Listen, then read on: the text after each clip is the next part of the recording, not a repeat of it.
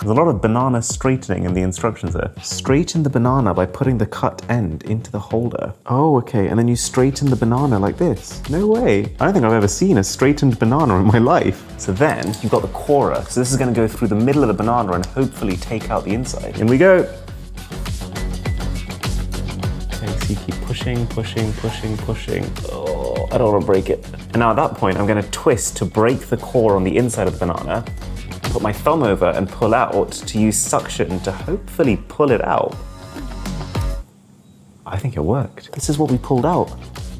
Have you ever seen that before? So now we load up the hopper. This is going to get messy, I can just tell.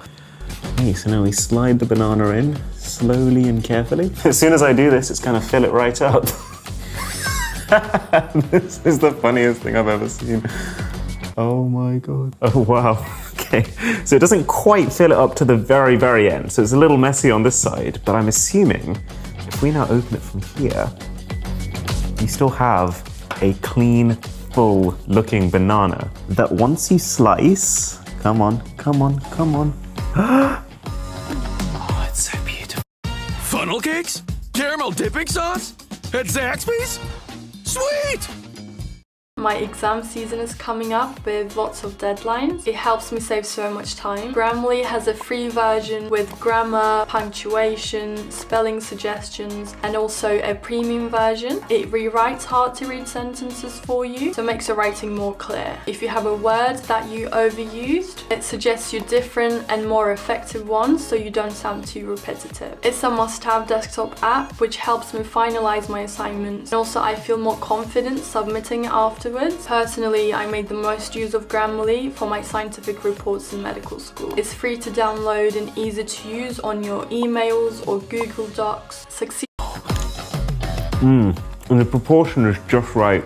It was a hassle to get there, and I'm so glad we got there. POV, you're in a rush and you want to bring breakfast with you. It's about to show us some sort of alternative way of doing it. Crunch cup. So it's got a separate compartment for the milk and the cereal, but it allows you to have both at the same time while keeping the cereal crunchy. I mean, this guy looks happy. Okay, we all know that cereal is just an elite tier snack. And so a tool that's claiming it can perfect the cereal eating experience, you know, this thing has a very high ceiling.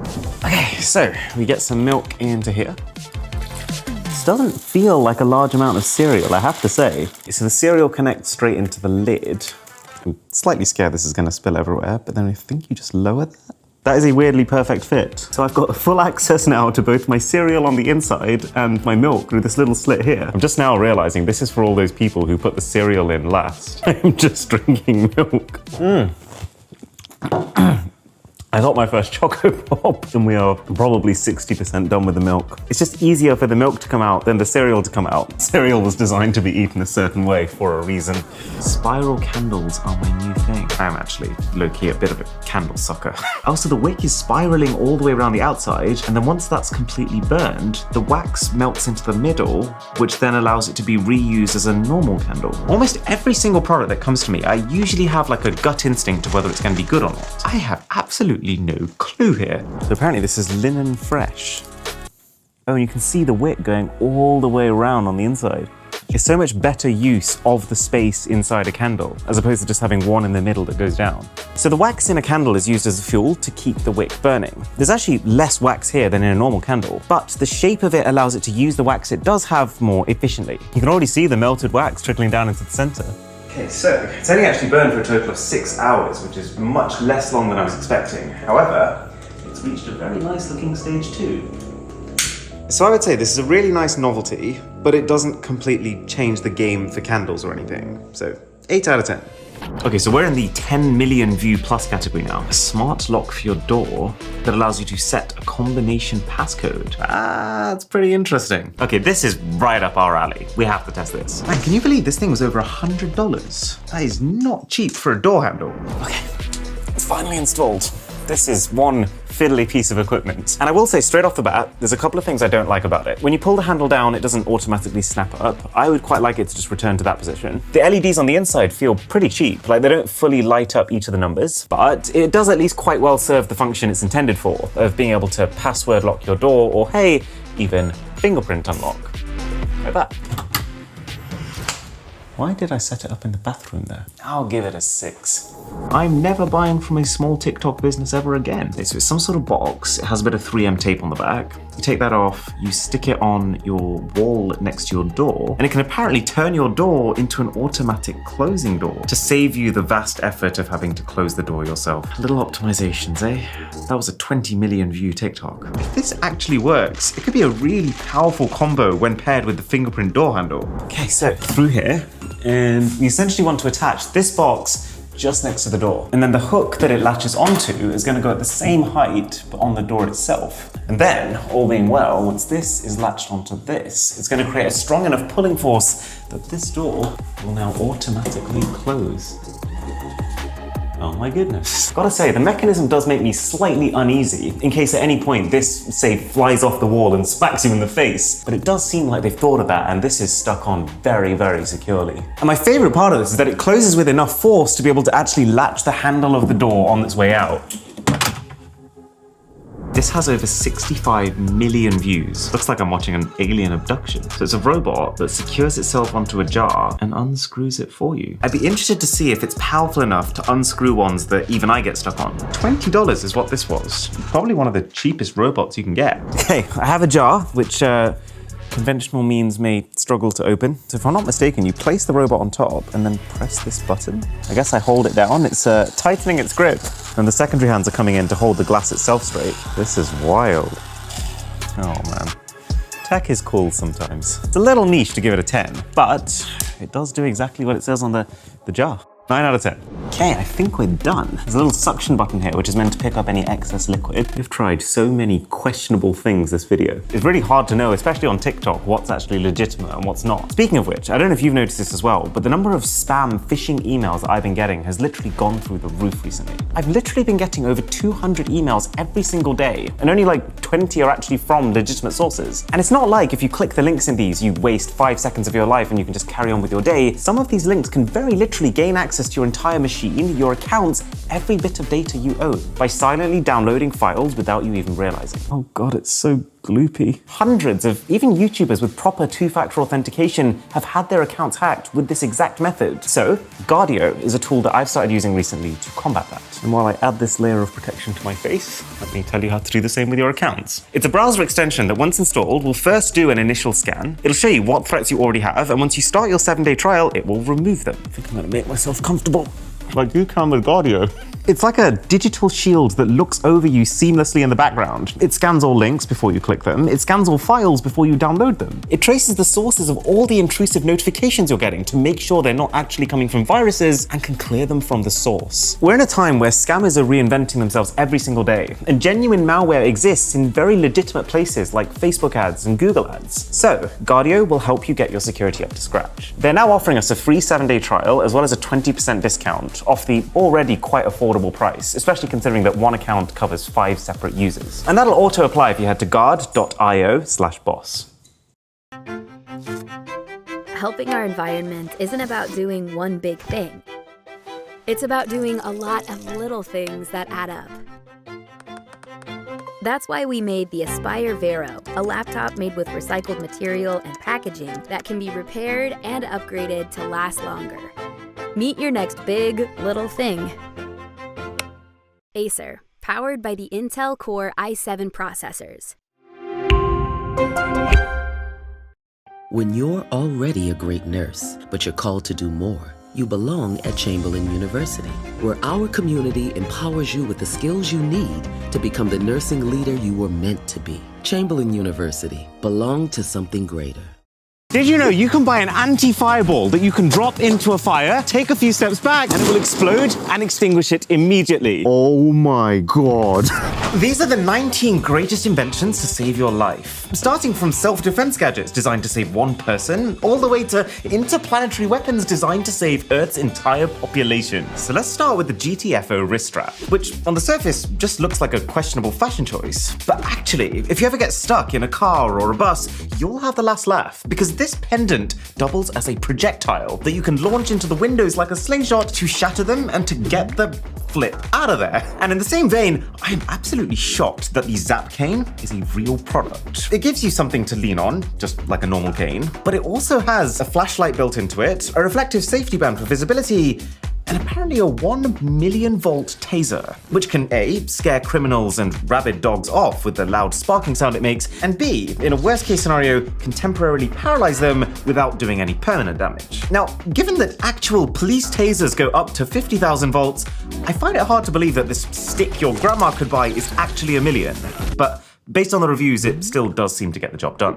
But believe it or not, we can level things up further with undercover dental floss, which pull it out all the way and you'll see that it actually hides a real 6-foot Kevlar cable. It's made for spies and people who are at high risk of getting captured. Because Kevlar is such a tough material, it can cut through any kind of zip tie that you might get caught in. Not to mention the fact that this floss box also hides a handcuff key, made of plastic so that it doesn't set off metal detectors, a 2-foot diamond wire, which because diamond is one of the hardest materials on the planet, can literally saw through a locked padlock. And for the first 18 inches, real dental floss, so that you can make a clean getaway. But probably the coolest undercover self-defense tool is the Defender pepper spray. So when you press this button, it releases a concentrated chemical that temporarily blinds someone who might be trying to cause you harm. But that's pretty standard. What the Defender also does is triggers a powerful siren to grab other people's attention. It has an integrated camera and flash, which both also go off when that button is triggered, to send a well-lit photo of this criminal straight to law enforcement, while also beaming across your location so that they can get to you ASAP. It's like the ultimate Uno reverse card on someone who thinks they're about to get away with something. But what if you're having an emergency and you're also in the middle of the ocean? Well, you basically just have to pray that you have a buoy to keep you afloat, and then wait patiently in the hope that somebody comes to help. But the company USafe has had a better idea. They've built a buoy that can pick up to 2 people, and more importantly, is remote controlled up to 500 meters away, which is insane. So your rescuer can see you in the distance, struggling in the water, drive it to you, pick you up, and then drive you back to the shore or to the nearest boat. Now, unfortunately, while you're in the process of being rescued from drowning like this, you may actually encounter a new problem in the form of sharks. Sharks hunt by using specialized sense organs that detect electric and magnetic fields in the water, which are usually given off by muscle contractions of injured flailing fish, which are normally their prey. But this also means that they're usually the first animal to arrive when there's any kind of vigorous splashing. Thankfully, this is also where something called shark bands comes in. Basically a magnet that you wear on your wrist or your ankle that has been shown to disrupt that electric field detection. It's a really cool concept and has been semi-proved to protect people within a 2-meter radius, but then on the other hand, $94 for a magnet is kind of pushing it. But even worse than what sailors and divers have to go through is the risk you have to take when you're operating heavy machinery. In fact, the job with the highest fatality rate across the entire United States is logging. And it's because anything that can cut through a tree can also cut through a human. But a new type of saw called SawStop is trying to change that. It has a 3-volt current running through it at all times and a computer monitoring it. And as soon as a finger or an arm makes contact with it, it's going to interrupt that voltage, thus triggering an explosive reaction that pulls the saw away so fast that you would struggle to majorly injure yourself even if you tried. Man, horror movie directors are not gonna like this one. Oh yeah, and speaking of jobs that pose danger to people's lives, we've got the Wii remotes. Yeah, I bet you didn't expect to see Nintendo in this video. But yeah, turns out that Wii remotes are not just made for a hyper-realistic round of bowling. The fact that they have motion controls built inside of them means that when they're paired with the right attachments, can be made to be laparoscopic. Or to use normal human language, they can be used to simulate performing keyhole surgery on the inside of a human's abdomen. Medical students have already started using this to train, and there's even an official paper published that actually unironically labels the Nintendo Wii as an effective part of the training for any up-and-coming laparoscopist. I think. Which, given how many patients each of them is going to treat over the course of their career, could actually save a lot of lives. Okay, we've covered land, we've covered sea, we've covered forest.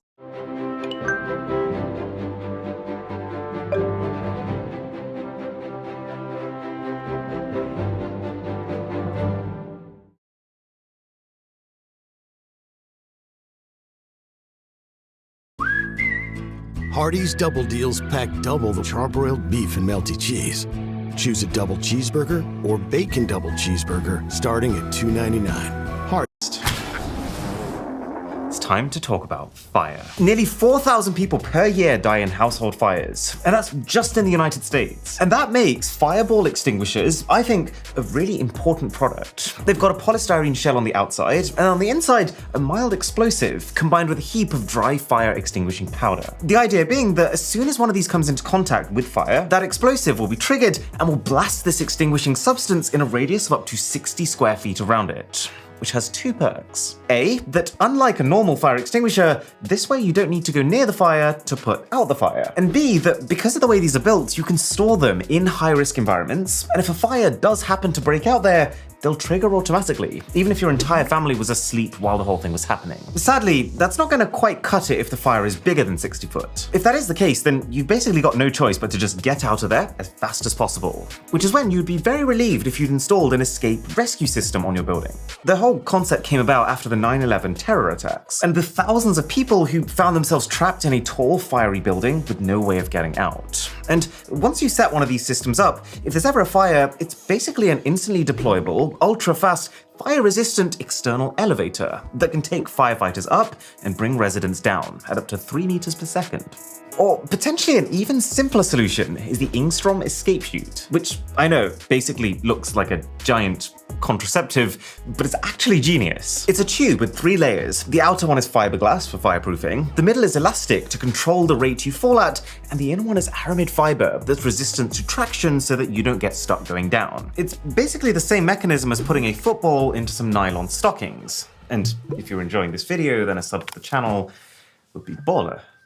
But if we look at the very top causes of death around the world, then even more common than fires are road accidents. And so anything that can reduce that is going to save huge amounts of life. And none other than Samsung are the ones who are leading the charge. They've realized that a large proportion of these road accidents are related to trucks, and more specifically, how it's basically impossible for someone behind the truck to see what's in front of the truck, and therefore you never quite know when it's safe to overtake. And so, by building trucks with high-resolution cameras fitted onto the front, which then live stream to these Samsung displays on the back, they're effectively allowing anyone behind the trucks to see through them, to be able to make the right decision. These cameras even have night vision, which as a tech guy, I think is awesome. They're not in mass production, but Samsung's made these as a proof of concept, to pitch them to actual truck makers in the hope that it becomes the new normal. And I really hope they succeed. If worst comes to worst and you have to crash though, then there's probably no better place to do that than on ETI's next generation barrier system.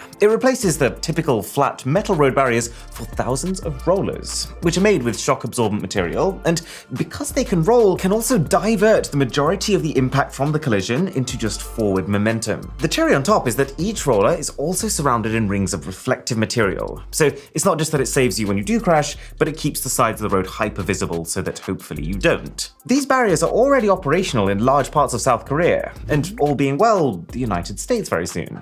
But there is potentially an even smarter solution. It's kind of funny, we have so many mechanisms designed to protect passengers if your car gets smashed. We've got seatbelts, we've got car bonnets that can crumple, airbags. But it's taken until now for a company to actually stop the car getting smashed in the first place, with outer airbags. The system can detect when a car is about to hit you from the side, as this is where cars traditionally offer no protection to passengers, and it can then inflate in milliseconds and reduce the force of the impact by 30%. That might not sound like a big number, but that 30% is very often the difference between life and death. I just really hope the system can differentiate between a collision about to happen and you walking towards your car.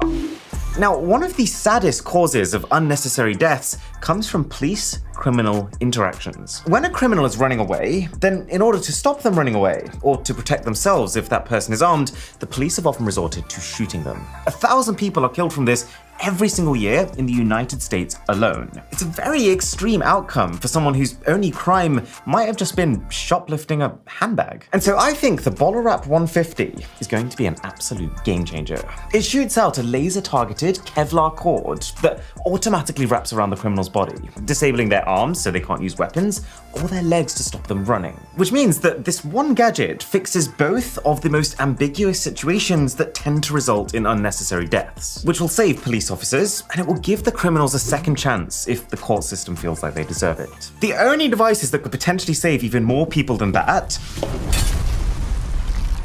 are ones capable of outsmarting large-scale natural disasters. You might remember the Boxing Day tsunami in 2004. It started with one of the largest ever recorded underwater earthquakes, which caused 100-foot-tall waves, the height of a 10-story building, to come crashing down on Indonesia, wiping out homes and taking 230,000 lives within hours.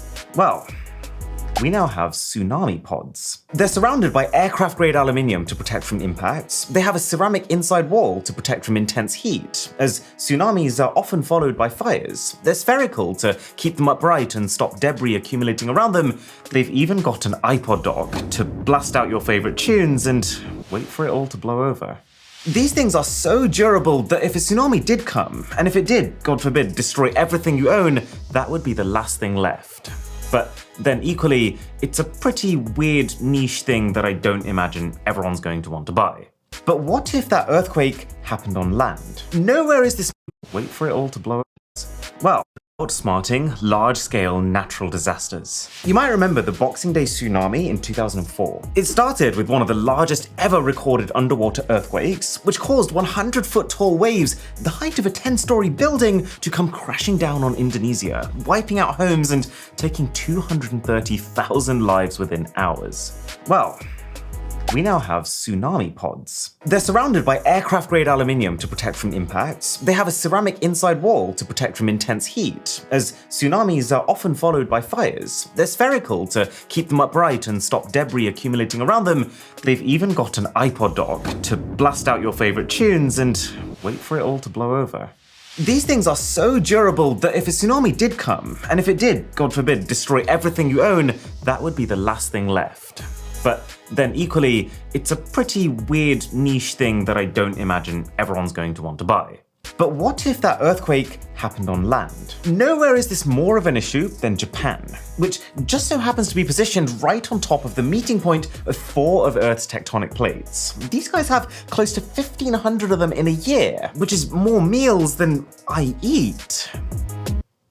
Nearly. But what's really cool about this is that they finally figured out that if you can't beat the earthquakes, you gotta join them. Meaning that while a conventional building will shake with the ground, bending and warping and oftentimes just falling apart because skyscrapers are not made of putty, Japan has started using something called a base isolator.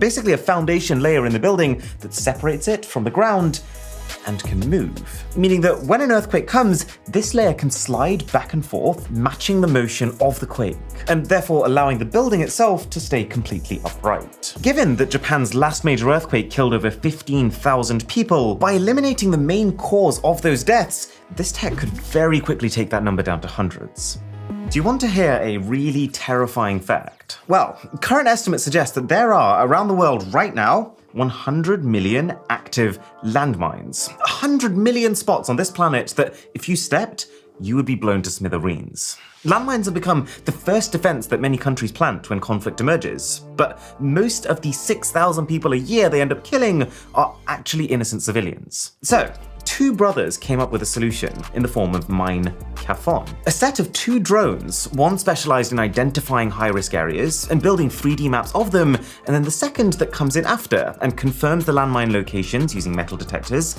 and then remotely detonates them by triggering a small explosive. With the current manual removal method, it would take us 1,000 years to clear all existing landmines. And so, given that Mine Kafon says that their system can do it in 10, the potential saving to life is well into the thousands. But now, on a completely different tier, we have an invention that will save lives on a planetary scale. As a population, we spend a lot of our time figuring out how to fix the problems that we're facing from within our own planet. But until a couple of months ago, we actually had no solution to external threats from outer space. But that's when NASA finally showed us what they've been working on. By colliding their Double Asteroid Redirection Test, or DART, spacecraft into a nearby asteroid, showing that this collision can actually alter the path of an incoming apocalypse, and that we now effectively have our first interplanetary anti-extinction weapon that could save 8 billion lives. So that's nice. Speaking of lifesavers, by the way, a couple of days ago I was trying to show my friends one of my all-time favorite clips on YouTube. You might have seen it. It's this incredible video of the entire cast of Harry Potter as puppets. The only problem is the quality sucks. This thing was made 15 years ago and it's capped at 240p. But there's a solution. Download the Opera desktop browser and use Lucid mode. It reduces blur, increases sharpness and contrast. It's literally a one-button fix for subpar quality internet content. And it's not just YouTube, Instagram, TikTok, it also upgrades every single image that you just see day-to-day browsing, basically making your entire internet experience richer. And it even upgrades stuff that already looks sharp. If you want to see my face as sharp as ever, this is how you do it. And that's not even factoring in Opera's baked-in ad blocker, the fact that you can reply to your social media messages from within the browser, and the hundreds of other things it does. But I won't spoil it, link in the description to try it now for free.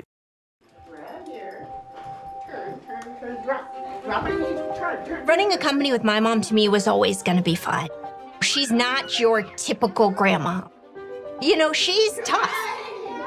Careful. She was world judo champion, and she will still take you down. And then there's Dennis, my mom's husband, our other co-founder. He's a little bit more mellow, keeps it a little more balanced. When I mentioned to Anne Maria that I was thinking that I could take early retirement, she said, well, that would be perfect because I have this idea for doing educational games. And so I kind of got drafted into it. 7th Generation Games makes games and the tools to make them. First, let's get rid of that. And we focus on serving any community. Initially, we started focused on closing the math gap in rural, underserved communities. For so many kids, they start school, they're all excited about it, and they run into barriers. And if we can just intervene just a little bit and change that trajectory until they think, oh yeah, I could get decimals and fractions. There's no way to change somebody's life more in a positive way than to give them a good education. I mean, you talk about how do we get kids engaged, make it relevant, make it feel like it applies to their life. I get really mad when people tell me, oh, well, I don't think that kids in rural communities are interested in this, or every place has internet. And I tell them, I have driven down more dirt roads in this country than you know exist. This is how we got it. You can't understand a place unless you have been there. I mean, that's really powerful. So if you put your ideas down on it, when they see someone who looks like them reflected the very first time on their device. You went ice fishing before?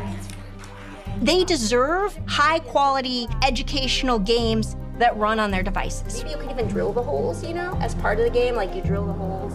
And that's why Android has been a really big part of what we do. Because most of the communities where that's the devices that they have. And so for us, it's really important to make sure that we can reach kids where they are so that they can play our games. Our success statistically is that kids actually improve their math scores. The kids who played the games improved 30%. The kids who didn't in the same community improved 10%. So 3 times as much. Intellectually, it's a great game. And it's really important that I'm about to spend $5,000 in the next 300 seconds buying the most satisfying tech on the entire internet. And then we're gonna test it. So this machine can hold your pen and write for you with perfect accuracy. Yeah. 5. A paint sprayer, but one that apparently gives a perfect coat of paint every single time. I'm getting tingles just thinking about using this. What are you? This is very elaborate. The description says it flows upwards against gravity. This I have to see. I remember fidget spinners were a huge thing a few years ago. I wonder what a 2022 fidget spinner looks like. Wow, multi-dimensional? Get one of those. We have animated spinners now. This one's got so many moving parts. I just want it in my hands right now. Why is this one like $50? Okay, it's luminous. It's got listed here as one of the perks. Fidgeting can burn more calories throughout the day because you're moving more. Bit of a stretch if you ask me, but my curiosity has peaked. Someone's made kind of like a fidget spinner within a fidget spinner. That is a true 21st century product. Who made this and why? I've had an idea. Satisfying magnetic gadgets. It's always cool to see just how many products are out there. A levitating plant. Okay, I mean, the levitation is cool. It's more the fact that of all things that you could be levitating, you picked a plant. There's also just a levitating platform that we could put anything on. Kidding me right now? This company has built a clock that uses a levitating orb as its hand. Oh, it's $800. $800 for a clock. Okay, screw it. Let's try some satisfying kitchen gadgets. I mean, this will be fantastic for my health transformation. Yes, that's what I need. An apple corer that can get you perfect shaped slices every single time. A corn scraper. Okay, we need to get some more of these fruit peely thingies. Banana slicer. My body is ready. Yeah, boy. Okay, this isn't cheap, but I'm almost just visualizing this idea of spinning this wheel and getting perfectly cut vegetable slices coming out the other side. I think we have to get it. All right, I think we've got our kitchen gadgets covered. Let's try garden bedroom gadgets. Ooh. I did not think that one through. So if you ever design a product of your own, then this machine, the Formbox, it has the capacity to be able to duplicate it. I can literally remember featuring this product in a video back when the only thing that existed was just a trailer of it. But now it is real and we can buy it and test it. Automatic Zen Garden Sandball. Automatic's just how I like my Zen. It kind of looks like one of those things you could literally watch for hours, waiting for it to finish the pattern it's on. That's just giving me an idea. I genuinely think the most satisfying thing I've ever experienced in my entire life is the DVD logo hitting the corner of the screen. Hangry? Find somewhere to eat fast with the Google widget. Just one tap on your home screen, and you start searching for midnight snacks. Find your favorites faster. Install the widget with the Google app today.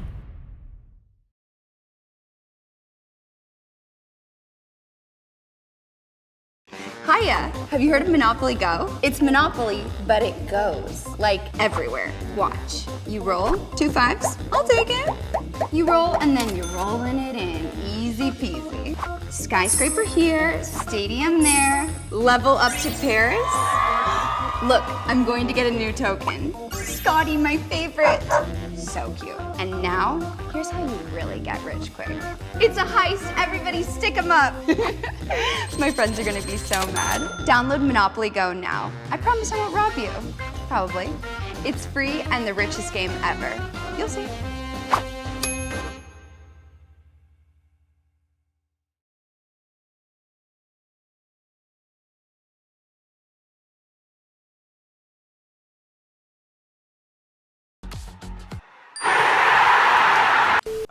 Can we buy that?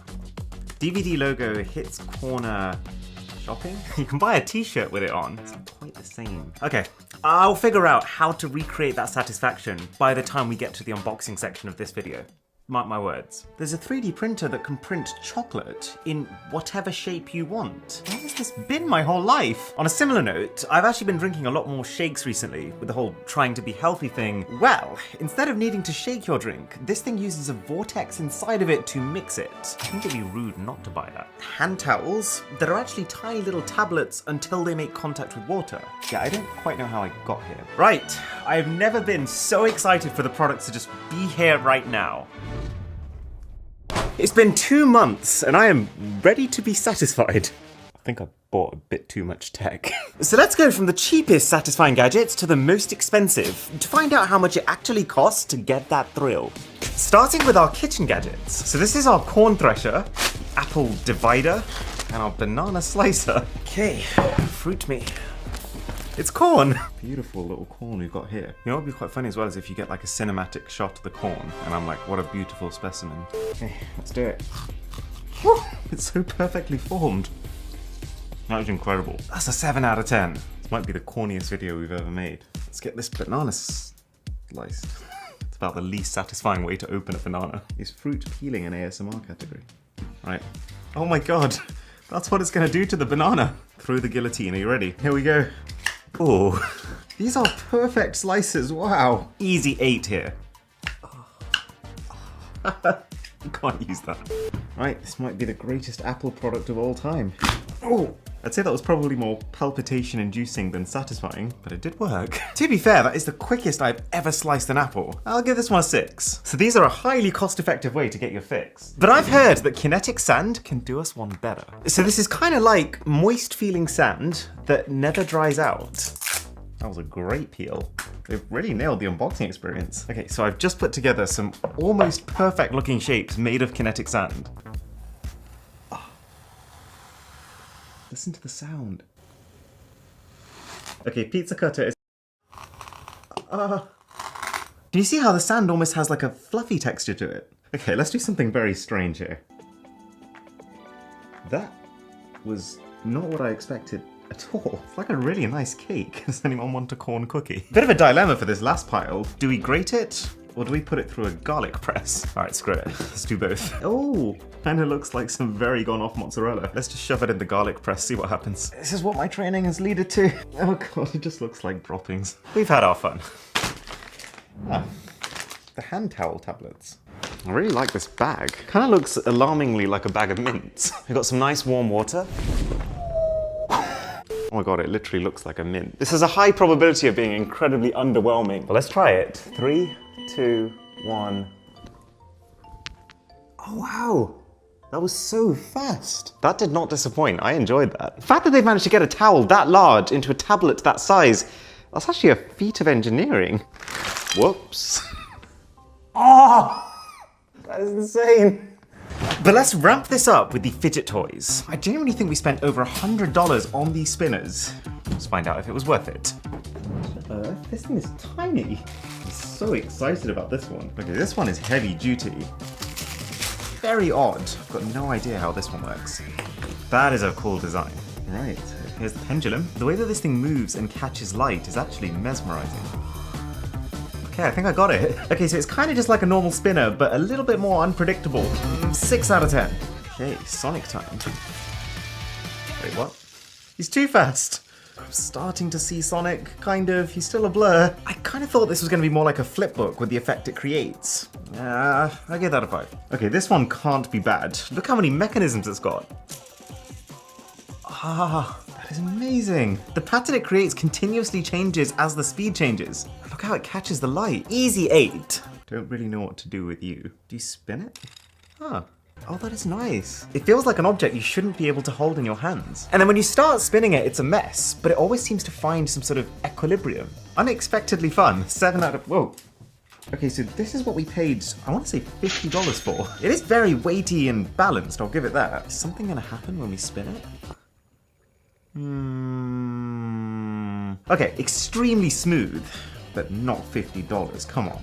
Okay, well at the very least, apparently if you spin this one the other way round, come closer, you'll actually hear some music. Okay, moving on. I actually bought you something. You bought me something? Oh no, oh no. I hate it. It's even worse in person. I don't want to touch it, that's so weird. Let's take it back. Okay, special pen time. Very shiny finish. And the really interesting thing about this pen is that when we click the button, the entire structure of the pen changes. I've got no idea how they managed to make it fold up so uniformly. But now we're stepping up, because at $40, this is the Vortex Shaker.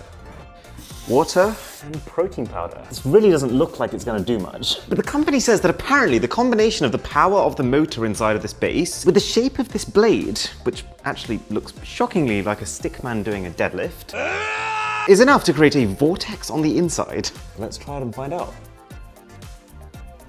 Okay. Wow! That I did not expect. You can see it's like a whirlpool. This is so much more pleasant than using a shaker. It's got like a gentle hum to it, and nothing spills anywhere. It's so clean. Okay, let's try it. One thing about that is incredibly smooth. And that's apparently just the side effect of how this thing goes about mixing your drink. Man, if that's a $40 satisfying gadget, what's a $400 one gonna be like? Well, we're gonna find out soon enough, because we're already at $100 with this maglev platform. So apparently this uses an electromagnet that's strong enough to not just levitate the platform, but also whatever I put on the platform. I actually have a very strange idea. What if we try and put a spinning fidget spinner on a spinning levitating platform? Okay, so I'm gonna spin the platform clockwise, and then I'm gonna spin the fidget spinner counterclockwise. I think this will work. Huh. Oh my gosh, that's crazy. Did you see that? A levitating piece of chicken. Okay, no, don't eat from there. I'll give it to you. Here you go. I used to wait to run my dishwasher till it was super full. Now, I run it daily. Weekdays. Weekends? You might think that's wasteful. But it's not. Even half loads use 80% less water than hand washing, saving $130 on utilities. Cascade, dare to dish differently. Oh, and actually, on the topic of levitation, this machine can, this almost feels like science fiction, apparently levitate water. We all know how magnets work, but water? This is probably the gadget I have the least confidence in. Oh my god. It actually looks like it's traveling upwards. Had me for a second. This might not be coming across perfectly on camera, but it's quite an impressive sight. So, obviously, water can't actually be flowing upwards against gravity, but the way it looks like it works is individual drops of water are falling at a constant rate from here down to here. There's a really precise cone at the bottom that's stopping that water splashing. And then at the same time, there is a strobing light that's basically flashing on and off really, really quickly. And that makes it kind of like a really sneaky illusion, where you're looking at one drop as it's falling, but then when the lights go off and then they come back on again, you're actually looking at a different drop that's above that drop without realizing it. So it looks like the drop has traveled upwards. Genuinely hypnotic. 8.5 out of 10. Okay, so you remember those fruit cutters from earlier, right? Well, this is basically the baller version of them. And now that we've put it all together, I can kind of see why. So the way this works is you lift up the flap at the back and then you pull open the spring-loaded mechanism. And that's when you drop the poor vegetable in, such that when you let go of the spring-loaded mechanism, it will push the vegetable towards the blades at the end. This is actually so heartbreaking. There's like a little piece of pepper sticking its way through, knowing what's about to happen to it. I don't want to be the one to do it. Oh my gosh. Each slice is so precise and thin. I feel like I can see the cell walls in this. It's also surprisingly smooth. I just realized what we have to try. Kinetic sand. This could be a match made in heaven. We need to listen out for the sound. Oh my gosh. It's cutting off like a single layer of sand at a time. You're either gonna love it or you're gonna hate it.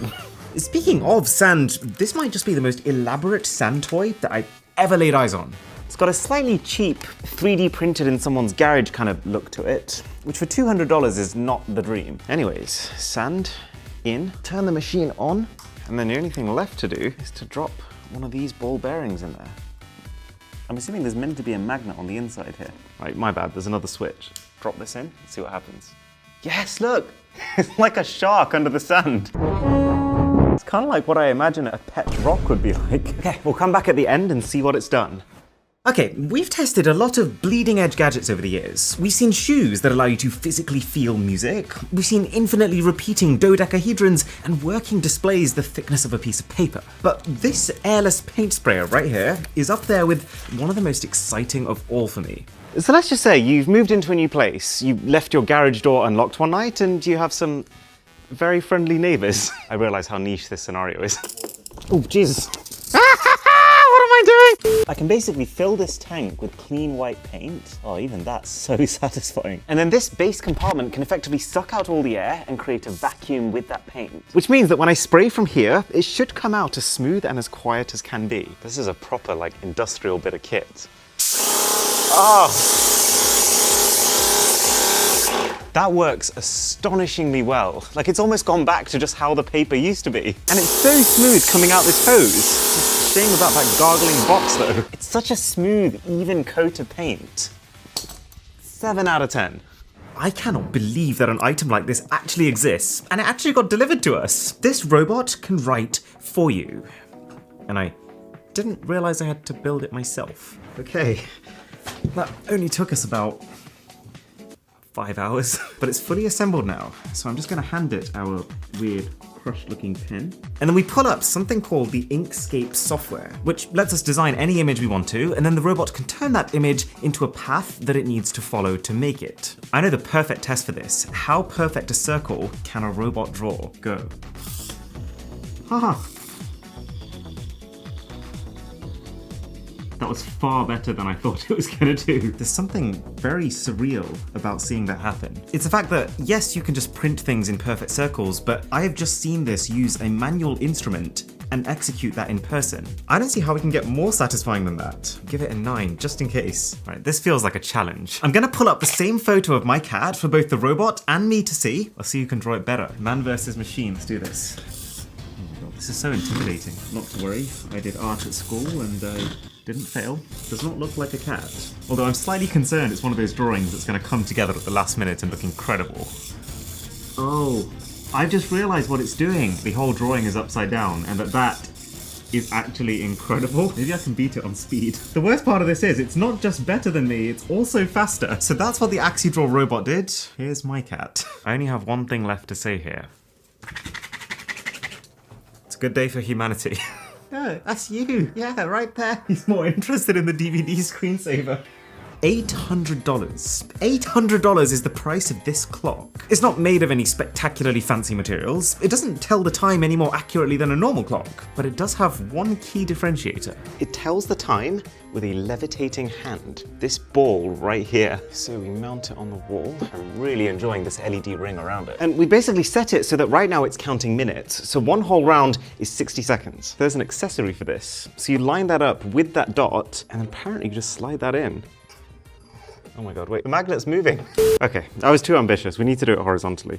Oh my gosh, we got it. Let me just mount it. This is wild. I feel like I'm inside of a Harry Potter movie. It's even like rotating on the spot. Okay, so check this out. We can set the timer to 1 minute. Each second it moves along, you can even see the LED follow it around. And the cool thing about this is that you can set one round of this clock to mean anything you want it to mean. So it could count a week, it could count a month, it could count just towards a specific point in time in the future that you're looking forward to, which is a feature I love. $800 though. I know time is money, but this is something else.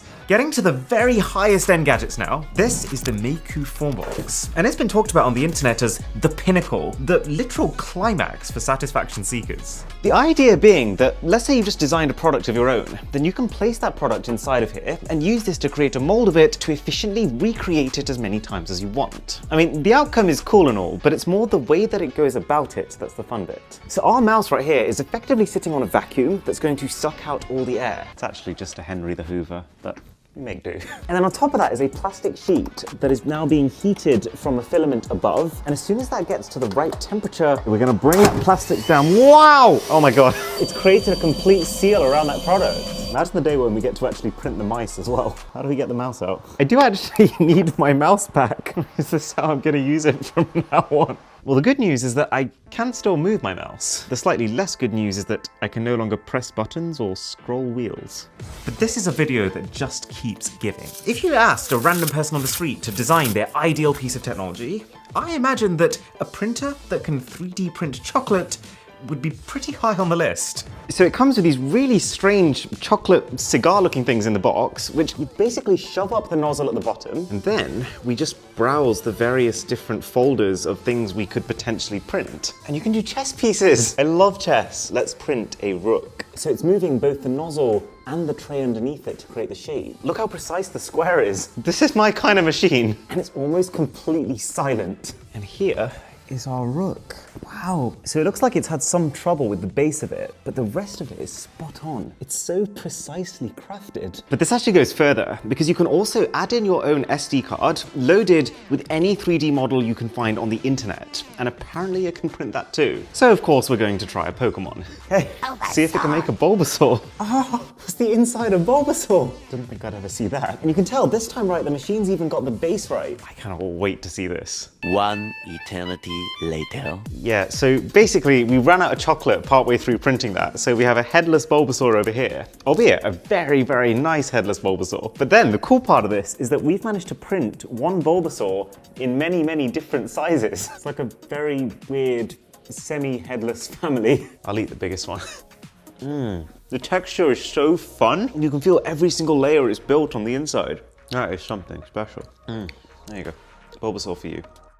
Now, speaking of moments of immense satisfaction, I had another one the other day. You might know that when I went to go see Mr. Beast earlier this year, he got me addicted to anime. He showed me a series called Death Note on Netflix, which I finished beginning to end in a month, and I'm currently looking for the next one to binge. Open to recommendations, by the way. Also, isn't it kind of insane how this has actually automatically spread out all the sand? The problem is, you can't find half of these shows on the UK version of Netflix. So, imagine the feeling when I realized that I could use the Surfshark VPN subscription that I already had and already used to encrypt my internet traffic and monitor my email address in real time for any data leaks, to just swap my location to the United States to access the US version of Netflix, which did have those shows on it. But the crazy part of it is that this whole Surfshark package together is just $2.49 a month, which split between the 7 people I share it with is 36 cents. So hit the link in the description and use the code BOSS, and you'll get it not just for that $2.49 a month price, but also 3 extra months for free on top of that. Fully refundable. I said I'd never join. Never knew how strong I was. Joining the Navy sounds crazy. Saying never actually is. I'm about to spend $5,000 in the next 5 minutes buying the weirdest tech on the entire internet. And then we're gonna test it. Okay, let's start with Etsy. Because I know this looks like a really family-friendly store, but this website gets weird. Wow, this is why I love Etsy. It tests the limit of creativity. I want it all. I want it all! I think we've just found the pinnacle, the Infinity Dodecahedron. I can't even imagine what this would be like to hold in your hand. Type in weird gadgets. We just got Nicolas Cage on a spoon. So someone is 3D printing guns that shoot Tic Tacs. Why not? World's first emotional party mask. This is rather terrifying. Probably not my kind of party, but let's try it. It's making me think actually. What if we can use the internet to create the most outrageous tech outfit? Yeah, maybe not. Now that is actually cool. Let's get this one and see how well the fiber optic works. I think it may be time to enter the weirdest site of them all. Hello, Wish.com. A laser glove. Some shoes. These look ridiculous. Can't believe I'm gonna buy them. Go on then, let's go gold. Okay, let's move past the LED outfit. Let's go for just weird gadgets. We've got a device here that turns your toilet breaks into a rave. Let's get that. We've got a device here that you can apparently put your batteries inside of, and it will tell you the amount of charge left. I can't be the only one who had no idea this existed. We've got some very unusual bike seats. Creative egg lamp. Can't be the only one seeing this. I think we have to buy it to be sure. That is quite the warning light. Let's have a look at some novelty USB sticks. Those can normally get pretty strange. Yeah, I mean, technically that is what I was looking for. Weird earphones. What is that? It's a bone conduction ear hook. Let's try it. Wireless mushroom speaker. Ah, it also sticks onto the back of your phone. For $3, might actually be quite a good product. Isn't it just crazy to think that there are people out there whose entire job is to design stuff like this? Anyways, I think it's time we move over to Amazon. Got a real assortment here. There's a Bob Ross toaster, which toasts Bob Ross's face onto your bread. Wow. The Kubo, it has a heartbeat. What is this? So this is basically a pillow that when you hug it, it tries to recreate the feeling of hugging an actual animal. So it has its own heartbeat, it responds to sounds, it even like wags its tail apparently. Who is this for? There's a company here called Ninebot, which has some of the strangest vehicles I've ever seen. A self-balancing wheel. I don't even quite get how that keeps you upright. And then they also do something called electric hovershoes, which, I mean, that literally looks and sounds like something straight out of a movie, but I've never heard of them. Oh, you can actually buy a physical handset for your mobile phone.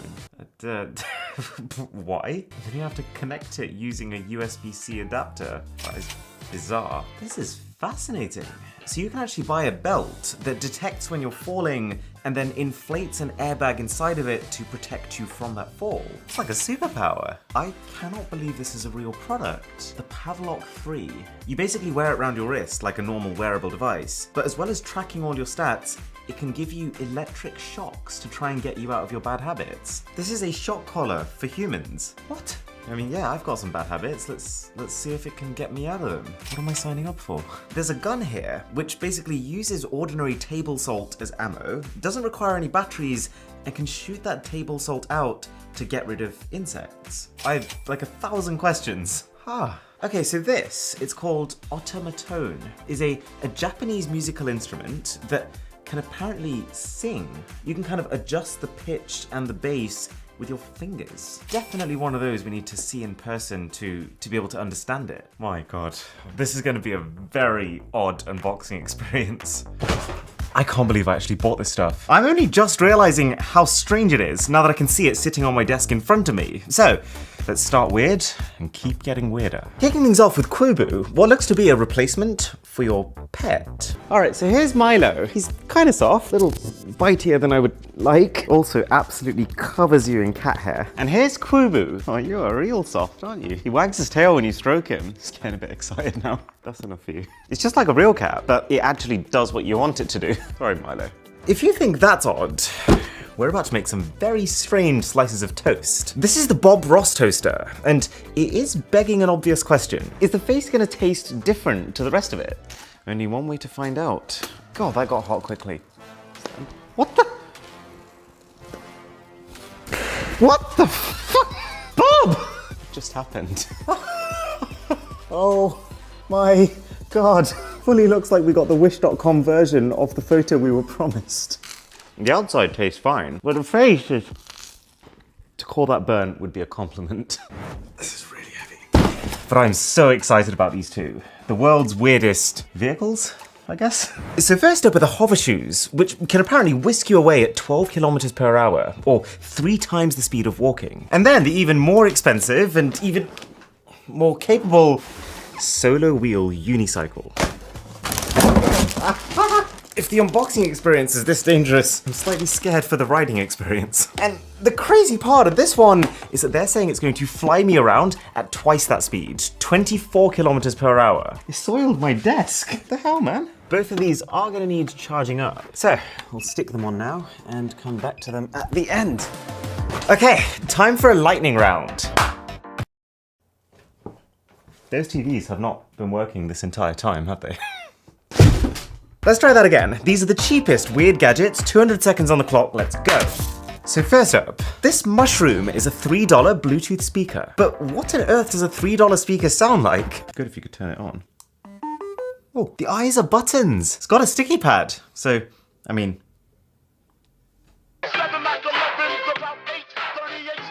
Okay, slightly louder and slightly bassier than my phone. Better than I expected. Ah, the creative egg lights. So yeah, I mean, for $3, I see no reason not to get a pair of these lights. But hey, I mean, if your goal is to get people on the road to notice you, they're not going to be able to look away now. It's perfect. Right, then we've got the battery capacity tester. All right, so here we got a battery that I know is full because I got it straight from the pack. And it does tell me it's 100%, so it works. So let's try the one that's inside my TV remote right now. It's got about 90%. Pleasant surprise. Now, as dumb as I know it sounds, this toilet aromatherapy LED kit actually has the potential to be a game changer product.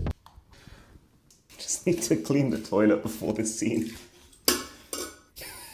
Right, so I've set this all up, and I know I kind of bought it as a joke, but I'm going to use this. So for starters, it has a motion sensor, which means that it can keep the LED off until you get within 3 meters of the toilet. It has an aromatherapy feature, which is basically a scented tablet that you put inside of it. It's not nice, but it is effective. It smells like what I imagine lemon bleach would smell like. This is not planned, but I've just realized I actually have lemon bleach sitting right here. Yes, it's that. But the cherry on top, the reason this has 2 lights at the bottom is that one of them is a UV light. So once a person has come and activated the RGB lights, it waits for them to leave and then uses the UV to sanitize after them. Box me. Well, it doesn't get much weirder than this. A phone for your phone. I can't believe people actually buy this. Like, I'm sorry, but can you imagine? Hello? Hello? It's kind of my point. Ah, a Wish.com special. This is the $3 ear hook we ordered. Never seen an audio device like it. Is it about to be the next big thing? So I think you just slip it over your ear. That can't be it. That's got to pick up my mouth. How is this the manual? Definitely got it on right. It just doesn't look right. Ah. This is interesting. It's got a really open sound to it because your ear is not being obstructed in any way at all. But because the speaker unit is therefore so far away from your eardrum, it's also not very immersive. Probably a better puzzle than it is an earphone. But this Tic Tac gun has got to be the weirdest cheap gadget of them all. Why would you want to shoot a perfectly tasty Tic Tac? And more pressingly, why is there a tiny child in the packaging? Well, it definitely feels cheap, kind of like it was 3D printed in someone's living room. But that's not to say anything about the performance. That can't be right. Okay, we're in. Pull back the lever to load, and I think we just fire. Ah, I'm just trying to shoot the camera. It's really not very powerful. See if it can pierce a target. Come on. Okay. I just failed to smash the subscribe button, so you don't have to. Wait, that doesn't work.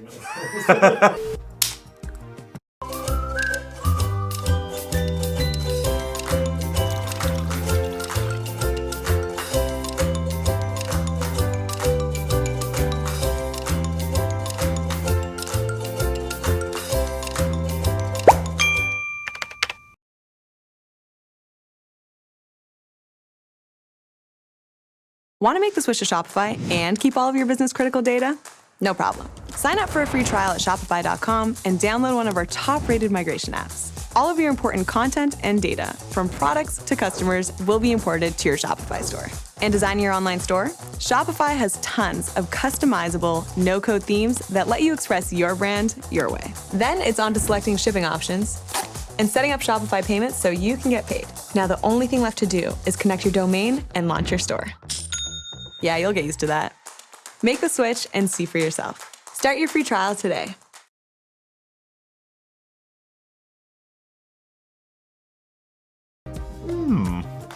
Don't do that. Okay, low-key, this is what I've been most excited for. We bought an absolute truckload of LED gadgets. So let's get them on and use them to create the most ludicrous LED outfit. I believe these are the LED shoes. Goodness me. I feel like I'm meant to hate these, but I'm kind of embarrassed that I don't. I genuinely can't tell if these will make you look like royalty or like you're homeless. Ah, the light switches are hidden on the inside of the buckle. 3, 2, 1.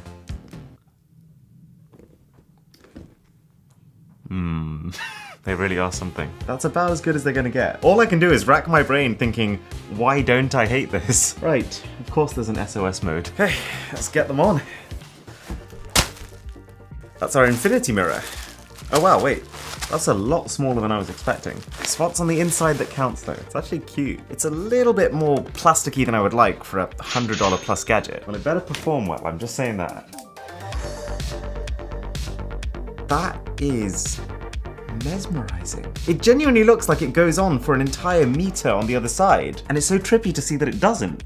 Fascinating. So the way that this apparently works is you have 2 mirrors on either side and then a ring of LEDs sandwiched in between them. But what makes this so interesting is that these mirrors are one-way mirrors. So you can look into them the same way you would look into a window, but on the inside the LEDs are bouncing back and forwards between the mirrored parts of these one-way mirrors. Okay, but if you think that's complex, I feel like this next one is going to fry our collective minds. This one's actually bigger than I expected. Ah, that's so cool. So it's meant to be a really similar concept, but instead of just 2 mirrors bouncing the LEDs back and forth, this is based on a dodecahedron, which has 12. You ready for a peel compilation? I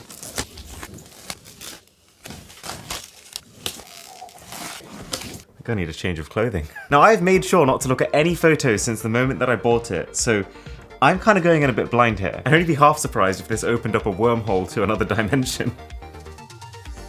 Oh my gosh. Wow. What am I looking at right now? Let's get some lights off. It's responding to my voice! The things I could do with this power. I genuinely feel like Doctor Strange right now. I'm calling it right now. This is the coolest gadget that has ever entered this building. Oh, wow. What is going on? I think I've got to put it down before I get carried away by the power. But we still have our stupidly expensive hoodie to test.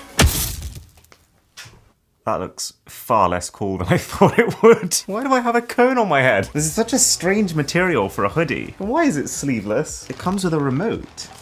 Very interesting. So we connect that up to the remote. We are ready to go. I'll show you this in action once we've got all the products on.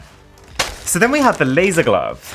This is getting wild. I'm actually very confused as to why someone would need this, but here goes. This does not look safe. It genuinely looks like it was made in someone's garage. So the glove is on. What's with the studs? I'm gonna point this away from you just because I don't want you to die. We have lasers, and now I'm gonna press this button.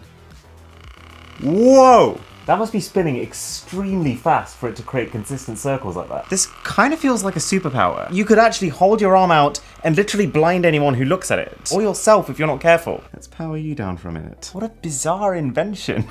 So then we have our piece de resistance. It's being sold as world's first emotional party mask. Which, yeah, I mean, I promised you weird tech. Okay, I'm not gonna lie. This feels kind of cool. The mouth is moving to what I'm saying. Oh my gosh. When I blink, it blinks as well. Ah, and then when you shake your head, it lights up red and says no. And then if I nod my head, it lights up green and says yes. I get it. It's making it so that if you're at a loud party and you're trying to talk, you don't need to shout to be heard. You can just gesture. There is also a companion app. So you can pick from a bunch of different static displays. Oh, there's a Matrix one. This is kind of scary, right? Got a heart line. I mean, like, imagine walking across me like this in a dark alley. Oh, that's nice. I can go sad. This is confused. And this is a cat. Meow. And then finally, this is equalizer mode, which should be pretty self-explanatory. That's also reacting to my voice, isn't it? Imagine my evil laugh right now. I've been waiting for you. Okay, I'm gonna stop now. This is the most useless, incredible outfit I've ever owned in my life. The shoes are kind of making me want to dance, but the robot inside me doesn't know how. Dramatic robot moonwalk out of here. I got stuck on the carpet. All right. Well, that is surprisingly realistic. Oh, I get it. It's a thumb drive. I am captivated by this one. This gun right here fires salt. It can apparently eliminate flies and other pests, but because salt is so fine, it won't damage furniture or windows. This is a nice gun. They've clearly put a lot of thought into the ergonomics and the feel of using it. The improper use of this gun can result in serious bodily injury. I don't get it, it's salt. Loaded up with table salt. Does this make it an assault rifle? A joke. Why does a salt gun have a safety catch? What? I heard salt falling. It's a beefy reload as well. Oh. My table is covered in salt. You can tell from that slow-mo cam that it is making proper impact. It's a good thing I'm actually really hungry right now. All right, we're in the top 5. These are the craziest of the crazy products we could find on the internet. I have so many questions about this one. This is apparently a Japanese musical instrument, but I can't quite see how. Very nice, easy packaging. Batteries are included. 1, 2, 3. Now what do you do?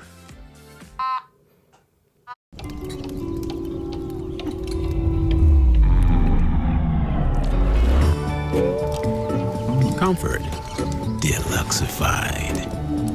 Kraft mac and cheese, deluxe. What is it? I can't be the only one who thinks this is wildly inappropriate. I feel like someone's gonna call the cops if I do this much longer. No words. Well, this is by far the most expensive belt that I've ever bought. To be fair though, if it can save someone's life, I'm not complaining. Okay, so fastening the belt like this activates the electronic mechanism. It's live now. I'm about to fall over on purpose to see if this can save me. This is really hard to do. Please protect me, please protect me, please protect me. Ah! It worked! Wow, I'm alive! Thank you, Yorkshire Care Equipment. Oh, my creative egg lights. They've actually managed to make falling fun. And now I've got a toilet seat attached to me. Okay, these are ready. I'm not sure I am. I have absolutely no idea how this works. Oh God, oh God. Have I got this on backwards? Okay, so you just tilt forward to move forward, tilt back to move back. It's just very fast. Here goes nothing. 1, 2. This was my fear. What do I do here? Guys. Oh God, oh God. This is not what I thought I'd be doing today. Wait, come back here. Okay, if I can get to the unicycle, I get to upgrade to it. Oh my God, I'm doing it. This is okay, this is fine. Huh. How do I stop? How do I stop? How do I stop? That counts, right? We can title this video my first time twerking. Okay, unicycle unlocked. Now I'm scared. RGB everything. So the slightly tricky thing about this one is that if I just put one foot on, it's gonna go in that direction. So I've got to get both feet on at the same time. That wasn't me. Okay, I mean, I'm on, technically. Goal 1 is to stand up. It's harder than it looks. Okay, a wall, good. That feels good. Forward, back. Cut that. This is it. If I can get to the other side, I get to move on and test our final gadget. I know that the answer is confidence. I've got to just stand up all the way and not half commit. We're about to spend $4,000 in the next 4 minutes buying the most miniature tech you've ever seen. I've already tried buying small tech last year. Welcome to the top 17 stupidest tech fails of all time. So dumb, in fact, that I'd be impressed if you managed to make it through this video without wanting to smack your head against a wall. Or cook it. Because at number 17 is Hasbro's Easy Bake Oven. And the only thing that you really need to know about it is that it is an actual working oven made for children. So of course, we're gonna try it. So you rest your cake on the edge here, you push it in with this. I can't believe this is a real product. You probably won't be surprised then to find out that the Easy Bake Oven had to be urgently recalled after 5 kids managed to get their fingers trapped in the door and burnt from the inside of the oven. Helping our environment isn't about doing one big thing. It's about doing a lot of little things that add up. That's why we made the Aspire Vero, a laptop made with recycled material and packaging that can be repaired and upgraded to last longer. Meet your next big, little thing. Acer, powered by the Intel Core i7 processors. Will nothing save us from this unholy curse? There is a curse upon every man across this dark and dangerous land. So my team has prepared 20 of the most outrageous TikToks on the entire platform, and we're gonna test them to see if they actually work. And I've done something very dumb. I was so confident last week that they won't, that I promised them if more than half of them do, I will dye my hair TikTok blue. Show me now. Okay, toothpaste in Fanta gives it a There's no way. I can literally see the editing. This is so stupid. All right, Colgate Total, fresh bottle of Fanta. Oh my God, nothing. Whoa! Did I just get pranked? At least it smells nice. Anyways, to actually get this multicolored drink, all these people have done is just selected the orange color of the Fanta in their editing program and swapped it out for another color. So they're saying you put toothpaste on a cracked screen, wipe it off, and it's gonna get rid of your cracks. They're all this bad, my hair might actually get away okay. So where this comes from is the fact that toothpaste is a mild abrasive. So technically, yes, if you rubbed enough of this into your phone's display, it could sand down the bits that aren't currently scratched and kind of even it out. But I mean, I tried it, and it actually just created a whole new layer of micro scratches. And it's never going to be able to do something like this. So we've got an iPhone, a power bank, draw a line with a Sharpie in between them, and that's going to charge it. No. The thing that's really confusing about this though is that the whole purpose of this person's channel is that they're the ones who are verifying other people's life hacks. But what they're saying is ridiculous.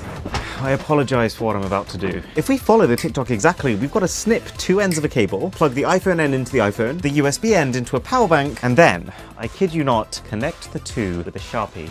And to no one's surprise, my phone has not lit up, it is not charging. To give them a fraction of credit, there are pens you can get that would allow this to be possible, because they effectively contain metal within their ink, but a Sharpie is not one of them. So you're saying press Option, Shift, and K, and it writes an Apple logo. That is interesting. All right, Option, Shift, K. Ooh, that actually works. What happens if we Google it? It comes up with the Apple website. That's a weird, cool Easter egg. Apparently, if you drop an egg into a pan, it will crack perfectly. How many eggs do you think she went through to get this shot? I feel like there's a reason that I've never in my life seen a professional chef actually do this. Okay. Ah!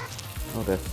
I mean, the egg did crack. That's a pretty disappointing looking egg. Oh, I've just realized the yolk is actually cracked, which with fried egg is the entire game. Does that not look weirdly like a Star Wars plane? Well, I was right, so at least I don't have egg on my face. All right, huge life hack time. I'm very excited. If you put a coin in a potato, connect it with another potato, and what is it with TikTok and ways to charge your phone? So I hate to be the one to say this, but there is actually a kernel of truth to this one. See, potatoes contain electrolytes, which means they can actually conduct electricity. And you can make a working battery if you hook up your potatoes to some zinc and some copper strips and then connect them via wires. But the reason that our good old TikTok life hack doesn't work is that by connecting a just lost my 50p in the potato. The reason this doesn't work is that a working battery needs to have both a positive and a negative. Because we only have one coin here, we only have a positive, and we're not even connected to it.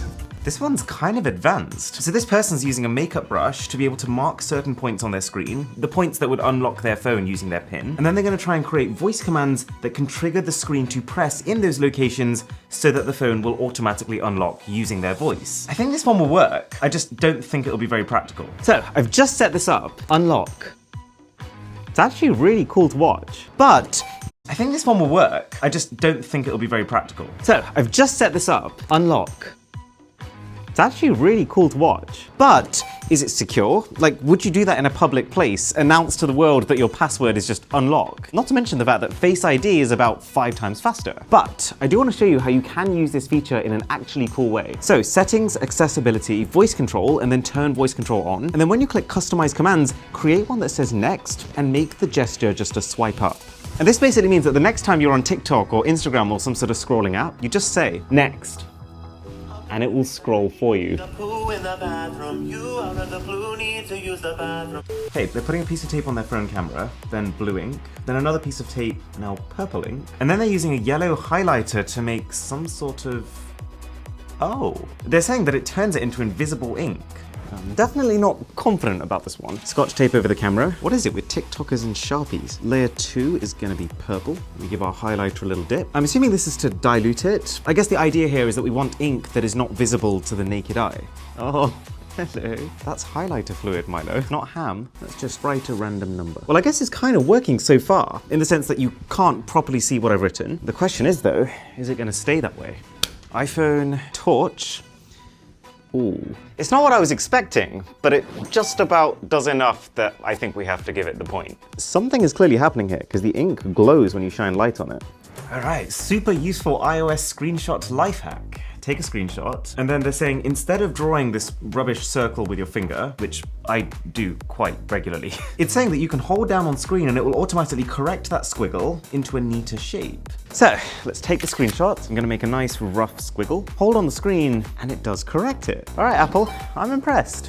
Why are all the coolest features so hidden though? Downloadmoreram.com. And the caption says it's gonna make your computer 3 times faster. Oh, TikTok. Right, so I'm on this Download More RAM site now. It gives you the option to pick the amount of RAM you want to download, 4 gigabytes all the way to 32. And then once you decided, you just click Select Plan. This is obviously complete bogus. It even actually says at the bottom that this is a joke website. But then TikTok has kind of let us down by making it seem legit. Just get a ruler and follow my steps. Trick your friends, I always love doing that. So it's saying that, okay, if you put a ruler on a table and you throw an apple on it, it's gonna flip over. If you then put a paper over that ruler and do the same, it's not gonna flip. Why would that be? It's not like the paper weighs anything. Well, I feel like I know what's gonna happen for this first bit. Okay, the ruler flies. But now let's get this sheet of paper, lay it on top. 3, 2, 1. And it works. Wow, that was a really heavy potato. This would be a fun science class. So the thing that's really interesting about this is that that's nothing to do with the weight of the paper. Like if I just scrunch this up and put it on top of the ruler, that's still gonna fly. Nearly face shotted myself. It's actually just the fact that the paper is spread out that allows it to exert a large amount of atmospheric pressure on the ruler. Because atmospheric pressure is proportional to the area that it's spread across. Okay, the fact that the last couple have worked now is getting a little scary.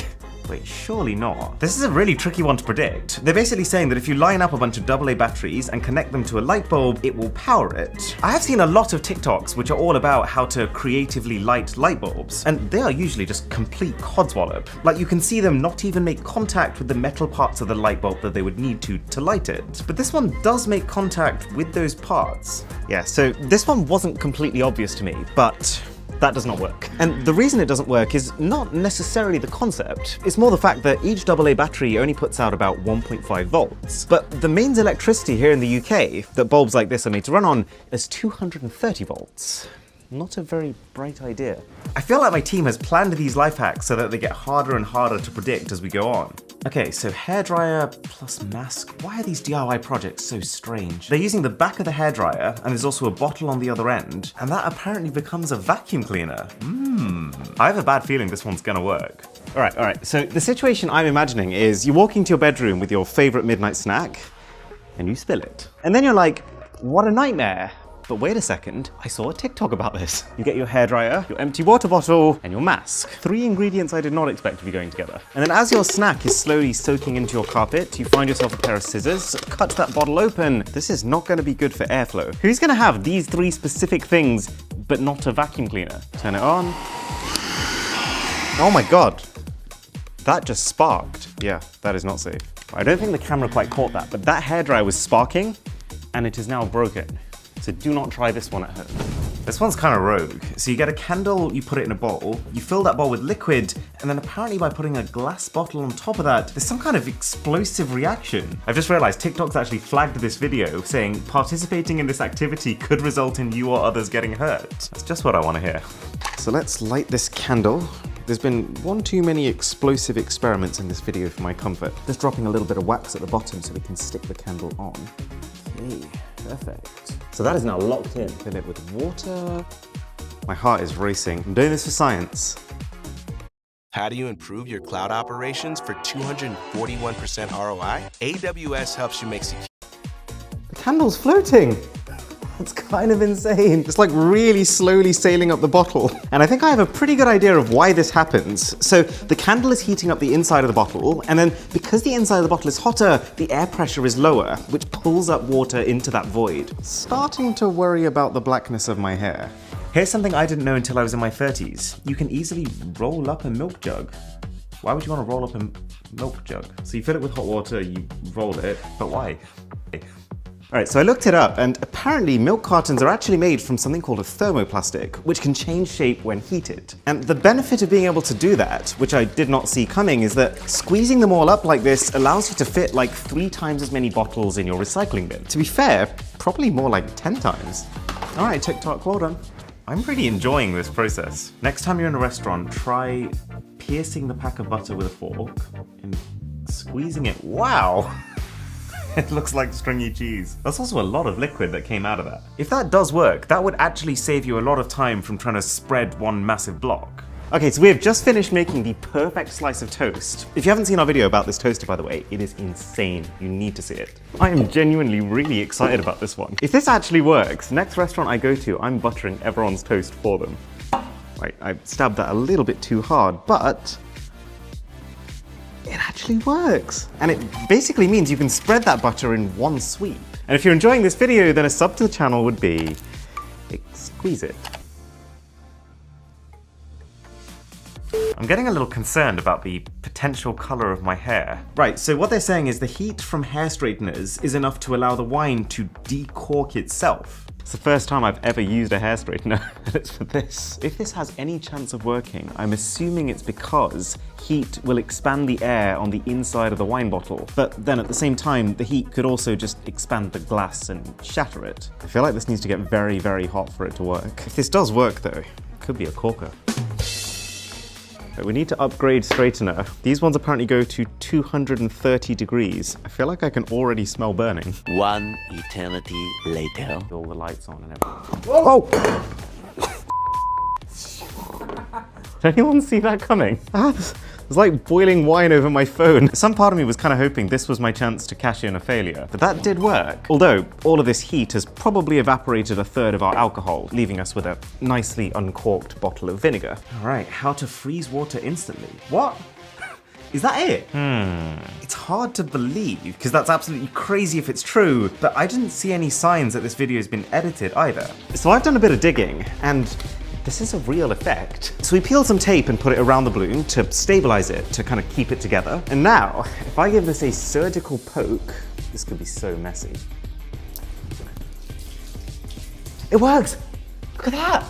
It's an optical illusion called laminar flow. The water isn't technically frozen, so the TikTok did kind of lie, but the path out of the balloon is so smooth that it looks like it's stationary. Slight clickbait, but I've seen a lot worse, and that was actually really, really cool, so you can have this point, TikTok. I've actually just flooded my kitchen. Oh God. How to win the claw machine every time? There's no way. There's no way.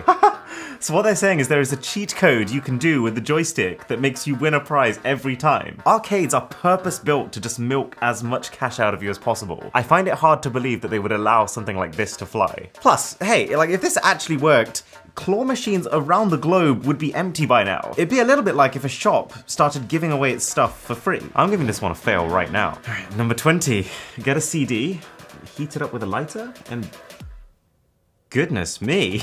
I don't remember the last time I wanted something to both work and definitely not work at the same time. Some part of me really hopes this is real, even with the consequences that would entail. If this works, my hair changes color. But then at the same time, it would also be one of the coolest tricks I've ever seen. So you separate your CD into two halves. This is one I prepped earlier. And then you should just be able to heat the bottom half. I'm so nervous right now. All right, let's try it. Ha! It's a CD bubble. Oh dear God. I'm not looking forward to this. Oh, I am. I know you are. Look at how blue that is. It's almost Mr. Who's the Boss blue. Yeah. You know how to do it? I've never dyed my hair before, because I'm not going grey unlike you, but... Oh, I like my hair the way it is. Just don't dye my ears. A little bit. It's looking very much like a Smurf at the moment. Have you messed it up? There might be an interesting pattern on the back, let's just say that. Do you not like the Smurf look? I should have picked someone else to do this. Who? Anyone? And while you wait... This is every ingredient that we've gone through. That egg looks so grim. Why? Well, we don't waste here, do we? Oh. It's like a rotten toothpaste. Josh, it says like 1 to 5 minutes. It's only been 17. It's alright. What have you done? Come on then. Let's go to the bathroom. Get out. Help. You kill me, Josh. You really do. This will be the first time I'm seeing it. Okay. That actually isn't awful. Oh. My hands are more dyed than my hair is. I think we got away with that one. Oh.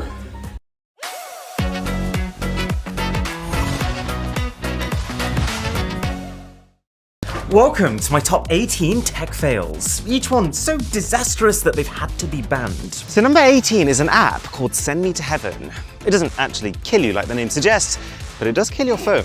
It tells you to throw your device up as high as you can in the air and then catch it on the way down. The higher the throw, the more points you get, but then the higher the chance of a concussion when it does come back. I've just agreed to like 16 different disclaimers. Okay, 3, 2, 1, go!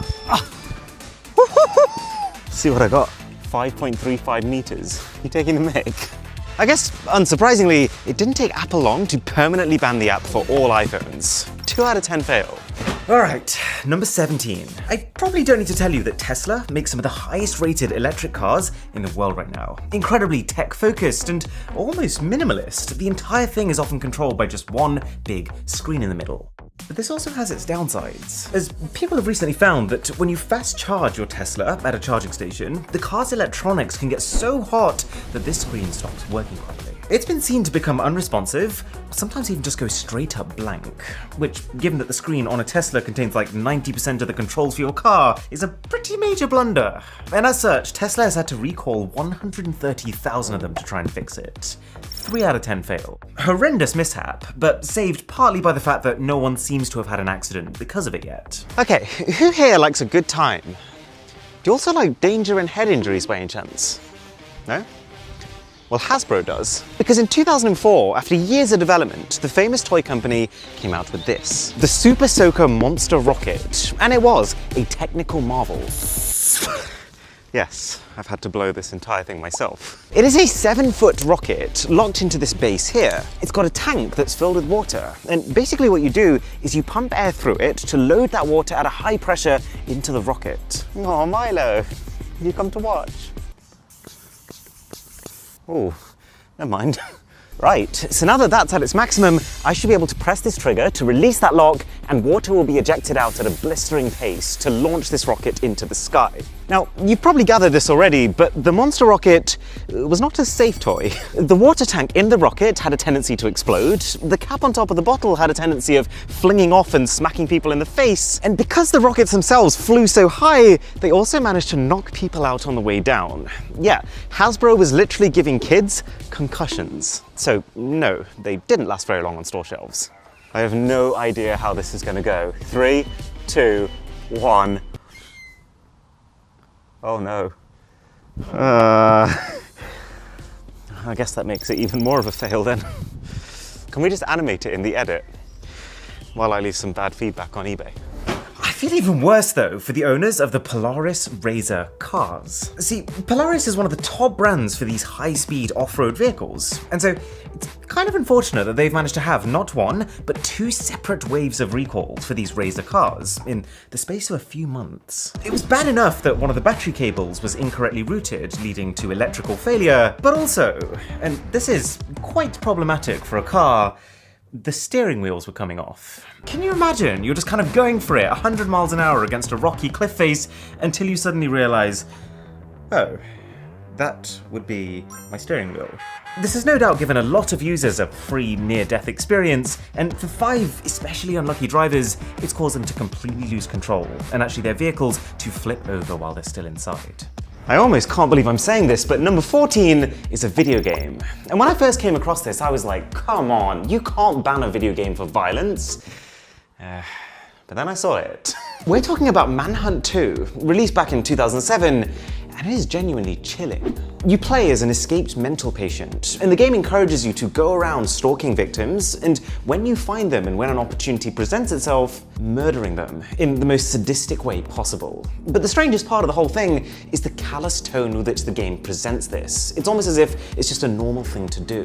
So almost immediately upon release, it was banned in Britain and Ireland, suspended in the United States, and pretty much all of the most violent parts censored around the world, which, as you can imagine, didn't do wonders for the sales volumes. 4 out of 10 fail. Okay. We all have a good bargain. And so when Indian automotive company Tata Motors announced the Tata Nano, a full 4-seater hatchback car, available to buy for the equivalent of just $1,400, people quite understandably lost their minds. It didn't have air conditioning, and it was a bit of a squeeze at full capacity, but for someone whose budget would only otherwise allow for a scooter or a motorbike, it seemed like a fair price to pay.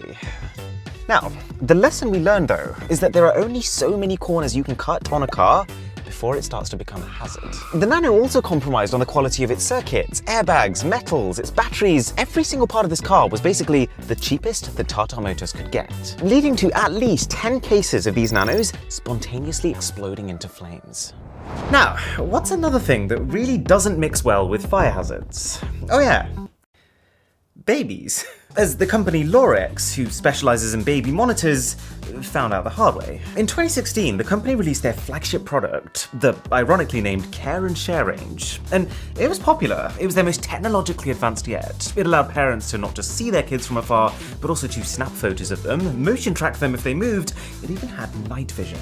Unfortunately, all of this tech being crammed into such a tight space led to not 5, not 10, but 488 reports of overheating, including situations where the battery packs were actually expanding, causing the outer casing of the monitor to physically shoot off potentially explosive electronic devices in the same room you keep your toddler. 5 out of 10. Great plan. And if you are finding this interesting, then a sub to the channel would be naughty. The electric blanket. Cozy, cuddly, warm, and highly flammable. All you need to do is to ask the customers of InvoSpa, who in 2020 bought themselves a shiny new, silky velvet electric blanket, which, like most electric blankets, has a thin layer of electric cabling inside of it, which is used to raise its temperature. But InvoSpa's cabling lost control of that temperature. How did customers find out? By using it, by waking up in the middle of the night with burns across their body. Can you imagine? You'd be having like the worst nightmare ever, and then you would wake up and realize that the pain was actually real. Eventually, the US Product Safety Commission, they had to get involved, issuing a mandatory recall of 7,000 of these blankets. And if we have a look at the InvoSpa website now, there is not a sign of one of them. So I can only assume that they were told to never sell a blanket again. Anyway, if you think that last one was scary, then welcome to the top 10. Have you lost Medicaid or CHIP? At healthcare.gov, 4 out of 5 customers can find a quality plan for $10 or less per month with financial help. Enroll in a plan today at healthcare.gov. Paid for by the U.S. Department of Health and Human Services. These ones are probably gonna keep you up at night. So, this thing right here is a pacemaker. It's a tiny little device that you can get implanted inside of you. It's hooked up directly to your heart, and it sends electrical signals to it to make sure that it beats in a stable rhythm. Now, with that in mind, this is pretty much the one piece of tech that you do not want to go wrong. But you know what video we're in. Introducing the healthcare company Abbott, who built their pacemakers to be radio controlled, but then they didn't add in any security measures, meaning that any other person could buy a remote control from eBay and use it to, I kid you not, hack the patient's heartbeats, to either run the battery of the pacemaker down, or even to make it go so fast that it could kill them instantly.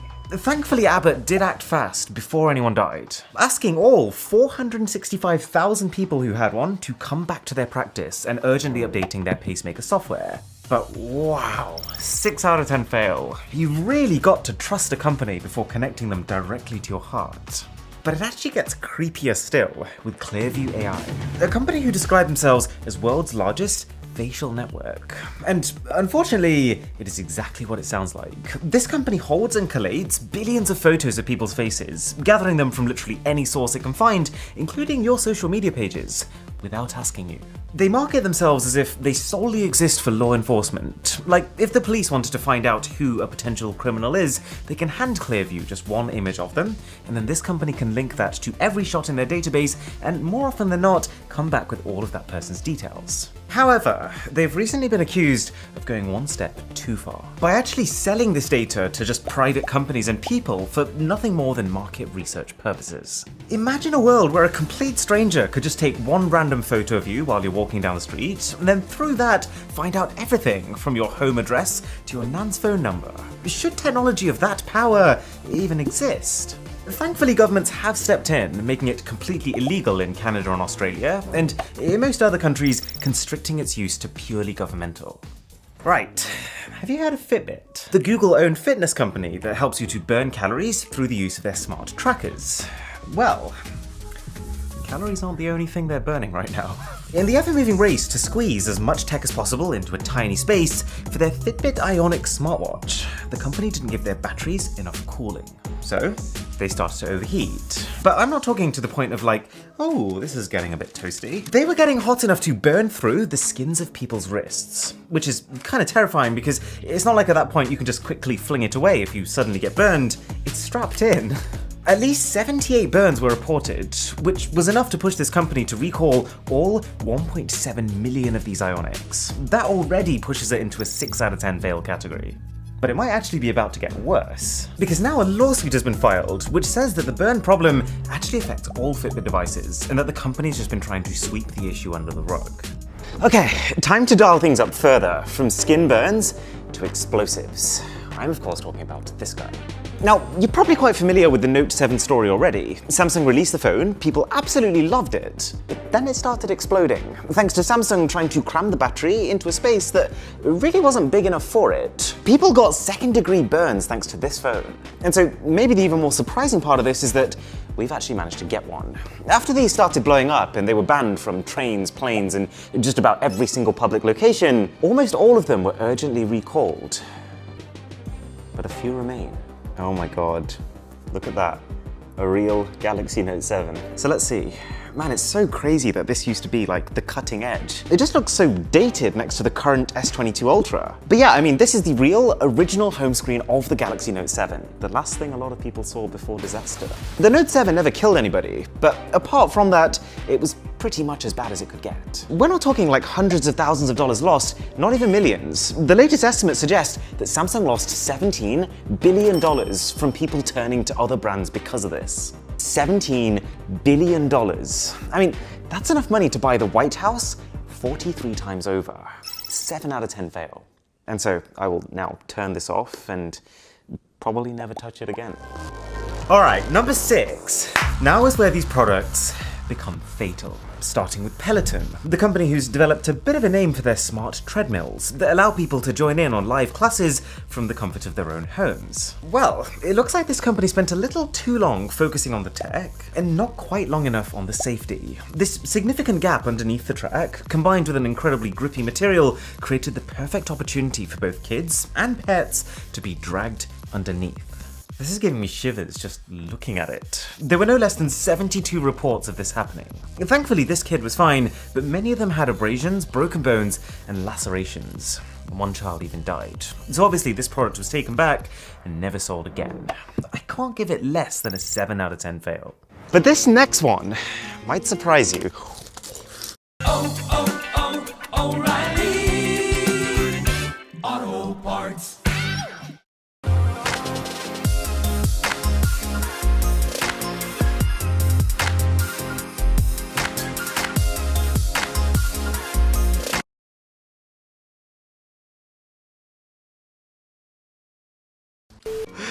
It's the selfie stick. Case in point. In 2014, the combination of more and more people wanting to share their personal stories with others, combined with the improving image quality of smartphones, meant that selfie sticks exploded in popularity. You couldn't go to a tourist destination and not find like 20 people walking around with what amounts to a 3-foot metal lance in front of them. And there are two problems with this. One, that these are a genuine hazard to people around you, with countless reports of accidental poking, slicing, and even gouging. But two, they're an even bigger threat to the user, who in many cases just completely forget what's around them, resulting in at least 150 reported deaths through a gruesome combination of cliff plunges, drowning, and even electrocution. That is 5 times the amount of deaths reported from shark attacks in the same time period. So this bad boy is at least an 8 out of 10. And even though selfie sticks aren't banned everywhere now, you will regularly find restricted zones where you can't take them out. Now, if you were alive in America during the 1980s, then you'll remember lawn darts. And if you do, there's a not negligible chance that the lawn darts made you unalive. Not technically a tech product, but very much a disaster. The idea was simple. Darts is fun. Outdoor time is fun. Let's mix the two together and see how many eyes we can take out. You would stand in one circle and then try to throw the dart into another circle 35 feet away from you. However, the combination of having to throw these so hard for them to get there, with the variability that comes from wind, and the large, sharpened metal tips on the ends, made this one of the most horrific product launches of all time. Like, if you think the 72 injuries from that Peloton were bad, lawn darts managed to fast-track 6,100 people straight to the emergency rooms of hospitals, most of them being younger than the age of 15. Right, as if it couldn't get any worse, number 3 is a medicine that can kill people. I wish I was joking. So you know Pfizer, that big drug company who's become one of the main suppliers of COVID vaccines? Yeah, they haven't had the smoothest history. One of their biggest previous products was an anti-inflammatory pain relief medication called Bextra. And Pfizer had big hopes for Bextra. As far as they were concerned, it was a technological marvel, a revolutionary class of painkillers safer than normal medicines, and of course, 20 times the price. And while that's already tough pill to swallow, the real crime that this company committed was going behind the backs of the FDA, the US Food and Drugs Administration. The FDA had only approved the use of Bextra for a very specific purpose, but Pfizer, feeling like they had a mainstream winner on their hands, started also marketing it as a more general treatment for pain around the body. Plus, in an effort to shift as much of this stuff as possible, they started selling it at 2 times the initially agreed dosage. The result? 87 cases of severe, and I mean very, very severe, sometimes fatal, skin reactions, combined with an elevated risk of heart attacks for all patients. And so, quite deservedly, Bextra was taken off the shelves. Pfizer had to pay a $2.3 billion fine, and their subsidiary who supplied the medicine was slapped with criminal charges for false marketing and deception. So, yeah, this feels like a pretty good time to award a 9 out of 10 fail. And while we're on the topic of medicine, we can't make a list of banned tech and not at least mention Theranos. Long story short, there was a lady called Elizabeth Holmes who created a device that could perform hundreds of different types of blood tests, but only using a single tiny pinprick blood sample. It was completely game-changing in concept, because it would single-handedly invalidate all of the faff of having to take many different samples and then sending them to many different labs to undergo many different tests. This one unit would do everything.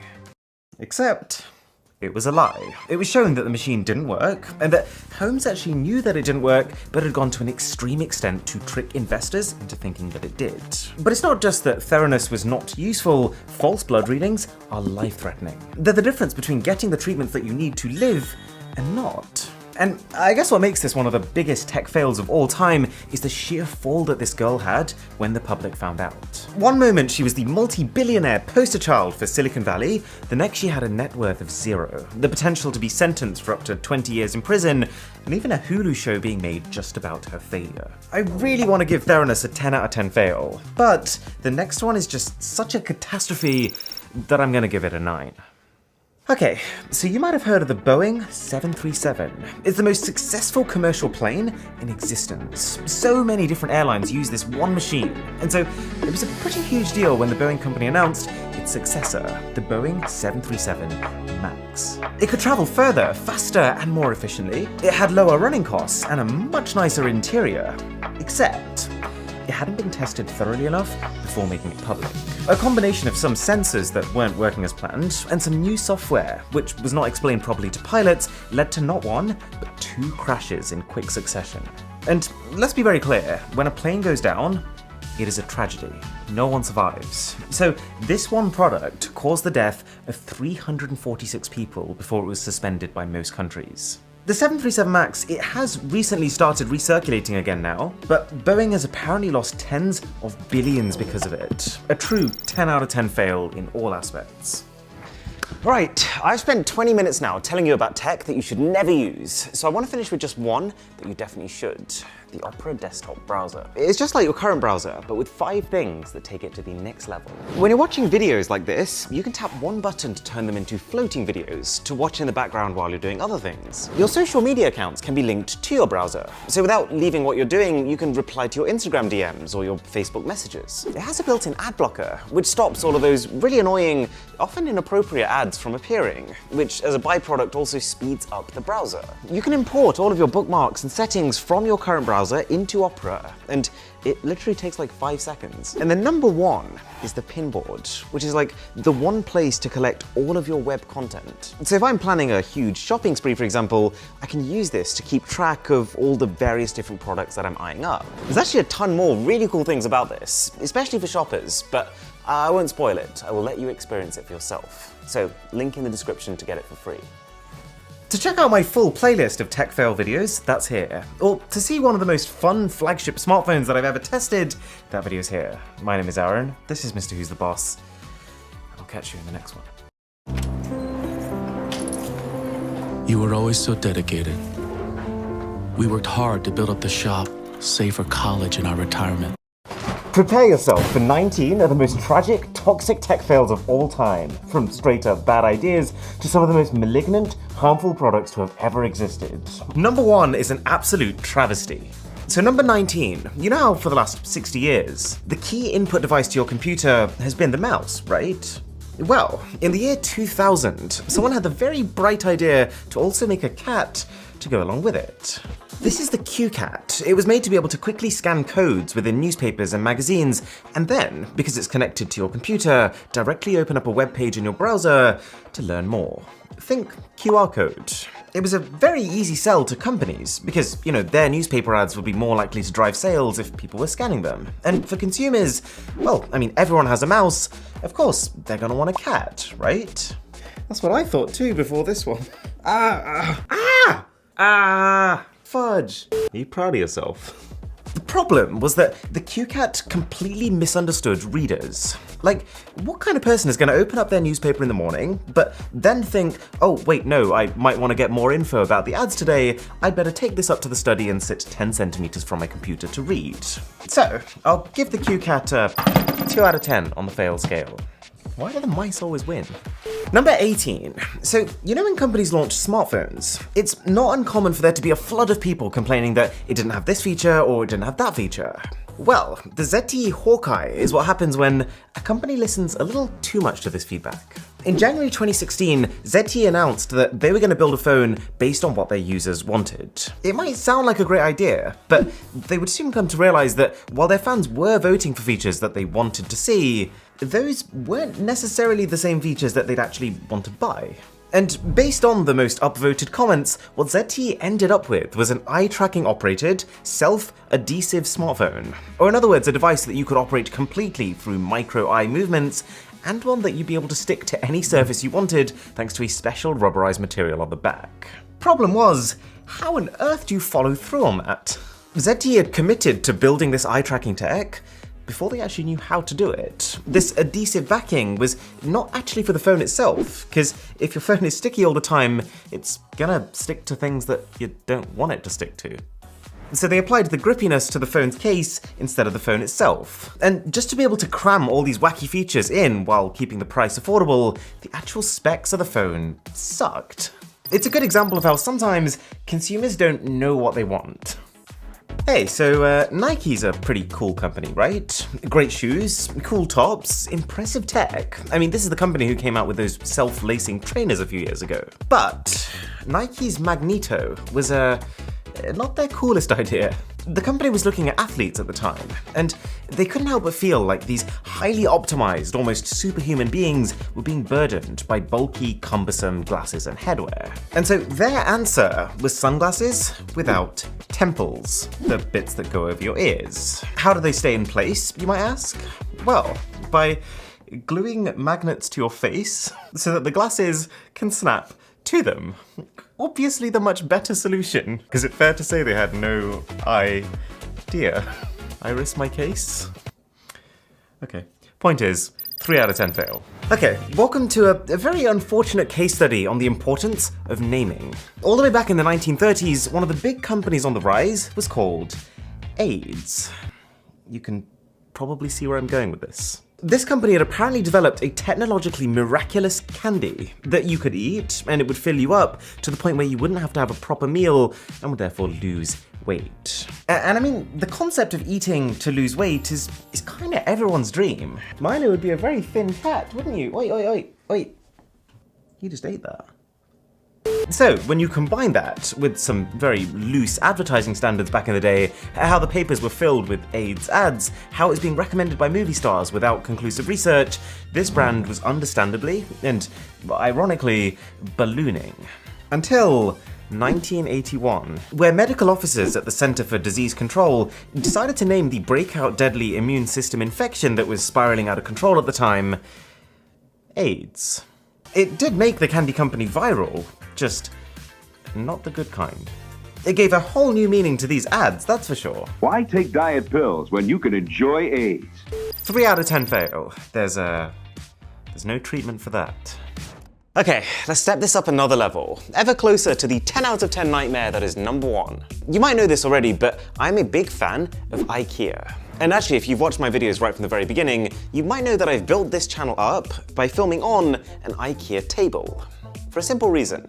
They have a killer business model. Instead of selling pre-built furniture, IKEA instead sells customers the parts to be able to build that furniture themselves. This is what allows IKEA to make their products quicker. It saves them costs from assembly and shipping. Plus, it just means that when people build their own furniture, they grow that little bit attached to it. Kind of like Lego. Like if Lego just sold the finished sets without you needing to assemble them, I don't think anyone would care. However, in the mid-80s, IKEA suddenly had an idea. A way to take this philosophy to the absolute extreme. A sofa that you can blow up yourself using a hairdryer.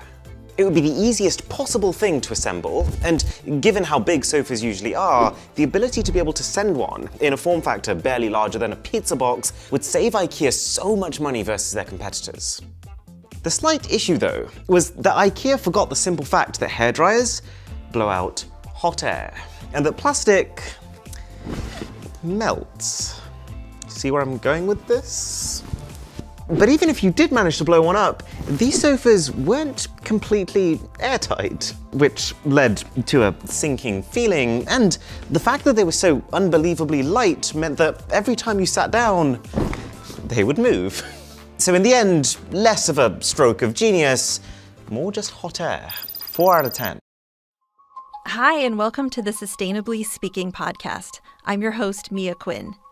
In this episode, we're getting a fascinating look at how technology is helping us track and accelerate our shift to a more sustainable, circular economy. Specifically, we're going to talk about applying blockchain to trace, verify, and report recycling and sustainability efforts.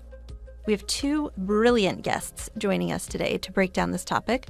Doug Johnson And on a similar note of overlooking a simple but very important fact, Nintendo. Now, Nintendo is a company not afraid to experiment, and the Power Glove was possibly the most extreme example of that. This thing was straight out of science fiction. It turned your hand into the controller. And if that sounds familiar, that's because this technology was actually what formed the basis of what eventually became the Nintendo Wii. And we can't say that the tech wasn't clever. Essentially, this glove has an ultrasound speaker inside of it, which can fire out a sound wave. You mount 3 separate receivers all around your TV, and then each one of those receivers would record how long the sound wave from the glove took to get to them, which then allows the calculation of the glove's position in the 3 axes of motion. If all 3 receivers record the same time, for example, then they know the glove is in the middle. People were absolutely blown away seeing their hands projected inside of these games, and initial sales were through the roof. But the company forgot about one quite important facet. It needed to be fun. I think they got so caught up in the logistics, making sure all old Nintendo games worked with it, and just getting all the tech into an affordable package that no one stopped to ask the question of, is holding your hand out for 2 hours at a time actually enjoyable? And is it actually a better form of input for 99% of games? To both questions, no. And so people quite quickly lost interest, and the Nintendo Power Glove was buried in the cupboard. 4 out of 10. Okay, you've heard of ESPN, right? The sports broadcasting company. Well, in 2006, they decided to build their own phone that would excel at keeping you up to date with sports. They built new features like push notifications for when a goal was scored, which laid the foundations of ESPN's future smartphone app. But the phone itself was, not a home run. For starters, they priced the unit itself at $300. Yeah, this, $300. But the worst bit is that they then charge people up to $220 a month to actually get new features. $220 per month. Who do they think the target consumer is here? Like, the Queen? Needless to say, very few people signed up. 5 out of 10 fail. And something I thought was quite funny is that the first time Steve Jobs heard about this phone, he said directly to the president of ESPN, "Your phone is the dumbest effing idea I've ever heard." Kind of sounds like a toxic relationship. You know what else we don't need a phone to do? Smoke. No, really, just a few years ago, the e-cigarette company known as Vaporcade actually came out with a legit smartphone that you could puff. It had dual batteries inside, and if you decided one time that you didn't want to use the vape, both could be put towards just using the phone. And there was even an app built into it that could tell you what flavor was loaded up and how much was left. They were actually pitching themselves as a way to get off smoking. Like the app would alert you when you'd had more puffs than you should. I can kind of see the intention, but surely anyone who would possibly consider buying this would already have a cigarette they liked, with far more flavor options, and probably also a decent working phone. The lesson is, when you try to make a product that's 2 things at once, most of the time, you're shooting yourself in the foot, because you're not going to be the best at either, and so you're limiting your reach to really people who are specifically searching for both. 5 out of 10. What were they smoking? Okay, just before we get to the truly toxic fails, here's a social media platform that nearly had it all. It was called Yik Yak, and it was a really intriguing concept. Basically, you're completely anonymous, no username, no profile picture, and anything you post is visible to anyone in a 5-mile radius of you. So, you might have seen this coming. This app spread like wildfire at universities. I used to be on it too. Students would use Yik Yak like a running commentary on local life, posting things like, "Am I the only one who's falling asleep in this lecture?" Or that awkward moment when you lock eyes with someone in the canteen toilets. The fact that it was local content only made it super engaging because almost everything you see was relevant to you. And this made the app contagious, prolific. At its peak, Yik Yak was even ranked above Facebook in downloads. However, the app's biggest strength, the anonymity, was also its downfall. Because when no one knows who you are, people become the most extreme versions of themselves. The app started evolving from light-hearted jokes to just try and get the most upvotes, slightly creepy. I actually remember one time I was sitting in a lecture, and I remember reading a post that said something like, "That boy in red is looking saucy." When you think you know, but you want to be sure, get help with the Google app. Just tap the camera icon. I was wearing red. I can see where they were coming from. I'm kidding. But no, seriously, I remember spending the whole rest of that lecture just looking around the crowd, trying to figure out who posted this, if they were actually talking about me, if it was someone who actually liked me, or if it was just my friends trolling me. On an anonymous platform, you've got no idea. People started using Yik Yak for hate speech, racism, and bullying, and you can see how, as well as being a super engaging form of social media, it also has all the ingredients for a terrifying, venomous platform. So then, it started getting banned. And with its now hampered image, it was tough to recover. But now we're in the top 10. We're talking serious, even dangerously big fails. So, when you think of electric cars right now, there's a pretty good chance that you think of Tesla. But in some alternate timeline, we may well have instead been talking about Elio Motors. This company started in 2009 with a very similar goal to Tesla: reduce emissions from cars. But they had a really different way of going about it. They realized that the number of people driving 5-seater cars with just 1 or 2 people in them was going up. And so instead of pivoting all the way to electric, which 10 years ago was seen as a bit of a gimmick, they instead decided to make normal petrol cars, but with just 2 seats and 3 wheels.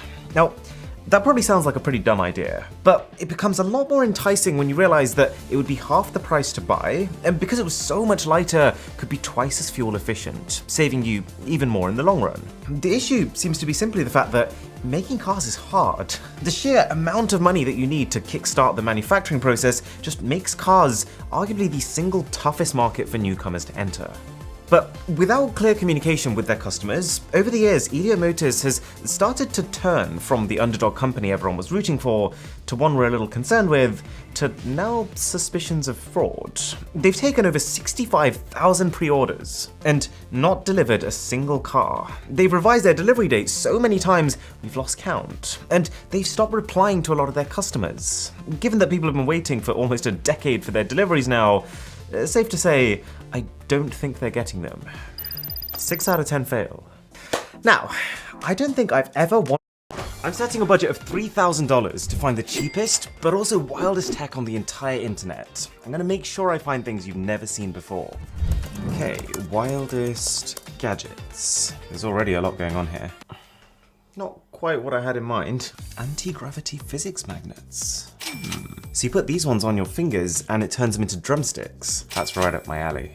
What's the weirdest mouse we can get? So you can actually get a fully working mouse that's actually a pen. This one has incredibly high ratings, but I've never seen anything like it. This one's a vertical mouse, and I know this has been a category of products for a while now, but it's just so alien to me.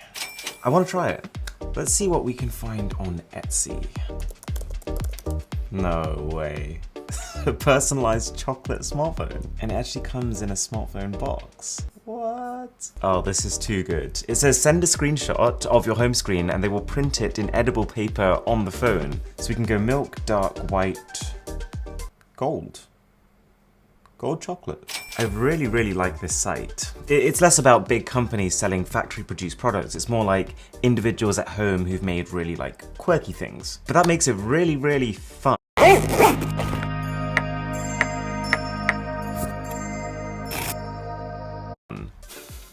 No way. PlayStation and smartphone bath bombs. I bet people have made some really creative styluses on here. Wait, so this is a stylus that you control with your mouth. Oh, so it's built for people who are paralyzed and who can't actually use their hands to hold styluses, so they have to control their phone with their mouth. Let's give it a go. Wait, why is there a gun? I'm so confused. This is so beautiful, my husband is gonna love this for his birthday. What? Ah. So you know how I use pretty much any excuse to dress up in a suit, right? Well, these are cufflinks to wear with the suit, but they've got a circuit board design. Very, very happy with this purchase. Oh yeah, and thanks to Surfshark VPN for making this video possible. So this is apparently the best massage gun in the world, but it's £549. Ah, can we justify it for the sake of it being really, really cool? I think we can. Wait a second, is that a single AirPod? Ah, we're on wish.com again. I wonder if there's such thing as a mini earphone. Something that disappears into your ear so no one can see you've got something in. Wait. What? What? How is that even? We'll buy it and we'll try it. What is this? It's like a fan that you wear on your waist. not a bad idea, to be honest. Okay, let's just try gadgets. Well, that's pretty cool. You get like wrist-mounted lights, like a budget Iron Man. This looks like something out of like a James Bond film. So you put it on your head and you can pick the magnification of each individual eye. I wonder if they have any PS5 gadgets. What? How does this site work, man? Oh look, so they have PS5s in stock, but they're twice the price of what you would get in store. PS5 shell. That's kind of cool. Let's get gold. Oh, you can get a gold strip for the controller as well. Why ever not? Wait, can you just buy testosterone tablets? Glow-in-the-dark tape, and it's free. Wait, you just told me it was free. Aren't there like laws against this? I have always been curious. Wish sells these enormous mats and rugs for like ridiculously cheap prices. Can they be any good? It's like an optical illusion. You get the biggest size possible. Ah, the Samsung, my favorite company. I'm actually a big fan of like magnetic toys like this. And that is very cheap. Come on. Can you imagine buying your toothbrush on Wish? Well, that's funky. So this is a Huawei knockoff, but it doesn't look like the actual Huawei phone. Okay, they've got a Wish.com version of the Xiaomi Mi 11 Ultra. The phone with a screen on the front and a screen on the back. Do you think they've managed to recreate the screen on the back? Up to an extra 2% off? Is that meant to be an incentive? Who says on their actual product description, expensive but very cool? What is that? It looks so odd. Aromatherapy diffuser. Well, I'm assuming that was meant to say display at night? Wait, is that a lightsaber? How does that even work? Very intrigued. I've got a bit of a budget left. I just want to get one thing that's just crazy. Well, that might just fit the bill. So instead of just being a standard speaker that kind of fires outwards, it fires outwards and upwards, almost like showering the room with sound. All right, we're going with that. Now let's fast forward a month when hopefully everything's arrived. I am in shock at how fast all this arrived. I was fully expecting it to take 3 months like it did last time. This all arrived in 2 weeks. So we're gonna start with the cheapest stuff from Wish.com, move on to the handmade stuff from Etsy, and then try the most bizarre, most expensive stuff from the wider internet. Alrighty. Is this part of the lightsaber? Definitely something in the bottom. Maybe this is part of the test. Maybe we've got to use the lightsaber to get the lightsaber. Stick to the knife. Are you ready for the moment of truth? Oh, I need to read my lightsaber instructions.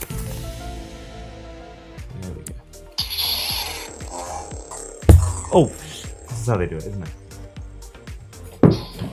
The true test of a lightsaber is, can it slice through a banana? Are you ready?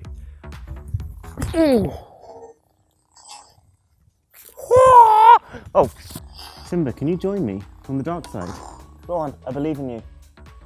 Cats these days. This is our very, very curious and futuristic looking subwoofer. It's a nice heavy bit of gear. Power on. I can't believe I'm saying this, but Wish has delivered here. These are proper mechanical keys on the front, and like the entire finish does actually look as crazy as it did in the photos. I guess I'm just used to being disappointed, and this is not a disappointment.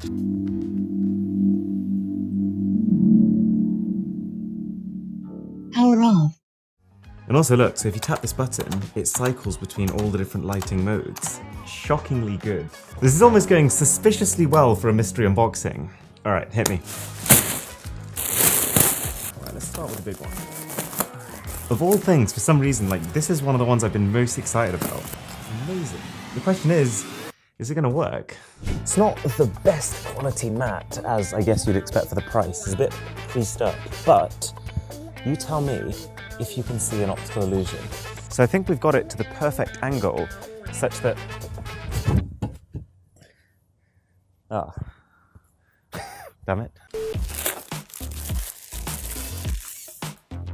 Oh my god, okay. Wait, this is it. This is our single AirPod. It's tiny. Some things, you gotta see them to believe them. Look at that. So this is the case of a real pair of AirPods Pro. They've literally halved it. I can't even really complain about the sound either. It's probably about on par with Apple's EarPods, which is, you know, not the highest benchmark in the world, but they are a lot more expensive and not wireless. Pretty premium. Everything snaps in place. It's nice magnetic packaging. Bob's your uncle. This feels a bit like the earphone equivalent of going into a shop and buying one sock. What do we have here? Oh, PS5 controller skin. I feel like customizing tech is actually one of my favorite things to do. We should also have a PS5 shell somewhere. Oh. Ah, that's nice, I think. So in my head I was buying gold, but I feel like with this kind of finish, what I've actually ended up getting is like tortilla wrap color. Oh god, that's obnoxious. All right, PS5 controller. What have I done? What have I done? I've turned it from iconic to dusty. It looks like those clothes that used to be white, but then they got put in the wash far too many times. And the controller, it's really, really bad. But hey, on the bright side, I may be the only owner in the world of a Tortilla Edition PlayStation 5. I might just keep it like this, give people a free laugh every time they come look at it. If anybody has a big dog and they want to have freedom with a big dog, I don't know how else you do it. I mean, Halo is the answer. When he wants to go outside, I just put the collar on him and he goes out and does what he wants to do. In a minute, on my phone, I set up a fence and I don't have to worry about him. You want to know that he's going to be safe and he's going to be happy and he's going to be bounding around and doing what he wants to do. That's what it is. It's worth every penny, if not more.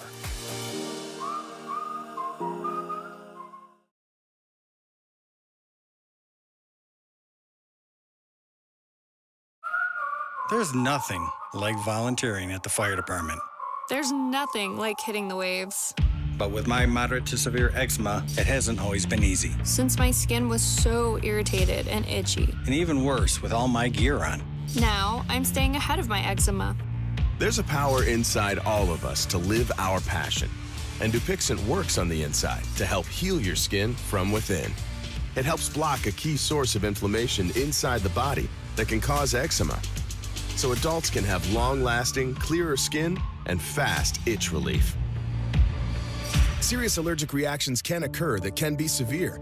Tell your doctor about new or worsening eye problems such as eye pain or vision changes, including blurred vision, joint aches and pain, or a parasitic infection. Don't change or stop asthma medicines without talking to your doctor. Healing from within is a powerful thing. Ask your eczema specialist how Dupixent can help heal your skin from within.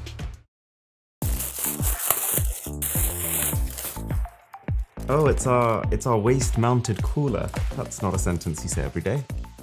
All right, so I think the idea is you clip it onto your waist, you put your jumper on top, and then you turn the button on. And I'm slightly concerned this is just gonna blow my jumper up, but we'll see. Oh. I mean, it's far too loud to do any kind of serious work while it's on, but the cooling works. I think the first holiday I go on after lockdown, I would probably take this. Okay, it's our tape. A lot thinner than I was expecting. Okay, I am proud to present a flower, or maybe a wind turbine, depending on how you look at it. So we've got to charge it up for that. Huh. Probably take this down now. Oh yes. This feels like my initiation process to becoming a spy. So for each one of your eyes, you can change the magnification. So it's on 25 times right now. Here goes. Oh, what? The focusing distance on these is phenomenal. I think they've got lights in them as well. I know they look like something out of MI6, but I think these were designed to inspect jewelry. That's not a good idea. All right, so we've got the world's smallest iPhone from our last video in this series. That is a phenomenal amount of detail. Could you imagine like rocking up to a club in these? Yes! So these are clearly our smartphones, as the front of the box makes very clear. This, I believe, is our Huawei P50 Pro. I don't think that looks like the actual P50 Pro is gonna look, but credit to them, they have designed a different looking phone. Like, at least it's not just a Samsung design with the Huawei name slapped onto it. It's welcoming me. It's very friendly. I think we've just broken a record for the ugliest front of a phone I've ever seen in my life. That bottom bezel combined with that, what is that? So it's a dual hole punch, but there's only one real camera in there, the other one is completely software. The positioning is off, and for some bizarre reason, it's joined onto the top bezel. It really does make you wonder. LG has just left the smartphone market. How are these guys still in business? And the other phone we have is a Xiaomi Mi 11 Ultra. I was super excited about this one because I wanted to see if they could replicate the rear screen of the real phone. Oh no. Oh no. So instead of actually having a proper rear display, they've just put the numbers 2021 in there. It's actually such a shame because I genuinely think that compared to the Realme 11 Ultra, I prefer that finish. And just generally, they have kind of nailed the likeness of the phone. Oh yeah, and this one has a headphone jack. The screen is about as poor as we expected, but hey, they have at least created Xiaomi's UI. I'm not actually sure what's in here though. Is that 100? In my head we were getting a full cube of these. That actually might be it. That said, these are actually not bad quality at all. And tell you what, this is a tech channel. Let's see if we can make a phone out of this. The magnets are too strong for their own good. Like, you can't make anything with a square side because it just becomes a bangle. It's Etsy time. I'm super curious about those huge boxes at the back, but also very excited about this one because I'm really hungry. I think we've got our chocolate phone here.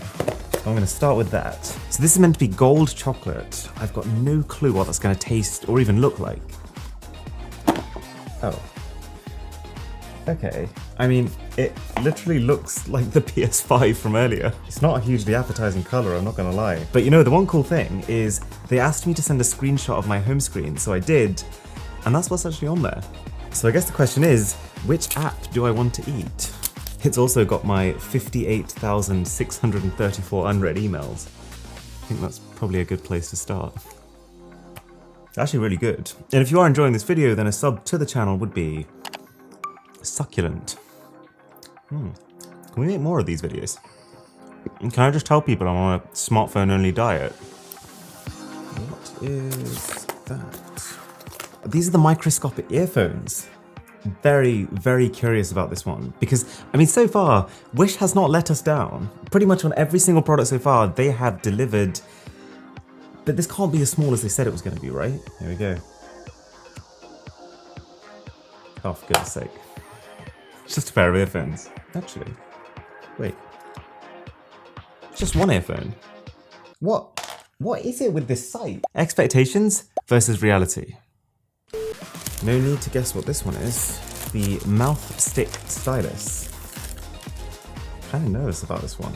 So it's got some sort of conductive coating on the end, presumably so that it can replicate the touch of your finger. You're meant to put it in your mouth and then use it on your phone. Camera. Take a selfie.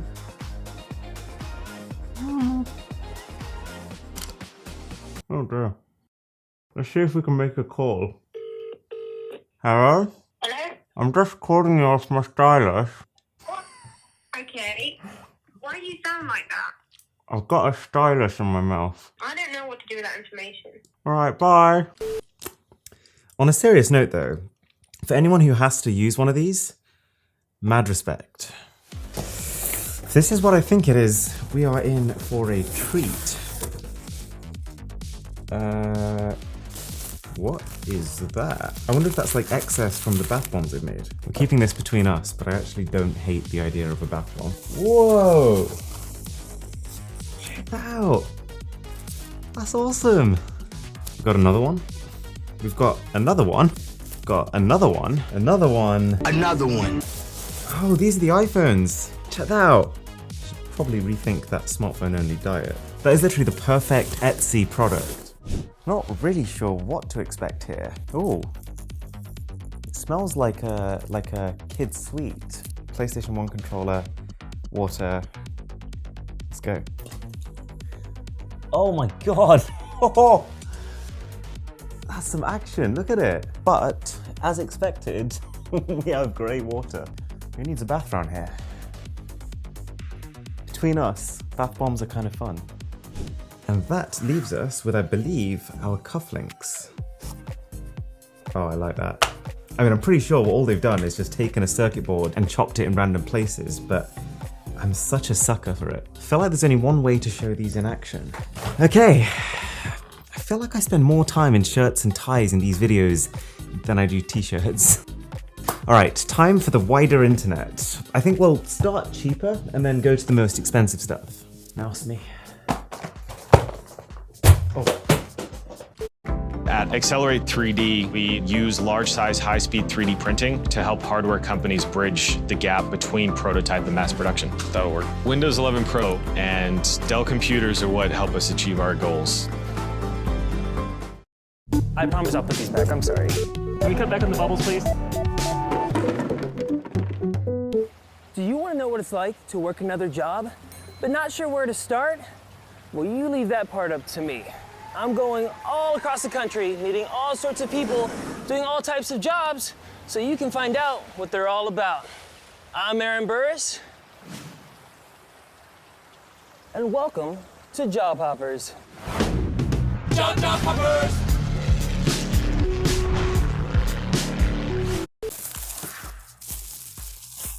Such an unusual shape. Definitely looks like something's wrong, but apparently these are meant to be better for your ergonomics than normal mice. The Orbit trackball. That's next level. It's like a mini bowling ball. Very funky looking, I gotta say. So you get this stand that comes with it, and I think you just leave it like that.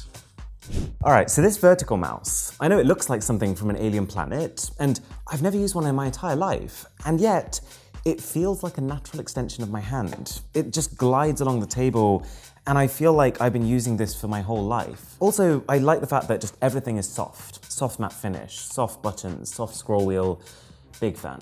I'm giving this an 8 out of 10, the mouse that I didn't know I needed. All right, going a level above on the weirdness scale, we have the Orbit mouse. Now, this thing is incredibly sticky, it doesn't budge at all, but that's because it doesn't need to move. You control everything with this trackball, which is incredibly smooth, by the way, and this scroll wheel on the side of it. Now, I don't know if this is going to be faster to use than a normal mouse or a vertical mouse, but I love the fact that someone has really gone back to the drawing board and rethought how to make a mouse. That's cool. But I'm gonna give this one a 7 out of 10, because even though I love the concept of it, I feel like I've been spoiled by this vertical mouse. Like, that just feels way more comfortable to me than whatever I'm doing over here.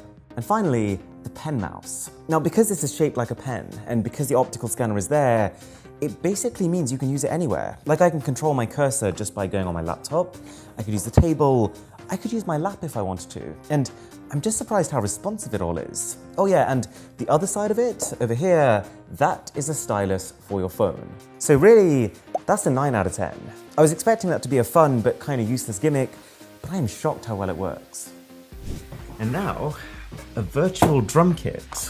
I actually used to play the drums a lot as a kid. This might be the modern day equivalent.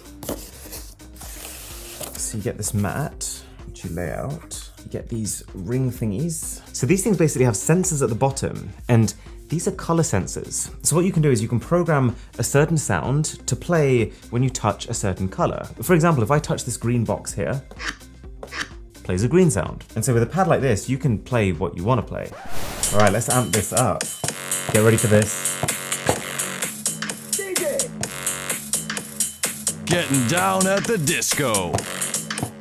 All right, the FeelFlux skill set. This is basically a tool that, who am I kidding? It's a toy. We're actually getting a bit of a warning here. Very strong magnet, exclamation mark. Oh, could you imagine getting your finger stuck in between there? So, through something called Lenz's law, apparently dropping a magnetic ball through an aluminium tube will apparently slow the ball down. The ball never touches the insides of the tube, but it creates a magnetic field which reduces its acceleration. Let me try this.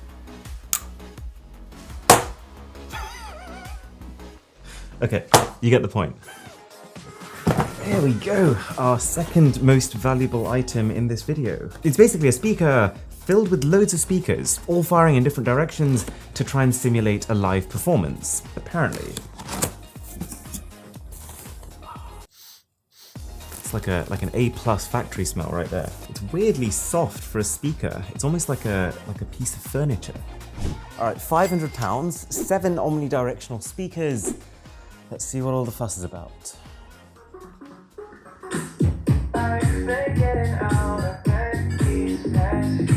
Honestly, I'm not blown away. Like, yes, you can get a good amount of bass out of it, it's a thick unit, and I do like the fact that I can walk around and from any angle it pretty much sounds the same, but for that kind of sound quality, would I pay £500 for that?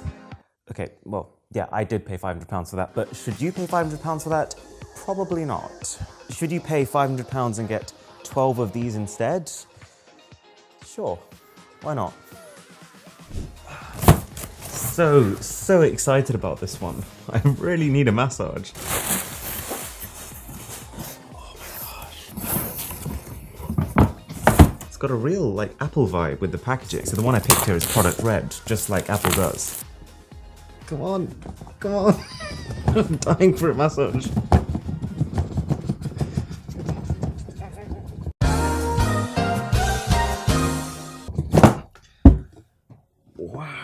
I mean, fair enough, because this was expensive, but I am impressed with the packaging. Very, very clean.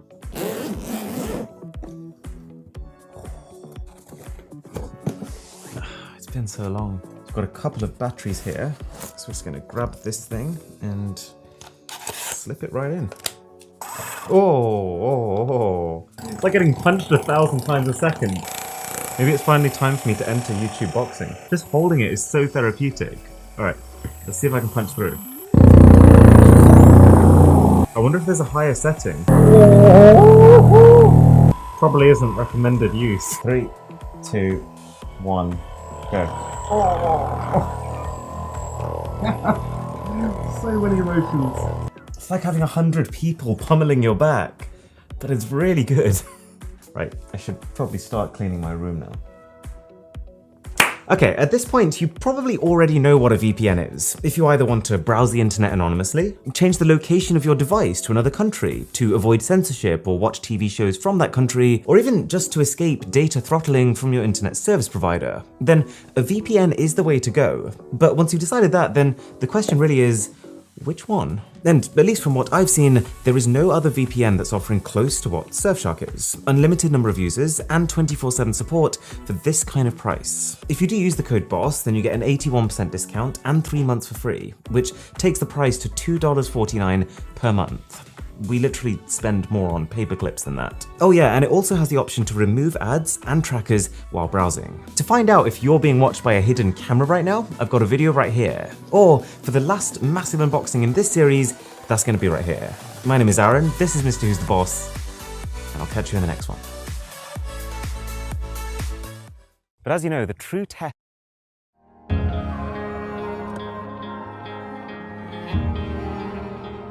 I just bought Samsung's secret most expensive smartphone ever. But not just that.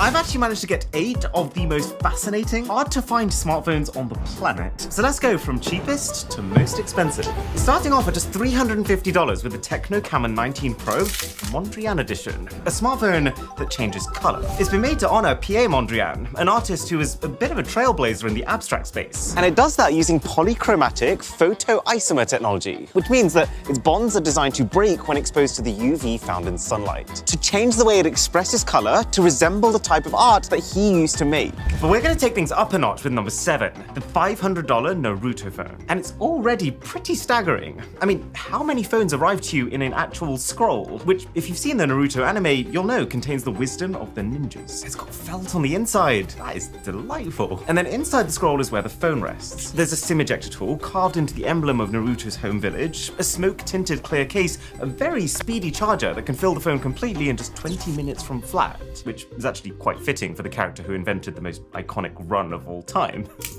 Wow. This is tasteful. The design is filled with references for the people who are into Naruto, but they've also done that while keeping it neat and sophisticated for the people who aren't. I like the fact that you can match the icons in your settings menu automatically with the wallpaper you choose. And all of these animations are an absolute joy. Milo, what are you doing? He's literally treating the packaging like a cat-sized yoga mat. It's not a yoga mat. Now, while the devices up until this point have been unique, they're both mid-range phones. So, it's time to step things up to flagships with the BMW phone made by the company iQOO. Wait, I've actually just understood what that brand means. iQOO. Does this mean I don't have a lot of it? You might know that most phone collaborations tend to end up being with camera companies as a way to add artistic flair to the photos you can capture. But this is a rare example of a phone so focused on speed that they instead decided to partner with a car company, because cars are fast. So, there's two interesting things about this. One is the back panel, which is made to feel like premium car seating, using BMW's Alpine white color and their iconic racing stripes. And the second thing is how it delivers on its focus on speed. This is one of the first phones ever to feature the next generation 2023 Snapdragon 8 Gen 2 chip, paired with the next generation of storage called UFS 4.0. And so if we pull up a benchmarking app, you can see that even compared to recent 2022 flagships, it's an enormous jump in power. Okay, so this is something that Jesus Christ. literally just came out. He killed you.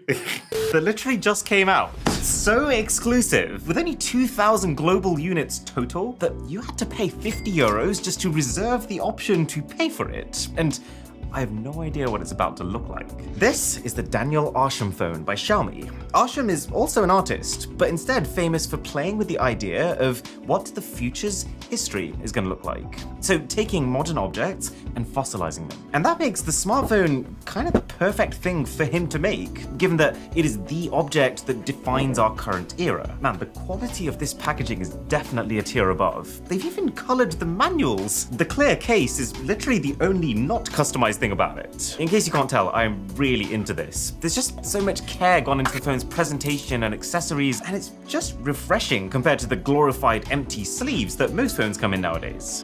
Holy moly. What Xiaomi have done with this artist is used a powerful laser to basically scrape away bits of glass really carefully, creating multiple layers, with each having its own look, and what's more impressive, its own texture. Now, whether you think it's a good one or a bad one is totally up to you, but that is a piece of art for sure. The body actually feels like aged copper, with the shinier bits being like crystal formations, and then the protrusions just like the bronze metal that they're trying to feel like. Oh, they've actually managed to make a nice parallax wallpaper. And then the software theming it's simple, but this is how I think it should be done. Most icon packs get so carried away just over embellishing just a few icons that there's no way that that effort can actually be applied to every single icon. And so you end up with this really obvious jarring gap between the icons that have been given lots of love and then those that have been given none. Moving up to $1,200, it's time for the spectacle phones. The limited editions that have the budget to go all in on the theme. And, well, Batman Begins. This is such a fitting theme for a gaming spec monster phone like this, given how much we know Batman loves his cutting-edge tools, and maybe Fortnite Mobile too.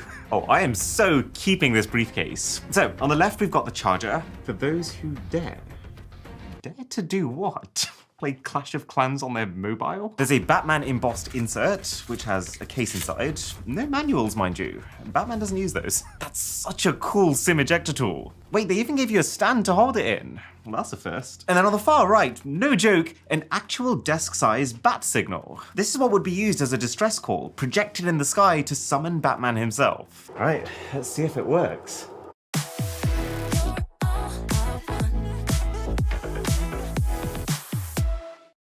Dyson Airwrap, with new attachments to curl, shape. No strangers to love. Enough of this. Don't know what happened there.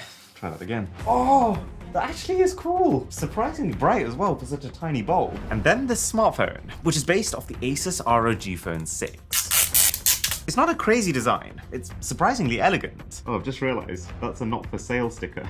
That's even more elegant now. And it works really well with this case, which has a window to allow the Batman backlight to shine through. This startup screen goes hard. That might be the first time that sentence has ever been spoken. We've got Batman wallpapers, these techie, kind of sci-fi looking icons. This startup screen goes hard. That might be the first time that sentence has ever been spoken. We've got Batman wallpapers, these techie, kind of sci-fi looking icons. Oh, the lock screen is like a storm in motion. And even your fingerprint scanner becomes a Batarang. What happens when you plug it in? Hey, not bad. Oh my God. Are you giving up? Oh, and when all hope is lost, you can turn on X mode, where it maximizes the performance, and the sky and the logo on the back, they go red. Okay, we're in the top 3 now. The rarest, most expensive phones on the internet. And so it's kind of fit. What happens when you plug it in? Don't know what happened there. Try that again. Oh, Actually, I give none. Moving up to $1,200, it's time for the spectacle phones. The limited editions that have the budget to go all in on the theme. And, well, Batman Begins. This is such a fitting theme for a gaming spec monster phone like this, given how much we know Batman loves his cutting-edge tools, and maybe Fortnite Mobile too. I am so keeping this briefcase. So, on the left we've got the charger, for those who dare. Dare to do what? Play Clash of Clans on their mobile? There's a Batman embossed insert, which has a case inside. No manuals, mind you. Batman doesn't use those. That's such a cool SIM ejector tool. Wait, they even gave you a stand to hold it in. Well, that's a first. And then on the far right, no joke, an actual desk-size bat signal. This is what would be used as a distress call, projected in the sky to summon Batman himself. All right, let's see if it works. No strangers to love. Enough of this. Don't know what happened there.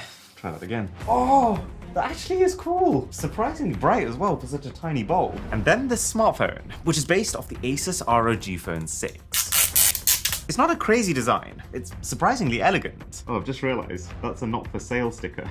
That's even more elegant now. And it works really well with this case, which has a window to allow the Batman backlight to shine through. This startup screen goes hard. That might be the first time that sentence has ever been spoken. We've got Batman wallpapers, these techie, kind of sci-fi looking icons. Oh, the lock screen is like a storm in motion. And even your fingerprint scanner becomes a Batarang. What happens when you plug it in? Hey, not bad. Oh my god. You're giving up. Oh, and when all hope is lost, you can turn on X mode, where it maximizes the performance, and the sky and the logo on the back, they go red. Okay, we're in the top 3 now. The rarest, most expensive phones on the internet. And so it's kind of fitting that this next one, also by Asus, is based off the Diablo Immortal game, which has been endlessly criticized for what can only be described as predatory monetization. Not gonna lie though, this presentation looks like anything but a cash grab. I've never seen a cable and charger wrapped up like this. And the back is a map of an area called Sanctuary from the game. Wait, there's something else underneath it. Why is there a torch? Okay, I've just looked it up. Apparently this is going to reveal something that's hidden on our map. That is incredible! It's highlighting all the hilly areas in the mainland. I wonder what would happen if we try this on our Techno phone. No way. It actually works! I don't know why I'm surprised. It is science. It just keeps getting better though. The phone comes embedded inside of something called the World Stone, which in the game is the object that angels and demons fight over because it contains immense power. Wait, why can't I open it? Is this like part of the game? Come on, open! Oh. So, that wasn't meant to happen. It seems like the SIM ejector tool was blocking it. But anyway, here's our phone.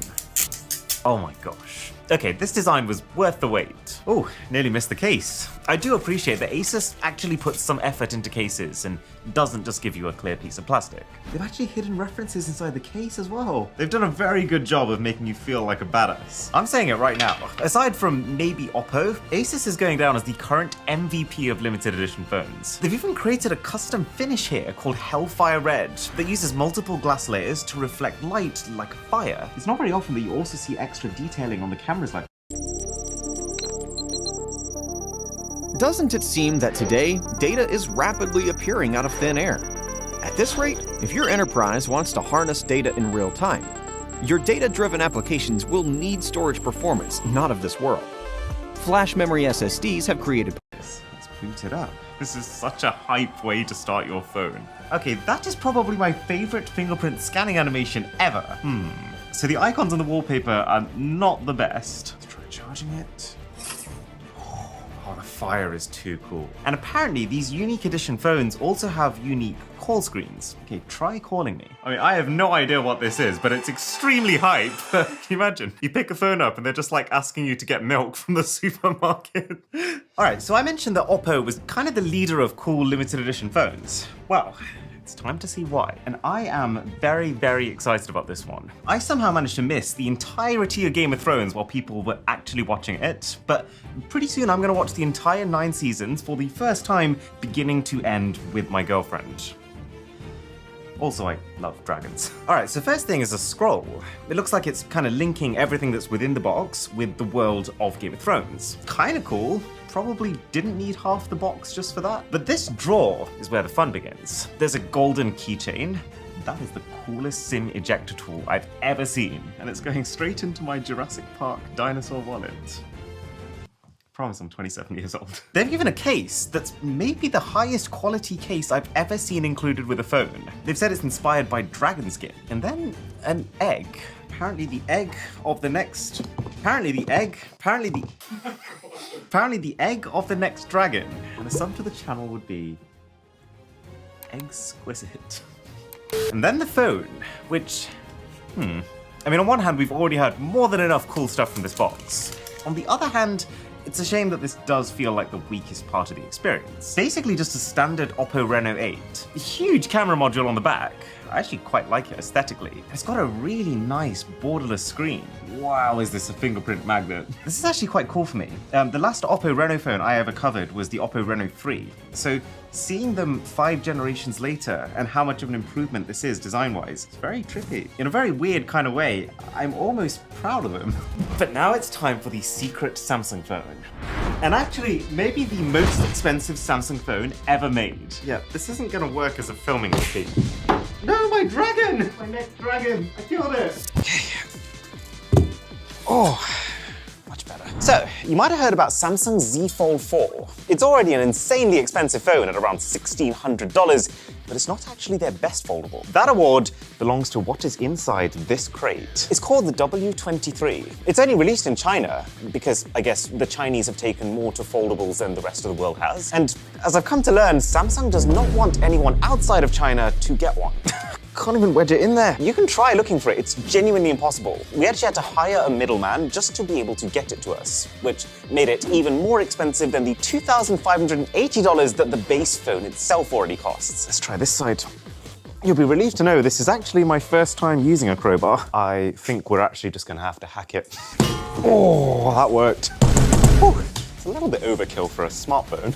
This is the kind of packaging you imagine shipping $1 million art piece over in. Good thing I just finished a fitness transformation. Oh, there we go. Me just now realizing there is a massive fragile sticker on the front. However, I believe our phone is safe. Beautiful packaging. Okay. Get inside. Man, China's getting absolutely treated here. The Z Fold 4 literally comes in a standard flat pack, no charger box, and then you've got this. I can't find my knife, so I'm gonna open this with raw power. There we go.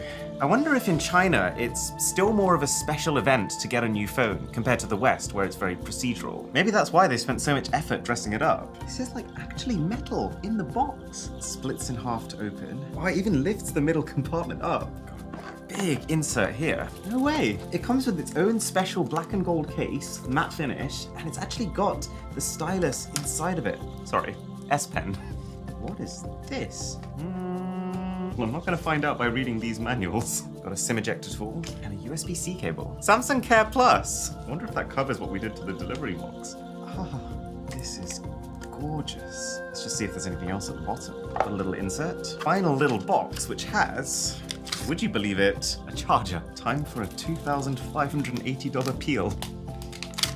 I'm enjoying every second of this. So they've swapped out the glass that used to be on the back for ceramic, which helps it get rid of its internal heat faster. This whole black and gold color scheme is meant to symbolize prosperity and power. I've just realized it's ribbed in the middle. For her pleasure? Oh my No? god, that's too far. That's too far. Not to mention that they've upped the RAM from 12 gigabytes on Samsung's best global foldable to 16 gigs here. The pen is super responsive, just like all of Samsung's recent devices. But I guess it feels especially good because it came included. Ooh, let's see how good the camera is. Now, you might have heard of the Rhino Shield Solid Suit phone case. I've only been banging on about it for the last 2 years. Well, here's the interesting bit. It's just been upgraded. It's now easier to put on and take off. It can be cleaned easier. It's grippier. There's even an option now for MagSafe compatibility. And this is my favorite bit about Rhino Shield cases. It's even more customizable. You can change the buttons, you can change the camera ring, you can choose from what feels like a million different designs, all the way from Naruto to Dragon Ball. Ooh, I actually really like that this W23 splits the camera controls into 2 different screens. You can get the Solid Suit for iPhones, you can get it for many Androids, or if you'd rather just stop your phone being dropped in the first place, you can get the Grip. I've literally been handing these out to every single person I know, and I haven't had a single complaint. And for the holidays, you can use the code Mr. Holiday for 20% off in the first week of this video going live. if I told you for $1 down, I could get you into Apple laptop, gaming PC, camera, or any of the accessories, only for $1. Here at Maxstar Computers, located here in Anaheim, California, we do ship nationwide. And for the next 30 days, we have a special promotion where you won't even need the $1 down. We're doing no money down, take it home today, or we ship it out today with our 90-day payment plan. So what can you get with this 90-day payment plan from Maxstar Computers here in Anaheim, California? Let's take a look. You can get a brand new 13-inch MacBook Pro with M1 processor, or maybe you want the latest model MacBook Air with M1 processor. We have Canon cameras like the R5 or R6 that you've always wanted, including all the lenses from Sigma, Tamron. This is a bike helmet with a twist. You wear it around your neck, and if you ever have a dramatic fall, this thing can detect your motion, and it apparently inflates a full-on airbag around your head. What? That inflates so fast! And it's apparently 8 times more effective than a traditional bike helmet. I've got 8 more gadgets in front of me, and in the exact same way, each of them takes something normal, but does it in a way that you would never expect. So for example, this is the $300 Balmuda toaster, and it toasts your bread using water. No, this is not a TikTok life hack gone wrong. This is genius. So it should just be a case of popping the bread inside, adding the water with this adorable little cup, choosing the type of bread that I'm toasting, and then setting the timer. Oh, this is satisfying. Very pleasant bit of engineering. The toaster's then gonna boil that water, turn it into steam, and pass that steam over our bread. The steam then forms like a layer of moisture around it, and because moisture heats up faster than air, this can very quickly toast the bread's surface, forming a crispy layer and leaving the inside protected and fluffy. I can't wait to taste this when it's done. And while we wait for it, next up in this almost sci-fi looking package is a keyboard. And you might be thinking, no it isn't. Where are the keys? Right here, my friends. The makers of this product, the Tapstrap, basically realized that by adding accelerometers to every one of your fingers, they can detect the position of them and therefore what you would have wanted to type without even needing to hit an actual key. So I can write my video scripts like this, I can write them like this, I can write them like this. You'll notice a little optical sensor right here.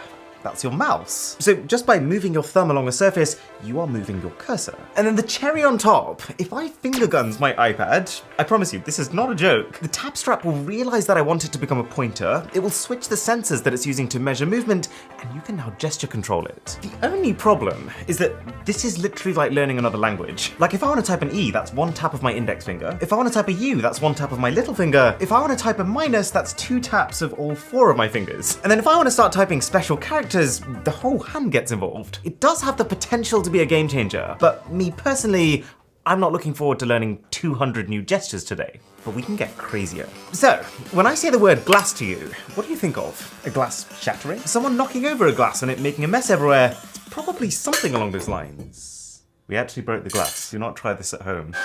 Anyways, this is what inspired the Mighty Mug Company to build a glass that was both unbreakable and unspillable. Their words, not mine. Okay, that actually is quite impressive. But what's arguably more interesting is the fact that when you then want to pick it up, you just... How does that work? Well, the material is Triton plastic, which is completely clear, but apparently as strong as stainless steel. And then the really interesting thing is this base, which is effectively a specialized suction cup. It forms a rubber seal with the surface that it's stuck on, reducing the air pressure under the cup, and therefore creating a strong downwards pulling force. All right, I've got my best selection of weapons. Everything is breakable if you try hard enough. Come on, come on. Oh my God, I'm whacking it. You try. Just try and smack it. Literally, go for it. Just knock it. I don't think I've ever had a product that's... I mean, the cup's still fine. And then what happens when you lift it directly upwards is that it has air vents that can detect this and then equalize that air pressure difference to remove the downward pulling force. Right, now that you've got the idea of the video, there's probably no more literal example of thinking smart about a usually dumb concept than an actual smart mirror. The idea of a smart mirror is a very sci-fi concept, so I'm very curious what it's gonna do. This is an absolute beast. Oh God, gym paying off. Wow, so providing you can hide the cable, this is actually a really clean unit. Anyways, the way that a normal one-way mirror works is they tend to have a microscopically smooth layer of metal at the back and then a piece of glass on top of it, which is designed to just not interfere with the light coming to and from it. But for a smart mirror like this one, you need a two-way mirror design, which still has that metal, but instead of having a thick metal sheet at the back, it's more of a thin sheet that has some metallic elements at the front. And that's what allows you to see this 15 or so inch display that's on the bottom half of this mirror, while also being able to see my face.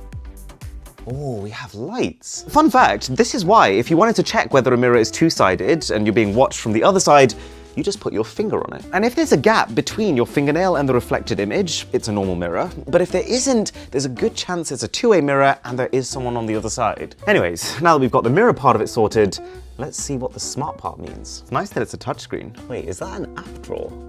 No way. It's so weird that this is a mirror. Wow, it's got speakers as well. 100,000. It goes really loud. It's possible. What's the resolution of our mirror? It's not the most responsive interface I've ever used, but it's a surprisingly clear image given that it's actually sitting behind a mirror. Oh, we got our Spotify working as well. Nice. Ah, you can mirror your phone too. This is a really tough one because I think it's such a cool piece of kit and I love the idea of being fully connected while sitting in the bathroom, but you could just take your phone and do things probably faster.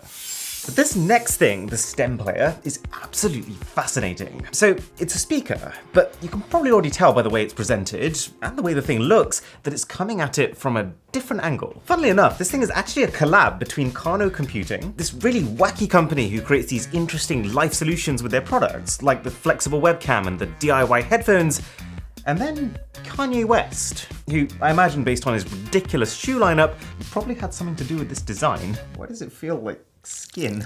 But what this tiny, slightly gross thing allows you to do is to remix any song you play through it on the fly in real time. It actually uses artificial intelligence to break any track you put into it into 4 parts, or stems, like vocals, bass, drums, instrumentals, and then it gives you individual control over each of them. I like the LED lights on the front. You just slide your finger on these pads and individual parts of the song will change. You can like speed up individual bits and loop certain parts of the track. So for example, this slider here is vocals, so if I drag that in.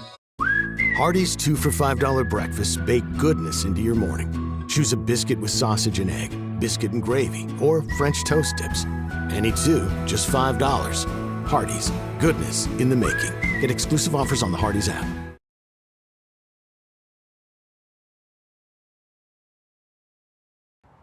Hey everyone, it's Nate from the FishBrain app, and if you're like me, you're always thinking about that next fish you want to catch. So today I want to show you how FishBrain can help no matter where you fish or what you're fishing for. So I'm in Ohio, I'm already starting to think through where I can catch a muskie.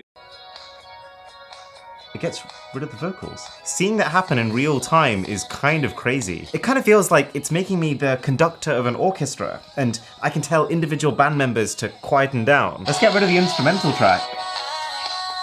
And then when you're done listening, but there is one major catch. For this track splitting to work, you have to upload your music onto their site, let it process it, then download it and put it onto the player. Which would have been fine back when everyone was storing their MP3s, but I haven't done that for about 7 years, because my entire library is on Spotify, which this does not support. Right, this one is about as low-tech as it gets. It's a plant pot, but it's earned its place in this video thanks to a very clever bit of thinking. The idea comes from the fact that most people like plants in their home. But then if you're in a London or New York City apartment, you have paid for every square inch of that place and you don't want to waste it. So why not secure the soil with this collar, flip the whole thing upside down and hang the plant from the far less valuable ceiling space? I know it sounds crazy, but there's actually very little downside. You can water from the base of the plant, and they've even built in a porous water reservoir up top, which means that unlike a normal plant pot that you have to water every day, you only have to water this once every couple of weeks. And then depending on how wet the soil is at any given time, more or less of the water will flow in from that reservoir by diffusion. It's time to check our water toaster. I feel like I've just treated my bread to a spa. That is a glorious slice of toast. And this is a normal slice of toast from my normal peasant toaster. One of the most obvious differences is the evenness of the toasting. Healthy load of butter on each. Right, normal slice of toast. You can taste this very slight burnt flavor. And the bread is kind of mildly crispy all the way through. 6 out of 10. And now, this feels much crustier. Oh my gosh. I think you could have heard that crunch in the other room. It's a weird description, but you can really feel the structure of the bread. And that sound is something else. 9 out of 10. And a sub to the channel would be delectable. Now we got onto the really cool stuff. Symbol, what the hell? So fundamentally, this, the C3 Rover, is a cooler. The same type of cooler that you'd buy to chuck a couple of beers in on a hot day. But this one is also a car, which actually brings with it a whole suite of other perks. It's trying to be the type of cooler that you'd want to host a party with. So they made it remote controlled, so that instead of having to actually pass you a drink like some kind of Neanderthal, I can drive your drink to you. You can't drink and drive. You can drive your drink. I apologize. Plus, the range is 200 feet, which means you'd barely be able to see it by the time you lose connection. It's got LED headlights baked into it to light your party up at night. Can holders on either side. This isn't even sponsored by Huel. And it's also a 20-watt Bluetooth speaker. And it's actually surprisingly full sound, presumably because it's using this massive chamber inside to be able to push out more air. Right, let's see if Milo wants a party. Yeah! Oh. This is not bleeding edge tech, don't get me wrong, but it is a really clever way to tie in lots of things that you would naturally want to have together anyway.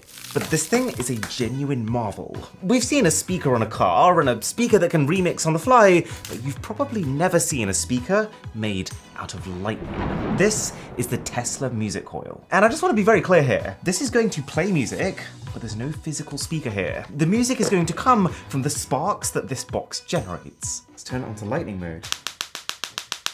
Oh my gosh. So right now, what this is doing is creating an extremely high voltage. So high that electrons are just starting to fly off this tip, creating plasma, or what looks to you like lightning. And that plasma is causing vibrations in the air, and therefore this horrifying sound. This does not feel safe. And we can actually turn the power up using this slider here. Oh my gosh, I don't feel safe. But this is where it gets insane. You can flick this tab here to turn it into music mode, which allows it to pair to my phone via Bluetooth, and then when I play a song, it will try to recreate that track using plasma as the instrument. Here goes nothing. It works! That is one of the coolest things I have seen in my entire life. I can't believe it works. I feel like the craziest part of this is that you can actually hear the words. It is recreating the human voice using lightning. Oh, you know what else thinks different? The Rhino Shield Solid Suit phone case. This is very solid flooring. And the case has actually just been upgraded. It's easier to put on and take off, it's easier to clean, it's grippier. You can now get a version with MagSafe compatibility. And this is my favorite thing about Rhino Shield cases, it's even more customizable. You can change the buttons, you can change the camera ring, you can choose from what feels like a million different designs, all the way from PewDiePie to Naruto. You can get them for iPhones, you can get them for many Androids, or if you'd rather actually just stop your phone being dropped in the first place, you can go for the grip. My girlfriend's actually had one of those on her phone since I gave it to her months ago. She loves it. And then for Black Friday, up until the end of the month, you can use the code Mr. Friday to get an additional 10% off on top of the already up to 60% off that's happening site-wide. Helping our environment isn't about doing one big thing. It's about doing a lot of little things that add up. That's why we made the Aspire Vero, a laptop made with recycled material and packaging that can be repaired and upgraded to last longer. Meet your next big, little thing. Acer, powered by the Intel Core i7 processors. When you're already a great nurse, but you're called to do more, you belong at Chamberlain University, where our community empowers you with the skills you need to become the nursing leader you were meant to be. Chamberlain University, belong to something greater. I'm about to spend $5,000 in the next 5 minutes buying the craziest gaming tech on the entire internet. And then we're going to test it with a very special guest. Razer has made a set of gaming finger sleeves. Our breathable sleeves keep your fingers deadly cool in the heat of battle. We can actually buy this. A physical set of buttons that you can use to play touchscreen games with. I'm really down for the idea of this. Let's try gaming gadgets. This is one of those rare instances where you see something and you instantly understand how it's about to make your life so much better. Did Business Insider actually just recommend Raycons? £551 keyboard, but it just looks like 2 mice. How do you hold that thing? We are going to have to find out. So I originally thought this was a mouse, but it's actually a gaming keypad that you use alongside your mouse. That's so adorable. That is a definite buy. I'm just kind of curious now, does anyone make a 1-key keyboard? Oh my gosh, they actually do. I'm thinking we give one of these keyboards to Tommy to see if he can actually win a game with it. Gaming tech.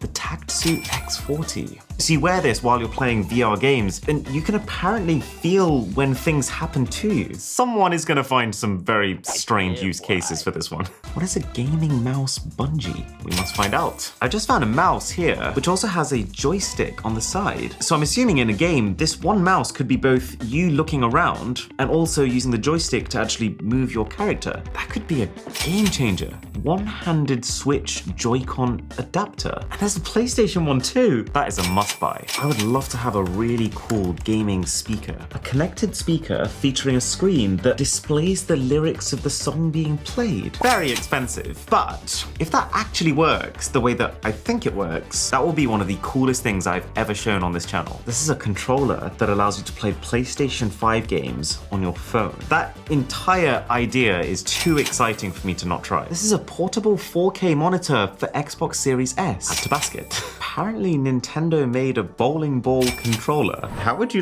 navigate the menus? You can also get USB programmable foot pedals. Gamer goo. Stop sweaty hands at the source. So that's like antiperspirant for your palms. I feel like this is either going to be a massive win or a really awkward interaction. Artist replaces all of the keys on a keyboard with custom food keycaps. This is opening up a whole new can of worms when it comes to keyboards. This has got an actual working fidget spinner on the keycap. This one's a first generation Apple Mac interactive cooking pot keycap. Baffling in all the right ways. Why is there a steamed dumpling keycap? And why do I want one?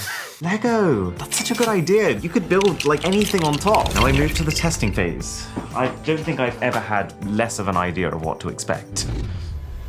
And we are back! We're at tech time! Tommy's in it. So we're gonna go from the $10 Gamer Goo to the $100 gaming controllers to the $1,000 stuff straight out of the future. Sorry, did you say Gamer Goo? It's not even midday. Start with your favorite. Oh no! It's an unfortunate color. Which flavor have you got? Brown. What is the purpose of this? Gamers get really sweaty. This is designed to stop your hands sweating. Doesn't feel like it's gonna work. I don't feel very dry. Apply a pea-sized amount of goo to palms. Spread evenly. Dominate. Are you wiping it off? You permanently stained our recording studio. God. Oh, and my trousers! Oh god! I promised Mother it was Gamer Goo. Tommy, put it away. It's a little early to soil your trousers. You're disgusting. This is just shameful. Tommy, in it? That was brilliant, no? Okay, finger sleeve time. This is just completely ridiculous. I know. The idea is we are going to play Minecraft Pocket Edition, each of us with one finger in a sleeve, one finger out of the sleeve, and we're going to use that to figure out if this is actually worth it. This is woven with high sensitivity silver fiber for enhanced aim and control. I hate capitalism so much. It's the fact that it's Razer, you just don't expect. Yeah, wow. My gloves sure kicked in. How much was this? These were like $20. But Tommy, ultimate breathability. Oh wow, and the wind just travels through that like there's no tomorrow. My goodness. So the game is, you got to try and get me. So I can feel my left finger, which doesn't have the glove, sticking a little bit to the screen. That's the goo. It feels like slightly smoother. Oh no, I'm in a corner. I'm in a corner now! Yes! You've been had by Razer Finger, my alter ego. It feels like it's trying to be a mouse pad for your finger, but it doesn't feel worth it to put this on every time. Maybe we're gonna meet in the middle, because I would give that 7.5 out of 10. We'll meet at 5.5 then. Don't buy the Razer Finger. Okay, well, the SteelSeries touchscreen buttons might actually be a smarter solution to the exact same problem. These are physical controls for your virtual games. So you just place these on the screen and they form an instant vacuum with that surface, which keeps them in place without glue, such that now those are physical buttons. Oh! This recreates your joystick. Whoa, that is cool. It's got this really crazy spiral mechanism that allows it to constantly snap back to the middle. The buttons are nice, like the buttons are really satisfying. This feels kind of clunky. The buttons are surprisingly solid, given that I've not actually stuck them on. This is a 5. I think I'll give it an 8. You sat on the train and you bust out the SteelSeries joystick. It's a good point, yeah. There's no practical point at which you're like, okay, now is when I'm going to use them. Do you have goo in your beard? I might have goo with it. He has goo in his beak. He has gamer goo. Right, just before we get to the really hardcore PC gadgets, we're gonna work our way up with the console ones. This is where we do a transition. Wait, what's the transition? Okay, Tommy, what piece of tech do you think we're looking at right now? Well, there's a Wii, so I'm guessing something stupid. You're actually not wrong. This is a real working Nintendo controller. No! The game is Wii Sports. It's gonna be one round of bowling, Tommy with the ball, me with the normal Wii controller. Let's see if Tommy can pin it. Oh. Got to stay safe, don't we? Do you think you're gonna win? Look at me, Aaron. I've got a Wii bowling ball. I was born to win. So we're gonna have one bowling turn each. That's not great. Please don't let go. Oh my God. Oh, he's done it! Oh, come on, man! Does it have a Wiimote? Yeah, it has a Wiimote. Oh, that is awful. Straight ahead.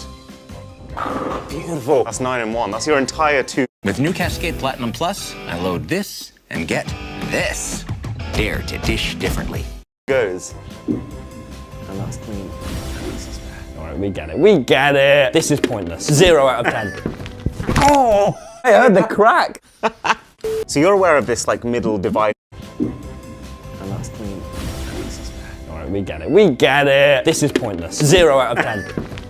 Oh, I heard the crack. So you're aware of this like middle divider thing for Joy-Cons to slot into. I'm about to show you an alternative that once you see it, you will never go back from. Oh, what is it? It's for canned goods. That'd be such a good thing for like you're having your friends over, you're playing Smash together. Are you kidding? The question is, can you drink while playing? In the spirit of making sure I test this properly, Cheers. I'm gonna have to beat you while drinking this drink. That's Oh, so God. sweet. Oh, he's playing. Oh, no. No! I'm not even gonna have time to finish this drink if you fall off that quickly. I'm so rubbish. I'm edge guarding. No! Yes! The controller fell apart! Okay, 2. Oh no, oh Please, no. I'm being please, let keep down. sipping. I'm gonna keep smashing. Oh, he's actually caught up. This is sad. Actually, I think you'll find I'm the boss! No, you can't. You can't come back from that. Run! One life to go, and I've got half a drink to finish. To review the gadget, honestly, you can actually drink while playing. I'm the boss! Tommy, come on. The gaming YouTuber. So I was gonna say, Tommy, win it. Oh, great. Yeah, great. Just rub it all in. I mean, that's just stupid. You don't think that's more than a party trick? I think that's ridiculous. I have some potentially bright news for you though. I'm about to nerf myself further. This is a custom modded Nintendo Switch controller. One hand can reach every single one of the buttons. So we've seen I can beat you with 2 hands. We're going to see now if I can beat you with 1. So this is for disabled and paralyzed people who only have 1 hand to be able to fully play like console games. Oh, that's great. Oh, first hit on me. God damn it. How am I get this down. bad? I should be winning. You're getting destroyed by the Mr. Combs. Nope, stay away from me. Stay away from me. Just say I'm the boss. Just say I'm the I boss. can't. Say it. No. Say the Congratulations. This is a 9 out of 10. Feels good to press as well. On that note, there is a PlayStation Oh, version. whoa. Someone's 3D printed every single part of this in their garage. Like, No, that's brilliant. You have my support. Now, I have such a soft spot for handheld gaming. You wouldn't believe the amount of time I used to spend under the covers with just me and my Game Boy. And so when I found out that there was a device that allows you to play actual PlayStation 5 games on your smartphone, you can bet that I jumped at it. Oh, wow. Oh, wow. Terrible. Died within about 4 seconds. I'm actually so happy right now. That actually feels so good. It's just surreal seeing a game like this being played on a smartphone like form factor. Feels like an OLED Switch. But much, much better. Like imagine these graphics on a Switch, like never. Right, this is the first one I can say I would buy this. This is a 9. Like, can you play this on the train, or does it has to be an in-house thing? You can play it in the toilet. In clanking. I think I'd have to give that maybe even a 9.5. Fulfilled my childhood fantasy, I would say. Here you go, man. This is a gift from me to, well, you bought it for yourself, so I'm really Thank you very much. But we can step the game consoles up further by not just streaming over Wi-Fi, but actually having your home console on the go with you. That's sharp, it's colourful, it's got like a matte anti-glare finish as well. The benefit of this is you could carry an Xbox and everything you need to play in a backpack. Okay, so it's not like a perfect solution because this needs a power connection and this needs a power connection. Or you could just take a Switch. Yeah, it's like bigger than a laptop. Like that's gonna take up a lot of travel size. Yeah. I imagine it's quite delicate as well. I think this is one of the ones I really liked in concept, but yeah, having actually played it and seen it, I think the reality of it is impractical. I would give this like a 6 out of 10 because I think it's a perfect execution, but what's the functionality of it? What's the point? 6 out of 10. Let's close that with the whoop. Okay, so what's been your experience with VR? Not great. It makes me motion sick. This is the Taxu X40. It's called the X40 because it has 40 different haptic points that can simulate feeling in 40 different parts of your body. If you shoot the gun, like, do you feel it? I need to load. Oh, I'm dropping all the bullets. Tommy. Hello. Yeah? Begin it. Stop saying that to me. No, no, no. Did you get hit? Yes, I got hit. I got shot in the back. No, all right, you can have that go. How did it feel? A lot of little ants on me back. No, no, don't like that. Tommy, is that you? No, that was the best. What I'm about to try and experience is cooking a grenade and exploding it in front of me, which is going to trigger every single haptic motor. You feeling it? I see what you mean, yeah. So it doesn't hurt that much, but it's knowing that you're getting shot, and that's the feeling of the bullet. That's a grenade. I'm actually really scared. Can I blow myself up? This feels too real. That was my closest to death experience I've ever had. Okay, it is PC time. This is where things get really serious. I'm very excited. This is my home turf. Tommy, would you describe yourself as a skilled gamer? Absolutely not. Well, we'll see if tech can turn you into one. You want some more gamer No, games? stay away from me. First up in the PC section, the USB foot pedals. So they're completely programmable. So each of these buttons, like that could just enter your email address if you wanted it to. These would be so good for streaming. It'd be like playing a drum kit with your computer as the kit. Okay, we're in Fortnite. Oh wow, look, I'm using the foot pedal to jump. It's so loud. Bonk, bonk. You think this is less about like improving the gaming, more about for people who are streaming their gaming to manage their different softwares? Like, I think so. You know what would be so good for? Editing in Premiere. You should send this to your editor and see if he gets out. Okay. I actually can't believe how many control options PC gamers get, because then we have a mouse with a joystick attached to it. Whoa. So we're gonna see if that is gonna elevate your play. What does this do, this joystick? You can move and look around with just your mouse. Whoa. So I can just... Oh, whoa. Dude, I've just weird? let go of the keyboard. See if you can get a kill with just the mouse. It's straining my thumb. I'll say that. It feels very intuitive. We have combat. We have combat. Okay, hands off, hands off. All right. I'm getting behind the tree. Adjusting the movement also changes where the mouse is looking. You got the kill!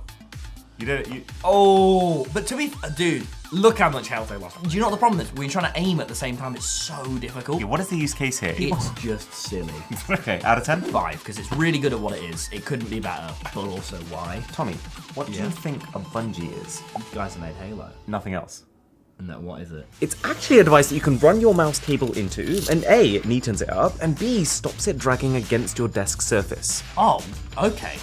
Whoa, this is cool. I've never done this before. Do you feel the lack of drag on the table? Yeah, I think I do actually. It's kind of unnerving. It's like, oh, it's freaking me out a bit. The tautness is actually keeping your mouse like fully in control. Yeah, this is interesting. This is weird. I'm like, really, it's kind of unnerving. I don't like it. So that's when I'm like, cool, I want to spend more time with it. I think it's like a 7. Yeah. I'm interested in this. So you are currently 20th. There's a decent chance you think you're going to win. Yeah. But now, this is the Razer Tartarus, which I know it looks more like a mouse, is actually a keyboard, but it has one interesting twist. So the idea of this gadget is that it's bringing all of the keys that you actually need for gaming, which is not all of the entire keyboard, right in front of your fingertips. This is just stressful. Oh, jump!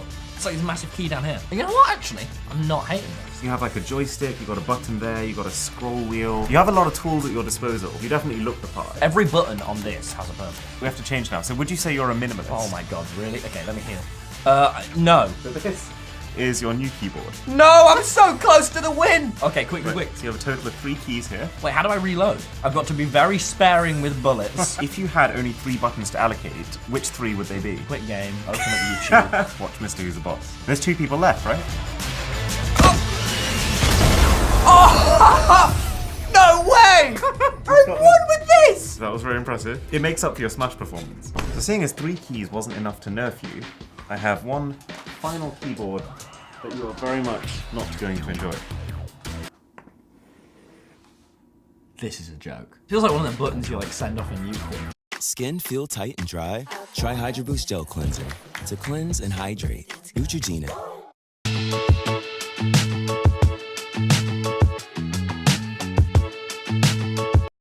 Does it work? It's just a button. It's just a single button. I can't. Oh, I can't open the inventory to remap it. Have you ever played around with custom keycaps? Tiny bit when I did my video with glasses. So I have some fun ones for you to try. It's called an interactive cooking pot keycap. Is this what you expect to be testing when you came in? So is there any use for a custom keycap like this? No, there's no use. This is a minus 100 out of 10. You're gonna lose this within 5 seconds. The dog's gonna eat this. Okay, so I'm hoping you think this next one is better. Oh, a Lego! Lego. I love Lego. This would be cool. You could put a whole Lego build on this and then you press it down. No! No. Lego brick that doesn't actually fit any Lego. That's like the worst of both worlds. Every time you tap your key, you're basically impaling your finger on a piece of Lego. Terrible, yeah. This is apparently a working fidget spinner. Am I gonna Tommy spin it? You can't beat me to it. That's pretty fast. Yay. Final keycap. This is my favorite. So this is the original Apple Mac computer and the keyboard that came with it. Yeah, I like that. That's cute, man. We're getting to the really weird now, though, with the Azeron Cyborg. You've never used anything like this, right? I don't think anyone has. I guess my concern with it is that it looks like it's learning a new language from scratch. Yeah, this is a bit much. So every single finger has at least 6 things it can press. How long do you think it would take you to get like muscle memory with something like this? Solid feeling. Which ones shoot? I don't know. So one by one, I am figuring out these key bindings. That's absolutely incredible. I think the coolest part about it is that once it's molded to your fingers, the amount of travel between your fingers and the buttons is absolutely tiny. It's like an 8 out of 10. It's so cool and as well feels like it has a functionality. You probably don't even know what that is. Looks like 2 arse cheeks. It's actually even better than that. This is the Orbitouch, a keyboard that gives you full access to all 128 key functions, as well as every single mouse interaction, all while requiring 0 finger or wrist motion to operate. This bit here has A, B, C, D, E, so if you move that one there, you've selected one of those 5. And then if I do A, oh, yeah. Whoa! It looks like it's kind of designed for like a really corporate office environment. Oh, that's actually really fun though. It's so jiggly. You having fun batting? H, E. Am I doing it? Yeah. Yeah. L, L, O. Heck low. Oh, it is what it's trying to be. Which is nice. I like things that nail exactly what they are and they have a purpose. How much, based on the way this thing looks and feels, do you think this thing cost? 100 quid? 550. 550! Never mind. I'm not blown away 2 by of it. 10. Yeah. This is our frankly insane looking lyric speaker. And I think it's gonna blow him away. It's a speaker with, I guess you could say, a trick up its sleeve. Is it a monitor, maybe? Kind of looks like a modern art piece. This is really weird. Oh! Oh wow, that's loud! The sound is incredible. I feel like I'm in a bloody club! Yeah, look, so you know the rule. It's not just like reading out a transcript, like it's displaying the lyrics in like a really artistic way. Oh wow! Yeah. Never gonna let you down. Practically speaking, this is not worth 2,600, but No way. it's a nice sounding artistic piece. I'm surprised how good it sounds. Yeah.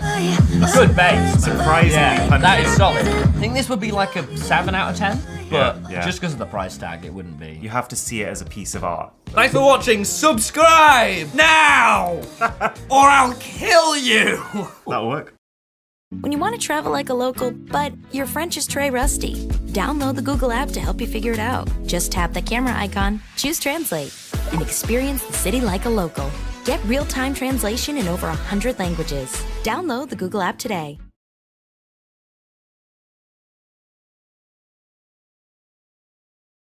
Whether you're just getting into auto repair or you're a professional mechanic, Harbor Freight is your destination for quality auto tools at the lowest prices.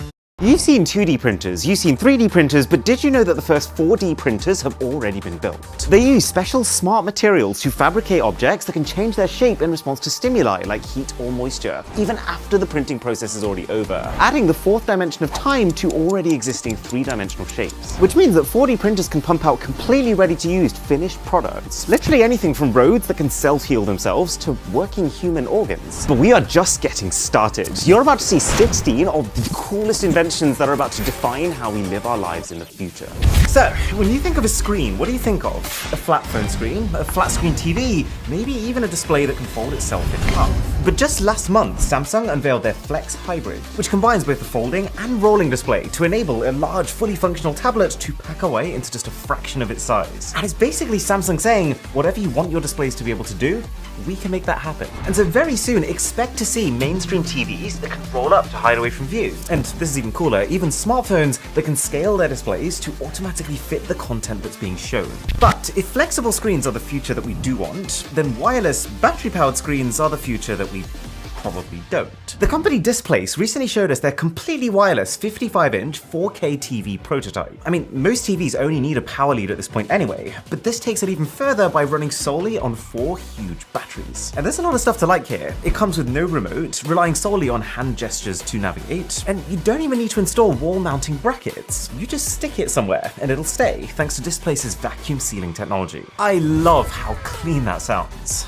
But you might have noticed the one little problem here. The vacuum that's keeping the screen stuck onto the wall obviously is going to run off the same batteries that are powering the screen itself. So when those batteries run out, it might also be displacing your floorboards. I mean, it's probably fine. If you lived in a ball pit, whose idea was this? Bazinga. Every now and again though, thinking outside the box does pay off, like with Li-Fi. In the exact same way that Wi-Fi allows us to transmit data using radio waves, the German physicist Harald Haas realized that light can be an even more powerful tool. You basically have an LED bulb that can turn on and off so quickly that the human eye can't even detect it, to send binary on-off signals, just like radio waves carry. Except that because light travels much faster than radio waves, the potential ceiling for Li-Fi is about 100 times faster than Wi-Fi. The only real drawback being that because the signals are made of light, they can't penetrate walls at all. But then again, for people who want security, that's also one of its biggest perks, because it's literally impossible to interfere with unless you're sitting in the same room. Li-Fi is not about to take over the world tomorrow, given how entrenched our lives already are with Wi-Fi, but it is absolutely perfect for some specific situations, like military communications and getting internet access to planes. Plus, I mean, if we get to a stage in the future where we've literally reached the speed limit of Wi-Fi and we do need the next thing, you might well one day be asking your friend for the light bulb password. Now, when you're not using it to send data, we already know that you can also absorb light to power our homes. This usually requires installing large, cumbersome solar panels. But in 2022, scientists at MIT managed to use semiconducting inks to print a set of solar cells thinner than a strand of human hair. They weigh 1/100th of a typical solar panel, and because they're just the stuff you need and nothing else, they're pound for pound 18 times more efficient at generating electricity than typical panels. That's such a difference that the types of possibilities start to change. Like, it's not just that you can now install them onto the roofs of buildings, but you could stick them on drone propellers to get extra flight time, on backpacks to charge your phones while you're walking out and about. They're actually really significant for disaster relief. Like, let's say that a country has just had an enormous flood, then being able to send them 5,000 solar panels all packed up into one little box is the absolute fastest way to get them to start generating power again and get back on their feet. But if we trace it all the way back, the reason that the sun is always churning out solar energy in the first place is because it's constantly undergoing a process called nuclear fusion, where because it's so unbelievably hot there, lighter atoms are given enough energy to be able to fuse together with each other to form heavier atoms. The heavier atoms weigh less than the sum of the two lighter atoms, meaning that some of that total mass is lost in the process, being released in this case as energy to power things. And so, what if instead of scooping up some solar energy when it eventually arrives at Earth, we just cut out the middleman and harness that process ourselves inside a fusion reactor, using supercharged lasers to get things really hot and fuse atoms together in a controlled environment, producing a huge implosion of energy from that reaction. Milo's arrived, everyone's favorite science teacher. I want to teach them about nuclear fusion. He's a very well-educated cat. Anyways, for a long time this has been considered an extremely difficult, almost pointless quest, especially since every single attempt thus far has used more energy heating up the particles than it's produced from the fusion itself. Until December 2022, when scientists in the US announced that they had finally achieved something called ignition. For the first time in history, the fusion reactor produced more energy than they put in to start the reaction, proving that it's not only theoretically possible, but that we can actually do nuclear fusion, which, because it runs on hydrogen atoms, the most abundant element in the universe, means that we could have a near limitless source of energy with absolutely zero carbon footprint. But as well as these longer-term solutions, we also need to start finding cleaner sources of energy for now. Because, I mean, the burning of fossil fuels still accounts for 80% of the world's energy usage, and we're kind of running out of them. And that's what this next invention does. If you were to guess how a wearable device could draw power from just your body, you'd probably say kinetic energy from the movement, or electrical energy from your nervous system. But what if I told you that you could power your smartwatch with just sweat. Scientists at the Nanyang University in Singapore have created a battery that's smaller than 1 square inch, but can react with the chloride ions in human sweat to produce electricity. The part that makes it absolutely ideal, though, for wearable devices like this is that they also fixed it to a flexible fabric cuff that absorbs sweat so that the battery can carry on being powered even when they're not actively sweating. So in a weird kind of way, that fabric becomes the backup battery. The tech isn't at a level right now where it could completely run your high-power Apple Watch on, but it is generating not insignificant amounts of power. So at the very least, this tech could keep your existing smart gadgets just running for longer. Oh, and a sub to the channel would be tremendous. That was dreadful. But why stop at wearing tech when you can become the tech? At least that's the idea of smart tattoos, which, now I think about it, really does sound like something out of Cyberpunk. Smart tattoos are effectively personalized circuits that can be glued to your body, powered by sweat in the exact same way, and able to execute commands upon being triggered. Like, no joke, playing your favorite song when touched. Right now, the maximum time we've managed to get one of these tattoos to last is about 2 weeks, because of the simple fact that humans are constantly shedding skin. But if that hurdle can be overcome, the idea of a fully customizable, on-body connection to the smart world around you, pretty tantalizing. But with number 9, it's time to go even deeper. No, like literally, inside the body. Because if you wanted something more permanent, then microchip implants are a real thing that people are already starting to get. And even though we're quite far off from the whole my arm is a smartphone under skin display systems, what you can still get is an RFID tag to store important medical data that it can be scanned if you're ever found unresponsive. Or an NFC tag that allows you to unlock your door or pay for things using your wrist. Okay, time to change lanes. Number 8 solves a problem that we've been living for so long that we didn't even realize there's a better way. Airport departure boards, and how they have to cram hundreds of different flight details into one single board. But just last year, a researcher at Delta Airlines created a technology that basically eliminates that, admittedly first world, problem forever, by making it so that when you look at the screen, you're only seeing the information that's relevant to you. Or in other words, a parallel reality display. The screen has special individually lit pixels that, unlike normal pixels, which display one tone of light in all directions, can actually display hundreds, if not thousands of different colors depending on the angle that you look at them from. And so, when you pair that with a motion sensor that knows which passenger is looking at the screen from which angle, it can make sure that from that angle, all the pixels are lighting up in such a way that all that passenger sees are their own flight details, loud and clear. I really hope this one takes off. Man, wouldn't it be crazy if every billboard showed you personalized adverts, or every road sign you drove past showed you directions specific to where you needed to go? It's gonna be a very interesting world. Number 7 then is spin launch, and this one's fixing a much bigger problem than just having to stare hard at a board a few times a year. So there are currently over 5,000 active satellites orbiting this Earth, and it's estimated that by 2030, we are going to have launched 10 times that number. If we want to get high-speed internet in all parts of the world, you're going to need more satellites, but that does cause a problem.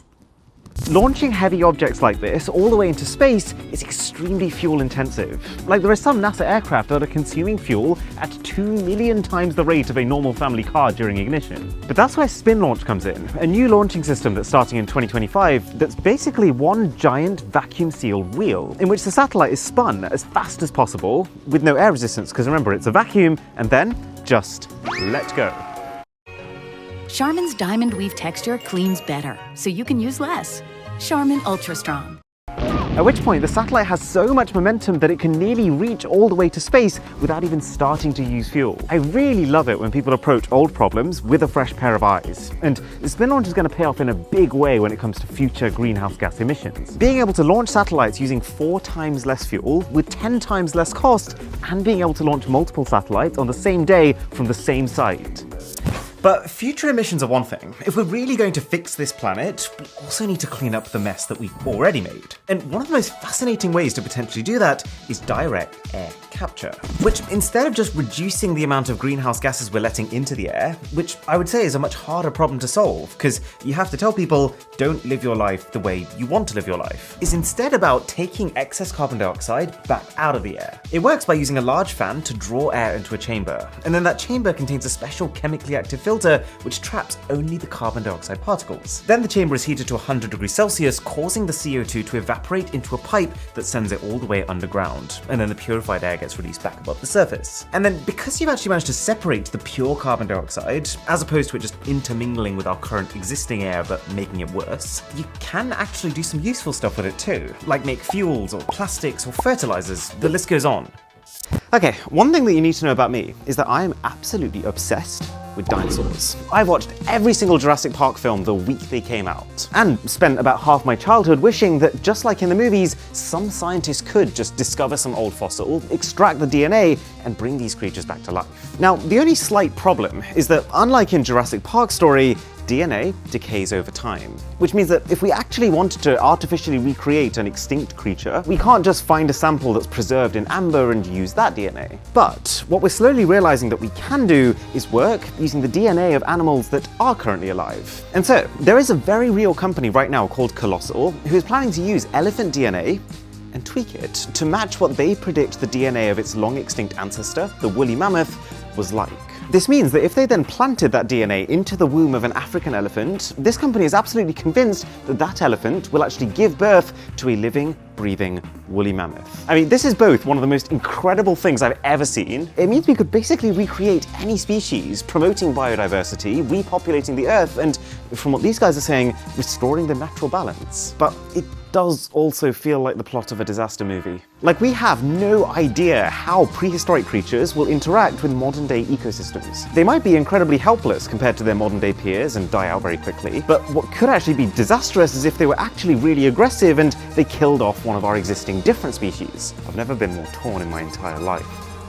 But, incredibly, de-extinction is not the only 90s sci-fi prediction that's actually become a reality, because we've also now got fully functional flying cars. This is the Aska A5. It's a four-seater, mostly electric, flying car with a series of wings and drone-like propellers that work together to give it a top airspeed of 150 miles per hour and a total range of 250 miles per charge. And this has legitimate benefits. Because of the windy nature of roads, and obviously traffic, it would take you roughly 2 hours to drive a normal car 100 miles on, let's say, a UK road. If you flew one of these instead, it would take you just 40 minutes. It is absolutely phenomenal to think that this works. It's just that the way that we've built our current transport infrastructure makes it quite a useless proposition in practice. Like, you can't drive this thing on a road. What if you're like this and a big lorry pulls in next to you? Either you're losing a wing or they're losing a head. And then if all you want to do was to just fly, if you just went to an airport like a normal person, you would find yourself on a plane that can travel closer to 500 miles per hour, over 3 times faster. Oh yeah, and the Aska also costs about $789,000.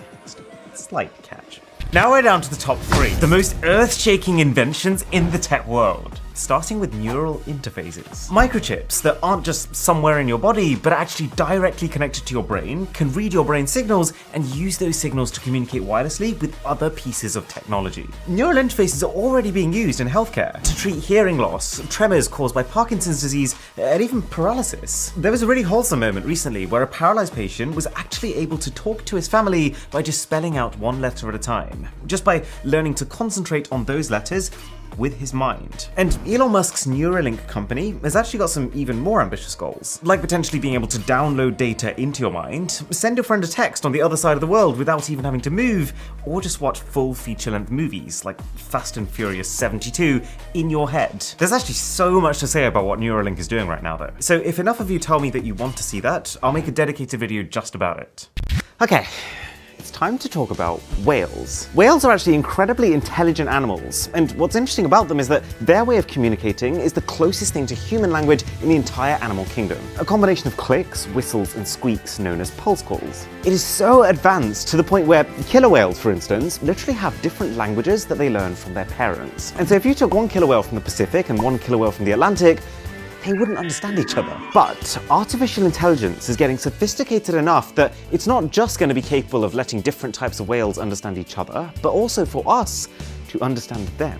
This whole project is called the Cetacean Translation Initiative, and step one is for them to gather a bunch of different sound recording mechanisms, including hydrophones attached to buoys, electronic tags to attach to whales themselves, and even robotic fish that can go thousands of feet deep to record whales in their natural habitat. And they're going to use these devices to try and record roughly 1 billion individual clicks. Once they've got that, they can then run this data through an AI that specializes in natural language processing. And this is where it gets interesting, because this AI should then be able to look at all of this data at once, find the context in which certain clicking sounds are repeatedly used. For example, it might notice that certain types of clicks are used just before the whales start to hunt. And since this AI is able to look at vast quantities of data simultaneously, it can sort them into a language map that then allows it to predict the future meaning of clicks that it hears from then on. And I mean, think about it, if that works, this means we could not only be able to translate what they're saying, but we could talk back to them. I just want to make sure this is sinking in. We're talking about literally the first step in interspecies communication.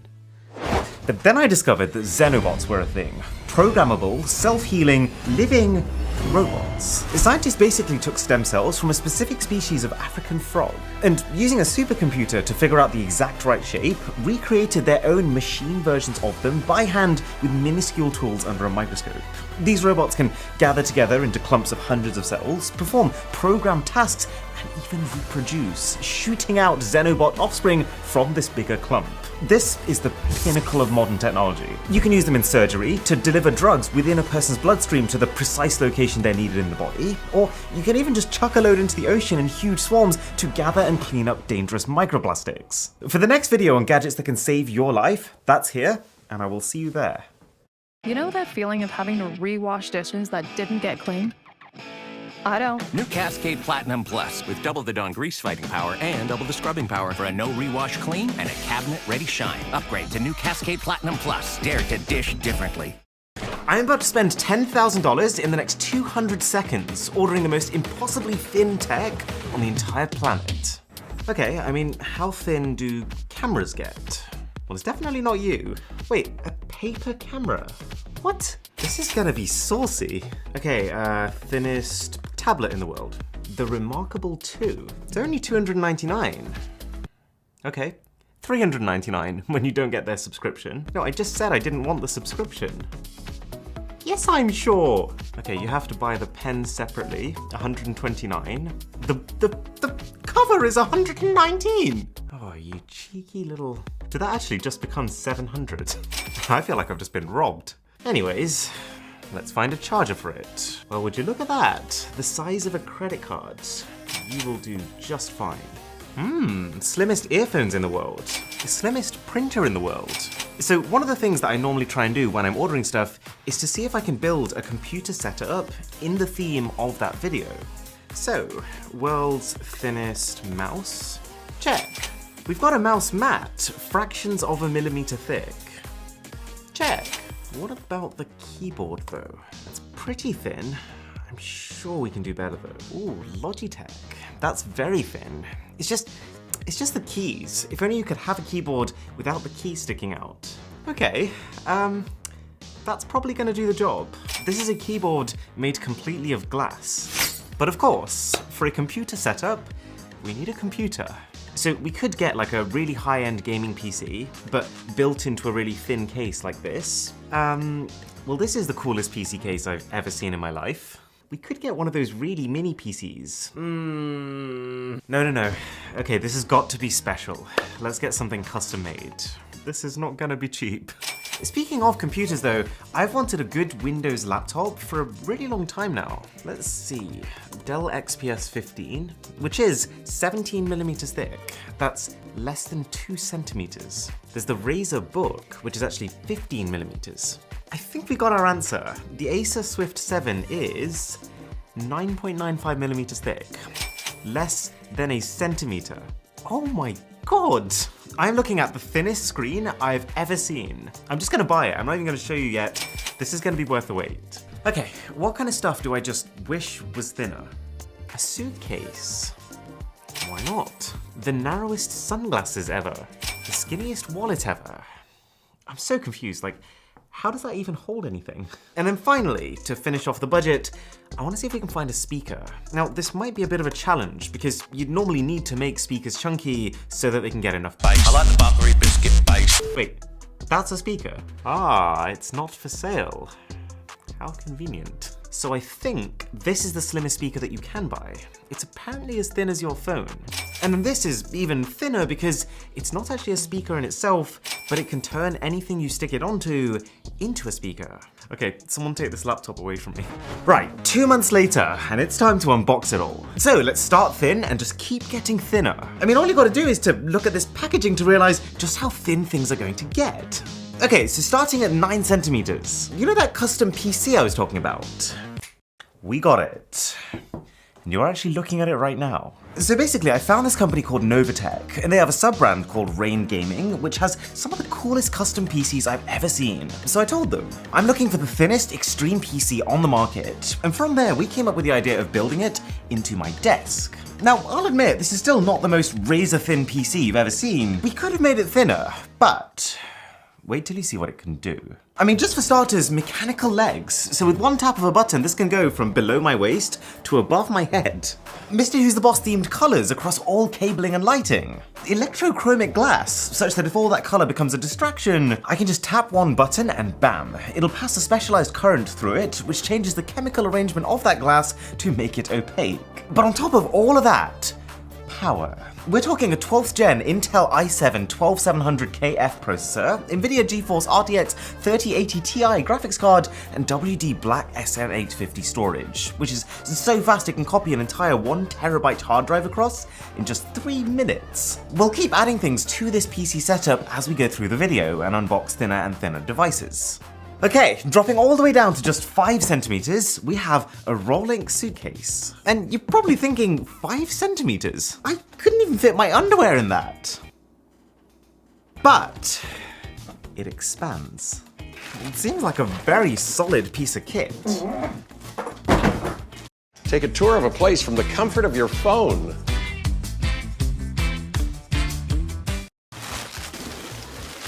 This feels wrong. It's not a suitcase, surely. I love the concept of this. It only ever takes up as much space as it needs to.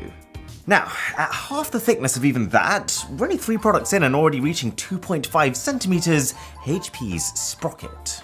This is a printer.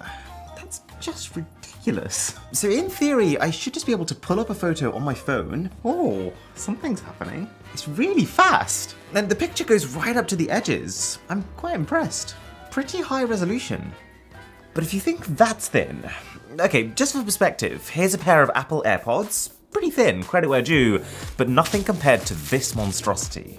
Inside this pack should be the Yobio Card 20 earphones. Oh lord.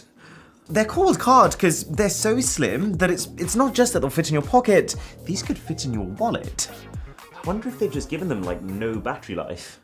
Now, I honestly have zero idea what to expect from this one. It genuinely looks like someone's taken a proper camera and then just sat on it repeatedly to flatten it. It's quite a strange product. Like, it does actually feel quite solid and well made. But then to look at, it's more like a middle school origami project, but then it is actually a proper digital camera with real interchangeable lenses.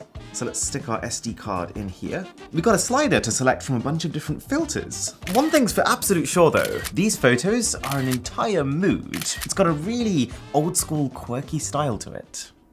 You know, I would genuinely say that testing new speakers is one of my favorite things ever to do. And that pleasure is never greater than when you're testing a record-breaking one. This Lenovo 700 is just 1.1 centimeter thick. Okey-dokey.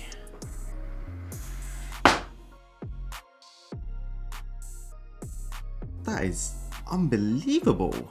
How is that going to sound? Because normally for proper bass, you need physical depth for the speaker to be able to like push air. I think this is smaller than my phone. The speaker is so thin, the sound is so fat. Especially when you factor in that they've also apparently squeezed an 8-hour battery life into this. Oh, but we can actually get even thinner audio. And to get this thin, we're having to use a completely different technology. This is Blade. It's not a speaker in of itself, but you can place Blade onto anything, and I mean anything, to turn that device into a speaker. It sounds like science fiction. Instead of turning your music into a sound wave directly, it's instead converting it into a mechanical vibration that can use the space inside another object as a sound chamber to induce that sound wave from it instead. Okay, so you can kind of hear the vibration already, right? It's like magic! Oh my god! I can feel the bass through this cardboard box. The bass I'm getting while it's sitting on this PC is insane. Okay, we're about to break the 1 centimeter mark. And I still can't quite believe that the product we're doing that with is a laptop. This is the record-breaking Acer Swift 7, apparently made possible through a razor-thin magnesium aluminium alloy material, and also presumably a severe trimming of the speakers and battery. No, it barely feels heavier than my iPad. I feel like the hardest thing to comprehend here is the fact that this is 2 layers. This is a screen, a keyboard, ports, it's everything. It genuinely feels like I'm using a dummy unit that doesn't actually function. Let's try watching a quick video. The screen is a bit dim though, and the speakers are... oh god, moving on. Okay, time to completely switch tact. Coming in at 0.9 centimeters thick, these are the Rove sunglasses. Slightly cheap packaging, but we'll look past it. There it is. I feel like I need to stress this. 0.9 centimeters is how thick they are when folded. If I unfold them with 1, 2, 3, 4, 5, 6, 7. This is so thin. I feel like I could slice something with it. Fruit me. Just for science. Oh, we're in. No way. Didn't think I'd be doing this today.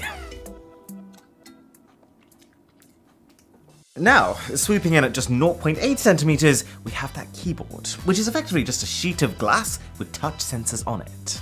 Doesn't sound the most appealing to use. Like, the reason that normal keyboards are comfortable is that the keys will travel as you press them in. This one doesn't have that, and what is that font? I can't complain too much though, it's extremely thin, and the core concept of this design is straight out of a sci-fi film. Plus, if I turn it on here, it also has LEDs baked in. So, I didn't think I needed Swiffer until I saw how easily it picked up my hair every time I dried it. It only takes a minute. Look at that. The heavy-duty cloths are extra thick for amazing trap and lock, even for his hair. Wow, you'll love Swiffer, or your money back. Yeah, this ain't the best. What's kind of crazy though is that even thinner than that sheet of glass, there is a company called Espresso who's managed to build a fully working display. It's not the highest spec screen out there, it's a 1080p LCD, but still, the dimensions are shocking, and it feels quality. This is an aluminium and glass shell. It reminds me a lot of an iPad in terms of design. Let's come back to that when we have all the pieces of this setup. Okay, not so fun fact about me. For quite a while now, I have struggled with falling asleep. I think my brain is so used to just constantly churning out video ideas that it doesn't know how to shut off anymore. Well, these earbuds, called the Cocoon Nightbuds, are designed to solve that problem. They're pretty funky looking. But that's because of this hub in the middle here, which is packed with sensors that will be able to detect when you've fallen asleep. So you no longer need to keep setting these sleep timers for your content. These earphones will automatically fade out your music the minute you no longer need it. But that's not even the coolest bit. They can also track your sleep quality and help you understand it. They can detect snoring and mask the noise from it, and they're so thin from every angle, a quarter of the thickness of normal Bluetooth buds, such that it doesn't really matter what position you're lying down in, you can't really feel them. They feel like an extension of your head. Based on a quick first impression, I am a big fan of this, and the sound quality is not the best, but pretty good.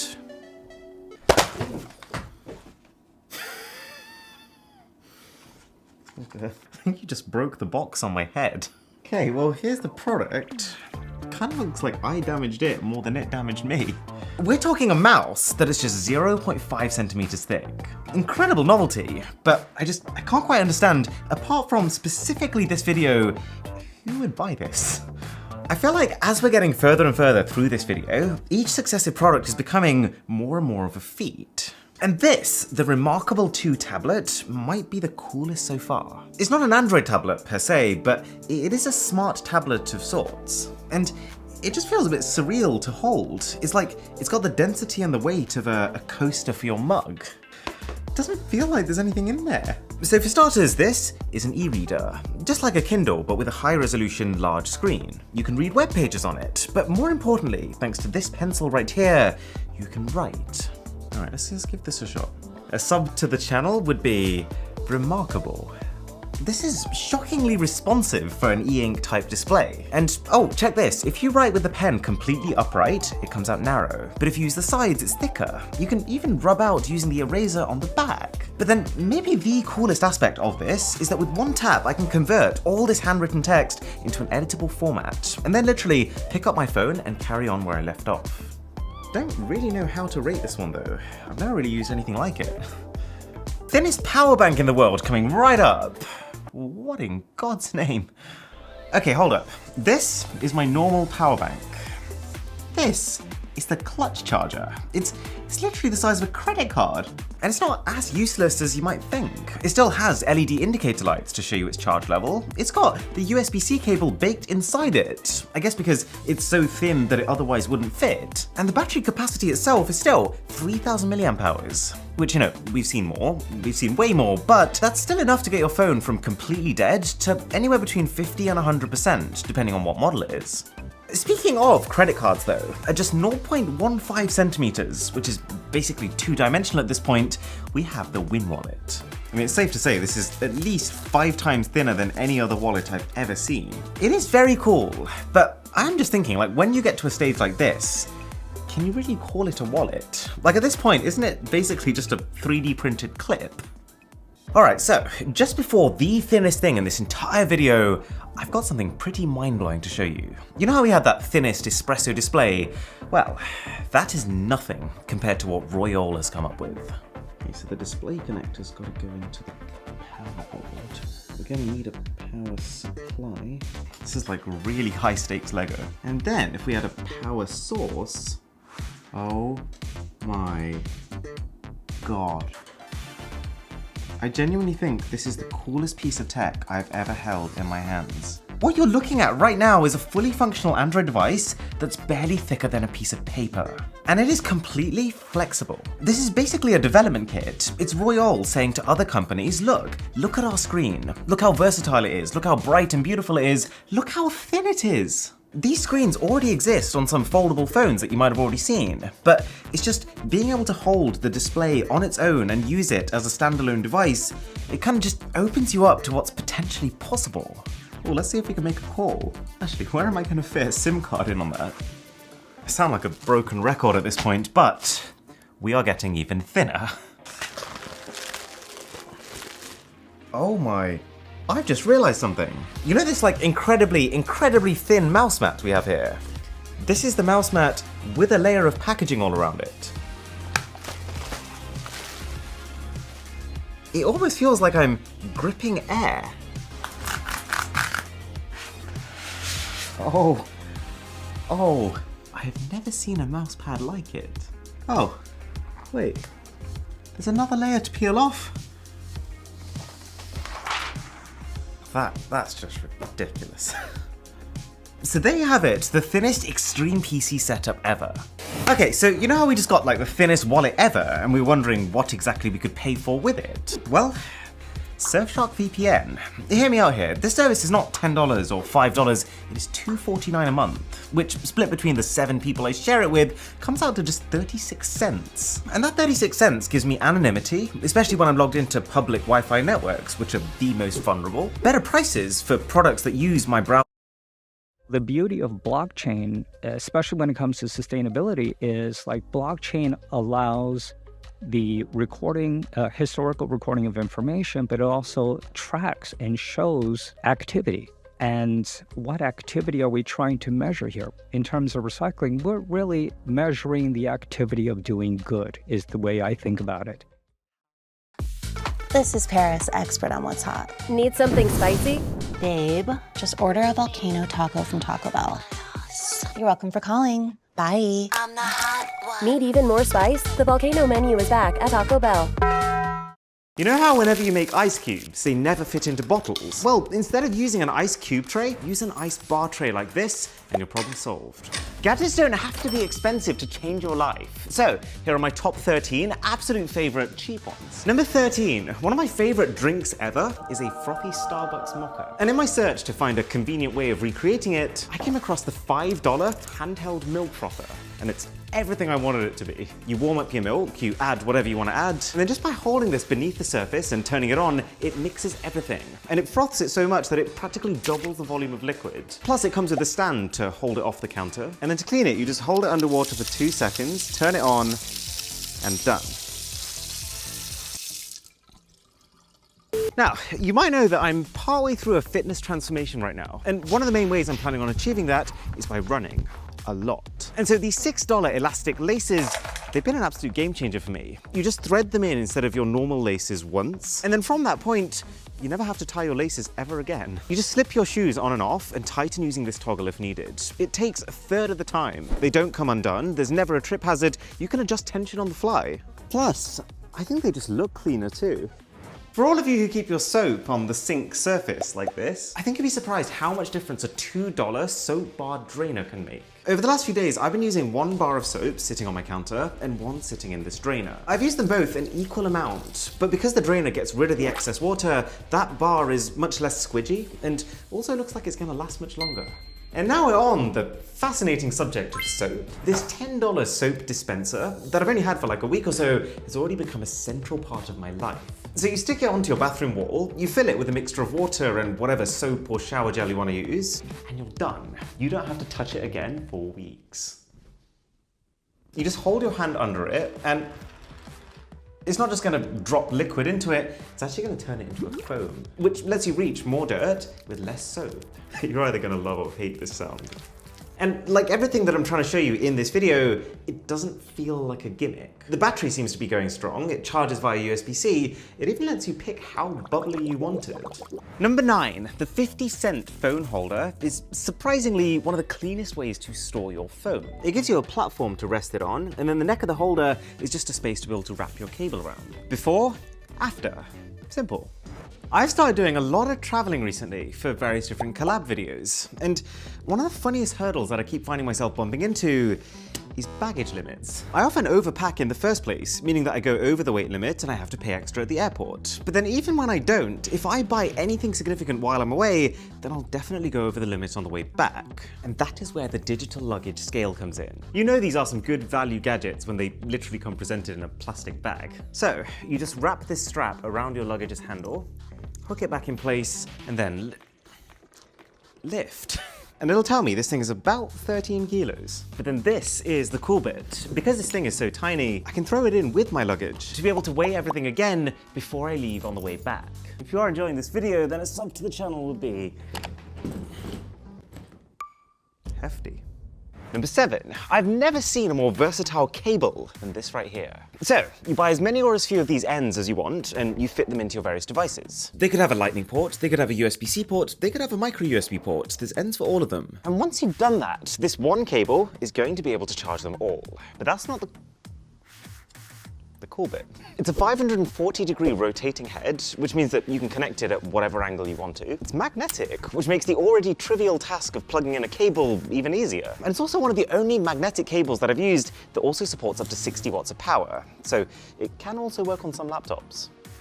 Right, so for number 6, you know how vacuum cleaners are these big, bulky tools that have absolutely no subtlety whatsoever? How they'll either not be able to fit into small places, or if they do, how they'll half the time suck up things that you actually wanted to keep. Well, the $2 Dust Daddy, yes, that is the real name, goes a long way to changing that. It adds these straws onto the end of your hose, which are not just there for extra reach, they're also flexible, which allows you to bend around what you're trying to clean. The corners in your walls, the bottom layer of your mechanical keyboard, it can even do the inside of your drawers. And you know that so long as the contents aren't bigger than the entrances to these tiny straws, it won't pick them up. This next one pains me a little. As someone who really values audio quality, this is not an amazing sounding Bluetooth speaker. But here's the thing, right? I first found it on Amazon for $20. And for that, it's loud, it's waterproof, it's got 8 hours of battery life, it's a well-liked product. So I traced it back and managed to find the original product that the Amazon listing was based on for $5. And for that, it actually makes a lot of sense as just a cheap way to boost your phone's volume in the bathroom. I've tried it with music and you can still enjoy songs. And I've tried it on Netflix and you can still clearly hear what people are saying. And the other benefit is that you can use this to play, pause, skip your songs without needing to get out the shower to go grab your phone. Believe it or not, this thing right here is the most handy product I used throughout my entire university life. This is Dishmatic. And I get it, putting a washing up sponge on the end of a stick, it feels like caveman logic, but the result is truly wonderful. Because this stick is not just a handle that allows you to get a better angle and keep your hands away from the muck, it's also a reservoir to store your washing up liquid and release it bit by bit into that sponge. It's a very 21st century way of cleaning, but I got nothing against that. Right. Let's talk about suction cups. Because just $2 gets you a pack of 4 suction hooks. And I know they look simple, but they're actually hiding quite a powerful mechanism. Flicking the hook up unlocks the suction cup, so you do that, line it against a wall, and then fling it back down, which creates a vacuum against the wall, making it very, very firm. Anything that you can fit on this hook, it will hold. This thing is so strong that I'm almost convinced if I get it on my forehead. All right, towel me. Ooh. Okay, never mind. But in all seriousness, this hook has become an absolute staple of my life. Every time I use the shower, this is where I hang my stuff now. Number 2 is the tiniest gadget of them all. This is the InCharge Classic. I know it might look like one of those little USB sticks, but it's actually a charging cable. It unfolds to the magnificent length of 4 centimeters, which is still plenty. And it just means that so long as you can find yourself a standard size USB plug, or a laptop for that matter, you'll always be able to top up your phone. Alright, I've saved the best till last. This is the Faucet Glass Cleaner. It requires a little bit more setup than some of the others. You have actually got to go into your sink and swap a couple of parts, but if you can do that, this is how fast I can wash my glasses. You ready? 3, 2, 1. It's basically done. So you might know that just a couple of weeks ago, I went to go and see Mr. Beast. And while I was with him, he strongly recommended that I watch this show called Death Note. It's free on Netflix, he said. So I searched, and I searched, and I searched. I was convinced that I was typing it wrong, until I realized it's only available on the US version of Netflix. So, by booting up Surfshark VPN, I was able to switch my location from the UK to the US, and all of a sudden access the entire library of US Netflix shows, including Death Note, which I'm now 30 episodes into. Surfshark costs literally $2.49 a month, which split between the 7 people I share it with is just 36 cents. And if you hit the link in the description and use code BOSS, you'll get it not just for that $2.49 a month price, but also 3 extra months for free on top of that. Fully refundable if you don't like it. Helping our environment isn't about doing one big thing. It's about doing a lot of little things that This is a robot cleaner for your windows. It uses vacuum sealing technology to defy gravity, sticking to vertical windows and staying stuck even while it's navigating its way around the windows while spraying them with water. Look at the difference! That is actually really impressive. I feel like it has to be said, I am kind of sick of most smart home gadgets that are basically just normal gadgets but with some kind of app that half the time makes everything take longer. So, welcome to 12 of my favorite smart home gadgets that are actually smart. So, for example, whenever you get wet and you want to dry yourself, so cold. What do you do in this situation?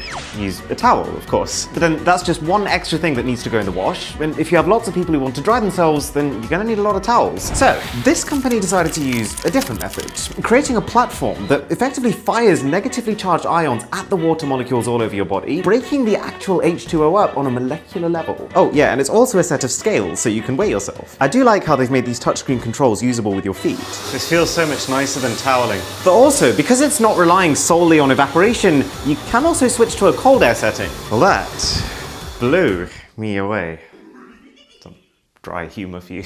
We just got hot. Now let's get steaming with the portable automatic ironing machine, which starts off as this not so little box. When you want to use it, extends into I guess what looks like some sort of alien life pod.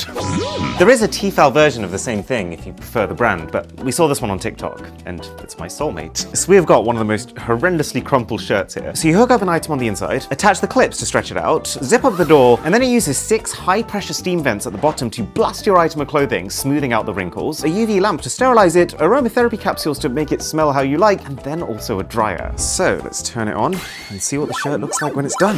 Okay, so we all own a table, right? And I imagine most of us also have a decent-ish selection of board games. So why not combine the two? This is the Infinity Game Table, and it's such a perfect concept because the dinner table or the coffee table in most houses is where the socializing happens. And so I think there isn't a single better place to have games accessible at your fingertips. I should probably get rid of this one. Much better. So, we've got a fairly solid set of metal legs. I'd say this is about an average looking table, but hey, it's all about this 32-inch impact and water resistant capacitive touchscreen display. And then under the hood, it's basically a custom designed games console, designed to play a hell of a lot of board games. There's around 40 games pre-installed. There's some quick ones like tic-tac-toe and table football, which naturally works pretty well on a table. But then you can also just whack on a full-on game of Monopoly if you're planning to stick around for a while. And I would say they've pulled it off kind of well. Some of the games do lack a bit of polish, and they don't run at the absolute best frame rate, but it is just so convenient. There's zero setup, it's on in an instant, and the fact that the games are all digital has allowed the company to really creatively bring them to life. Like the table actually has rumble when you're rolling dice, for example. Plus, because this is basically a full-on computer, you can also save games and carry them on another day. And I think this is so funny. You can even connect over the internet to play online versus your other smart table buddies. But let's be very honest, that is about as niche as features get. Still, this is an 8 out of 10. Now, if I wasn't already warmed up enough by the dryer, this next product is going to properly sort me out. This is the highest rated smart toilet seat on Amazon. And by smart, I don't mean like you can control this with Alexa, this is just actually clever. So for starters, it's heated, which when you first try it, does kind of feel like you're sitting on a seat that someone else has just got off, which is not the best mental picture. But once you push past that, it's actually really freeing because it keeps you as warm as you would be with clothes, but just without them. Mr. Beast was not wrong when he recommended I get one of these, but there's more. It detects when you're done and uses ultraviolet to disinfect. It's got a baked-in soft close mechanism. And then there's the bidet, which, I mean, there is no nice way to describe this, uses a powerful jet of water to clean your posterior more thoroughly than tissue paper alone. So we've got posterior mode, we've got feminine mode, turbo wash. Oh shit! Oh no! When is it gonna stop? Well then. Following your turbo wash, you can also use the heating unit on the inside to dry your butt. The only two downsides I would say is that A, you've got to make sure it fits the style of your existing toilet, which I would not say this does, and B, it does also need to be connected to the mains, which is not something everyone has in their bathroom. But to be fair, it's not something that a sneaky extension cable can't fix. Happy B-Day to me, I guess. Even with UV sterilization though, you are still gonna have to properly clean your toilet every now and again, which is where this next gadget comes in. This is the Gidel toilet cleaning robot. And honestly, I think I speak for everyone when I say toilet cleaning is one job none of us would hate to automate. So, the robot is completely waterproof, it's made of antimicrobial plastic, and it's apparently designed to intelligently navigate its way around obstacles. But essentially, the idea is, let's just say you've eaten some really bad street food over the last few days, you just plug this robot into your toilet seat, click the on button, and then hit go.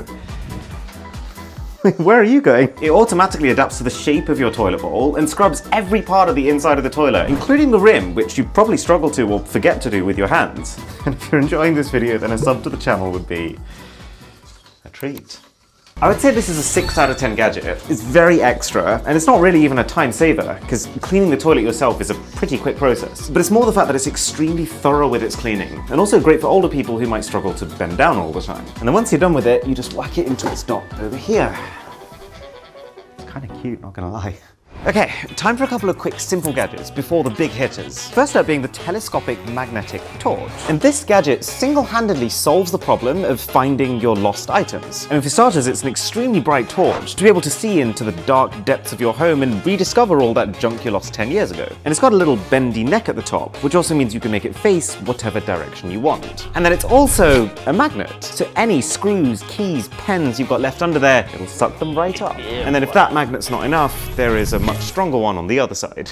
And then just as simple and practical, this thing right here is an automatic pan stirrer. So you know me, you know I love to optimize my time, right? Well, when you're cooking a complex dish and you just want one less thing to worry about, all you do is you stick this stirrer into one of your pans, push this button to turn it on, and it starts vibrating. The legs are shaped in such a way that this vibration then causes it to spin and bounce around the pan, mixing everything. And there's even 3 power settings depending on how thick your dish is. It's very thoroughly mixed that entire thing in about 30 seconds. It's definitely better at soups and curries than it is at like dense risotto, but when it works, it really does work. Okay, quick check-in on the ironing. It's still in progress, but it looks very promising by how inflated this bag is. Tell you what though, it has warmed the entire room up. All right, time for the top 5. Now, one of my favorite vibes of all time is just to be sitting next to a fire. I did a bonfire last year with my team, and I can't tell you how much I love the warmth, the crackle, and just the way it looks. It's so interesting. Well, the Spin 90 is basically all the best bits of fire with all the caveats taken away. So you can probably imagine I've been pretty excited to tell you about it. So for starters, I think it's the perfect size. It's small enough that it can easily fit onto one of your tables, but it's big enough that it still feels like a communal fire that people can gather around. And then the fire itself has a bit of a twist. There's no electronics here. It's a very simple case of you light the fluid at the bottom.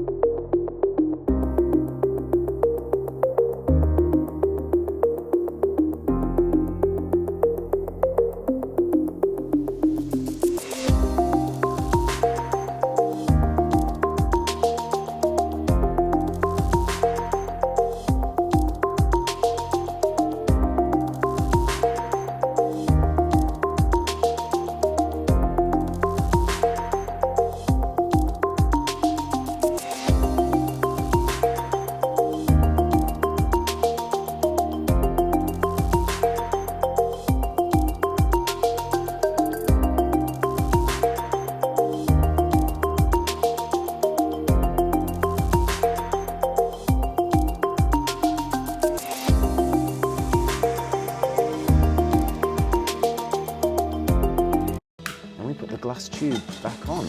The Spin 90 takes in air from the bottom and then channels it to move in this corkscrew-like path as it's drawn upwards through the glass cylinder, making the flame itself this magnificent spiral. Oh, Simba! Hey, look what I've got for you, look.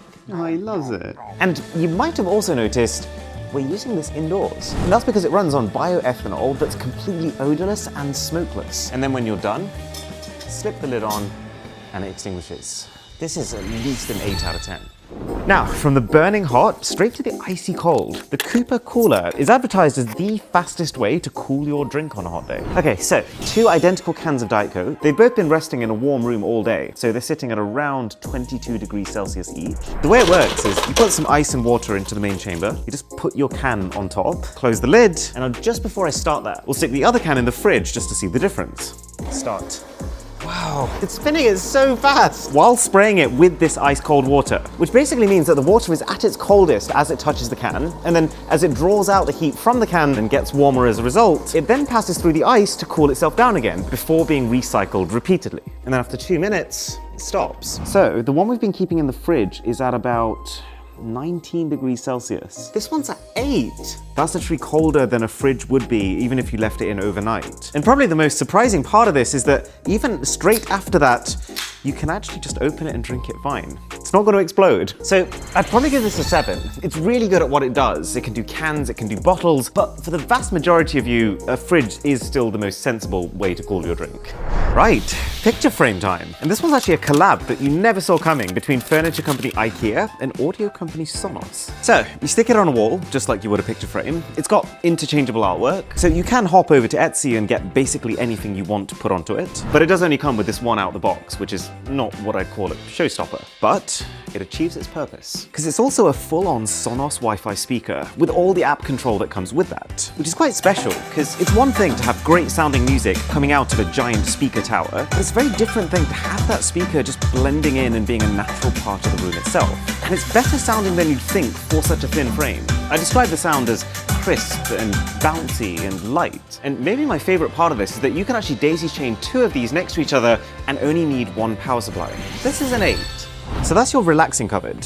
time to upgrade your work life with the Moleskine Smart Writing Set. It's something my team and I have started doing recently is putting a lot of time into our video thumbnails. We very often sketch them out on a Samsung phone before taking the photos for them, for the sole reason that it means we can quickly share those drawings. But there is just something undeniably satisfying about making notes with real pen on paper. And the people at Moleskine knew this. I mean, fundamentally, this is a paper notebook and a pen, and a preposterously expensive one at that. But this pen, connected to an app, can actually send fully accurate recreations of each page straight to your phone. How? Well, this notebook is not the simple paper that it seems. Every single page is coated with an extremely fine mesh of dots across it. The dots allow the pen to understand where exactly it's writing and then send that information via Bluetooth to your smartphone. And this has more benefits than you think. The app can convert your written handwriting to digital text. You can search through your notes based on what's in them. The pen always knows exactly which page it's writing on, so everything is always going to be in order. And then when you're done, you can literally email your entire page as a PDF in 2 clicks. And I was also quite surprised to see that the notebooks are not that expensive. Usually with products like this that kind of lock you into a closed ecosystem, you end up paying a hefty premium to stay in it. But once you've got the pen, replacement notebooks are like $20 for 2. So how do we top that? Well, with probably the strangest gadget of this entire video. So far we've replaced your ironing boards, your picture frames, your table, your toilet seats. Well, how about your windows too? This is the Atmos 4K Virtual Window 2. It's a framed smart display that can show you any of over 1,500 looped surround sound views, all taken by this company, Atmos. And that even includes fictional locations, like from One Piece and Star Wars, but you don't need to do that. Probably my favorite thing about it is putting my own photos and videos onto it, and that's free. You're either gonna love it or hate it, because yes, this is not dissimilar to just sticking a TV onto your wall. But what makes this just a really nice vibe is all the little things. The specific matte coating on the screen, the window-like frame around the edges, the fact that with each scene you also get an entire soundscape that you can adjust to your liking. Okay, just before we check on the shirt then, I've got one bonus gadget here from Insta360. It's called the Link, and it's basically built to be the solution to video calls that look like this. It's full 4K resolution, and because the camera sensor is multiple times the size of most laptop webcams, it lets in way more light for clarity. I mean, the video right now is being recorded on this webcam, and the other benefit of it being separate to your inbuilt camera is that it can move. You just raise your hand, the camera will blink 3 times to let you know it's in AI tracking mode, and it's actually wild seeing it in action. You would have to try really hard if you actually wanted to lose it. And even if I step away, it's just gonna automatically zoom in on me. It's got overhead mode that lets you show what's happening on your desk, portrait mode that lets it record full-on vertical video for social media. The movement even means that the camera can turn to look away from you when it's inactive so that you can be 100% sure that no program or website is spying on you. And then the cherry on top is phase detection autofocus. So even if I bring a really intricate object in front of me, the focus just snaps right to it. Check out the Insta360 link at the link in the description. So, this has taken a total time of 30 minutes, which is not quick. I am super impressed by how well it works though. And the shirt is bone dry, and it smells great.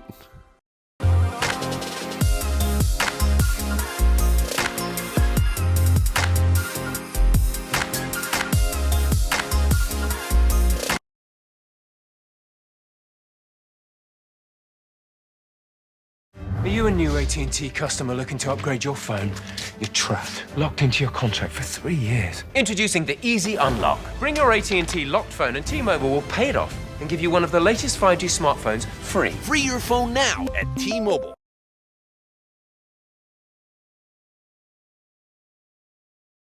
I've managed to get not 1, not 2, but 11 of the rarest limited edition smartphones on the planet. This has taken me months. I've had to hire middlemen just to be able to source some of the rarer ones. Oh yeah, and my card got blocked 3 times because my bank was convinced there was no way that I would actually do this. But here we are. So let's find out if it was worth it, from the least expensive all the way to the most expensive.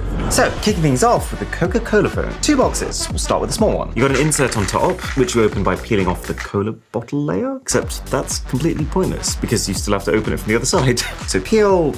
That didn't work. Peel. Peel.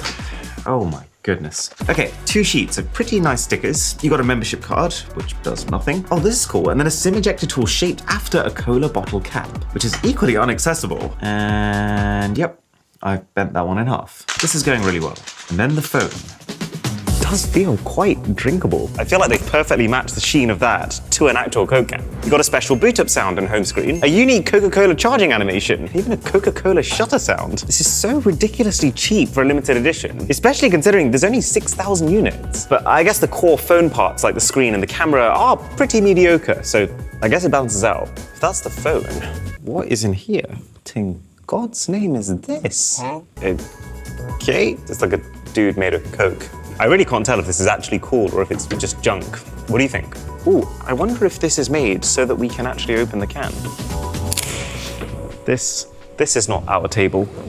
Now stepping things up to $470, we got the Astro Boy phone. It's based off a Japanese anime all about a boy who gets killed and then is brought back to life as a robot. It's kind of dark, but I think it's a cool premise. Pretty ordinary size package this time round. So we'll take the outer sleeve off, and we've got an upper box which has both a selection of sticker packs and a pretty skimpy but quite strong feeling case. We've got the phone. Anything special below that?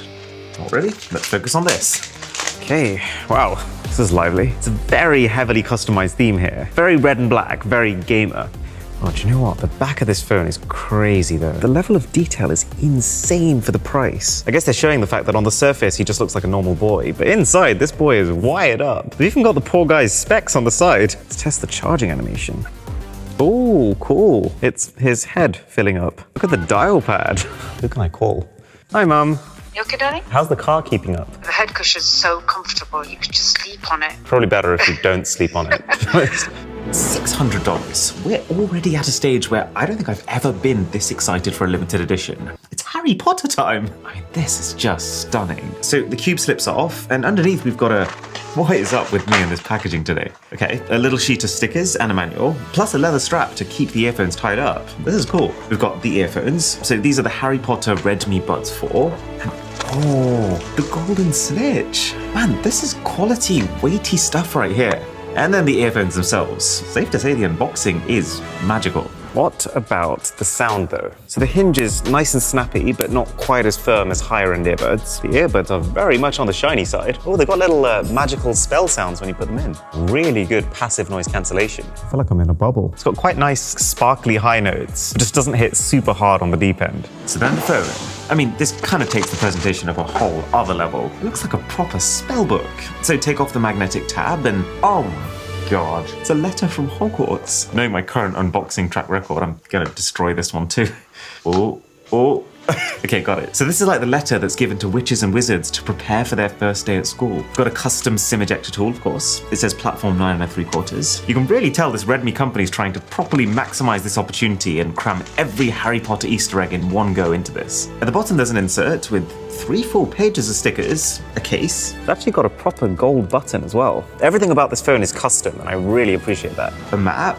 Oh, this is like the Marauders map, except it's actually a manual for the phone. And then the phone. Oh, there's something else underneath. It's a normal charger and cable. Okay, never mind. Let's unwrap this bad boy. Wow. There's so much going on here. Oh, and the cameras are linked like spectacles. And you've got the lightning bolt just above, which is kind of like Harry's forehead. The text is embossed, the logo is glossy. This is nice. There's so many phones like this where essentially the company only really wants people from one particular region to buy it. Presumably because that's the only region for which they actually have bought the licenses for the brand. In this case, the phone was made for China. So in order for us to actually get one here in the UK, we had to work with a Chinese resident who had to order it on our behalf, receive it, repackage it up, and then resend it across the world. Absolutely worth it though. Oh, the golden snitch! And the golden snitch flies off into Hogwarts. This is so cool. Oh, it lets you change your crest to one of the 4 houses. And you know what? It's not just the presentation of the phone that's leveled up this time. The actual core spec behind it is also way improved. It's got 120Hz OLED display, a high-end Snapdragon chip, 12 gigabytes of RAM. We've got a very dainty looking custom font for the clock. What about custom ringtone? There are 2,700 robocalls made every second in the U.S. You might have been on the receiving. Today we've got a goal. I've set a budget of $5,000 and we're going to use it to buy the tiniest tech products on the entire internet. All right, let's start simple. Mini smartphone. Great start. Oh, wish.com. We're here already. Let's see what's out there.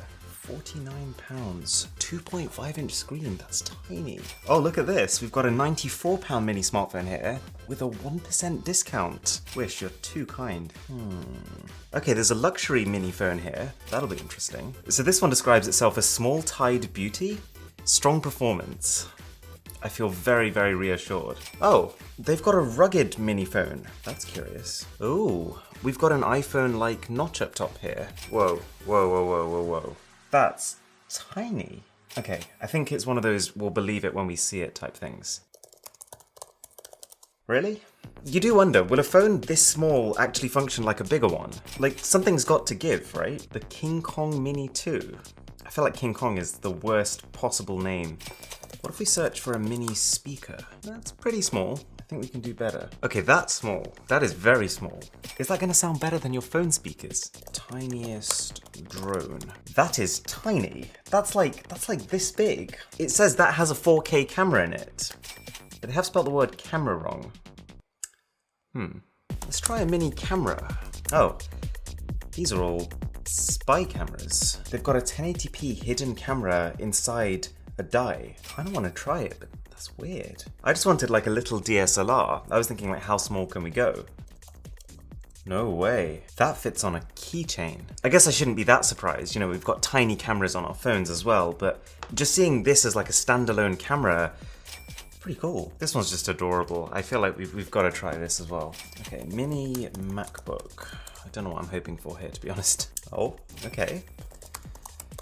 I want to find like a tiny laptop. All right, that passes the small test, I think. Let's give that a go. Oh, what about a mini car? That's just going to be a toy car, isn't it? The smallest mouse. Oh, we can go for world's thinnest mouse. That'll do us just fine. That's so tiny. Oh, that is exactly what we need. Let's do it. Mini flashlight. Oh, there's some very bold claims about the brightness here. That looks ridiculous. Okay, we have one here. It's not a mini flashlight, but this is claiming to be 9 billion lumens. So we can either get 9 million lumens, or we can get 9 billion lumens for an extra £10. Anyways. Okay, so this is a mini projector that fits in your hand and can apparently create a 100-inch display. What about mini power bank? So this is a mini projector, or we can get 9 billion lumens for an extra £10. Anyways.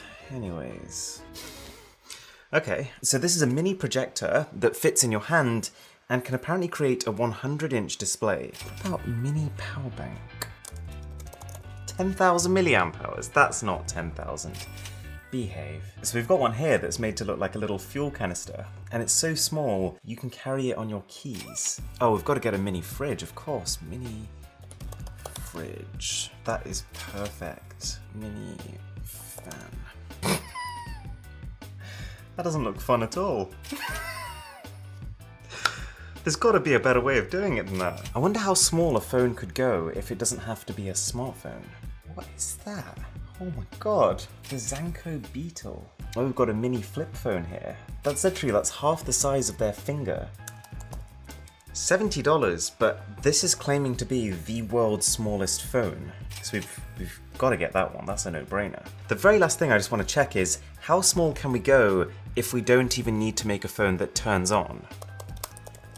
Wow, that's unbelievable. Someone's made like actual mini iPhones, and there's like a full-on unboxing experience of them as well. That's incredible. That's so small. What if we just go miniature PS5? They actually have one. That is everything I wanted from this video and more. Right, I've got to stop before I end up actually buying a dollhouse. Okay, let's fast forward a month when hopefully all this stuff has arrived. It didn't all arrive, but I think I slightly underestimated how many things I ordered. So thanks to Surfshark VPN for making that possible, and let's do it. From small to tiny to miniature. Right, let's start with the fridge. Oh, it feels extremely cheap and cheerful. Right, let's power this bad boy up. It doesn't exactly inspire confidence, but let's test it. So, because I'm British, here's a cup of tea I made earlier. So you can see right now the temperature is hovering at about 65 degrees Celsius. So, let's get it in. Close it up and come back to it at the end and see what temperature it can cool it to. This one has me weirdly excited. I'm not the kind of person who gets excited about vacuum cleaners, but look at it. Yeah, that's adorable. This is the hose on the inside. More complex than it needs to be. Does that seem right? Okay, battery's in. Oh. Ow. It's a proper solid job, this. Okay, so we brought up some flour from downstairs. We're just gonna... On the table. On the table. All right. Let's do it. It does actually work, to be fair. Onyx Coffee Lab is dedicated to creating the perfect coffee experience. We work directly with coffee farmers, pay more than fair trade prices, and our coffee is shipped the same day it's roasted. That's why our coffee is the most awarded in the country. At Onyx, we never settle for good enough.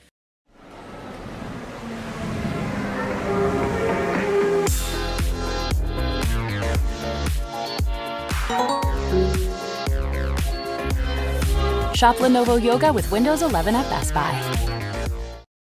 Not what I was expecting, but I'm ready to go. But I do feel a bit like a short crust pastry. Okay, so this is I think it's the world's smallest laptop. That is very, very small. Oh, and it's got the little pads on the bottom. This feels like it's designed like a MacBook. Really, really curious. Like, what would it be like to use this as your main machine?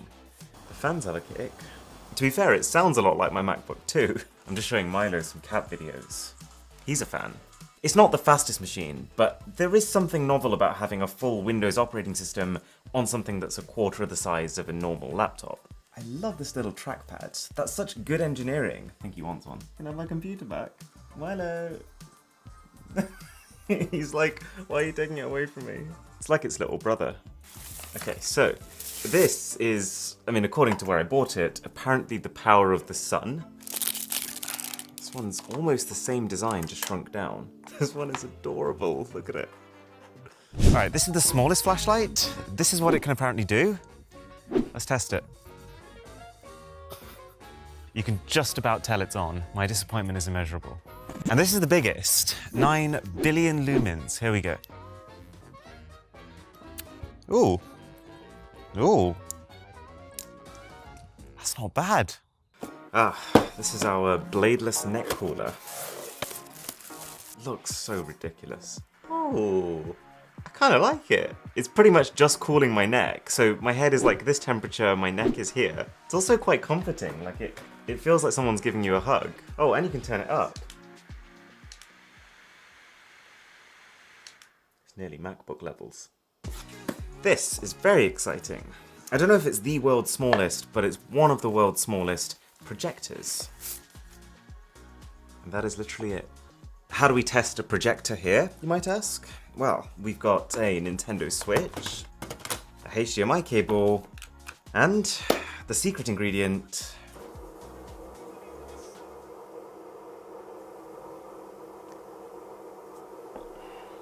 I thought it was going to be faster than that. I think we have power. It does work. Not the brightest or highest resolution, but for the size, not bad. Videos look good. We've got one set of earphones. That was stickier than I would have hoped. And these are actually a pair of earphones that do not exist in real life. They're the Beats TWS3 wireless. It's actually really nice packaging. But I wonder how everything about this just poor. On the bright side, you do have an LED in the earphones, and the case does tell you the battery percentage, which is falling every time I look at it. But yeah, this is probably the most budget true wireless earphone experience I've ever had. Yeah. One of them doesn't work. Oh, let's check on the tea from earlier. These cats. Okay, now we've got the phones. We've got a lot of phones. So instead of watching me unbox 15 products back to back, let's do them all at once.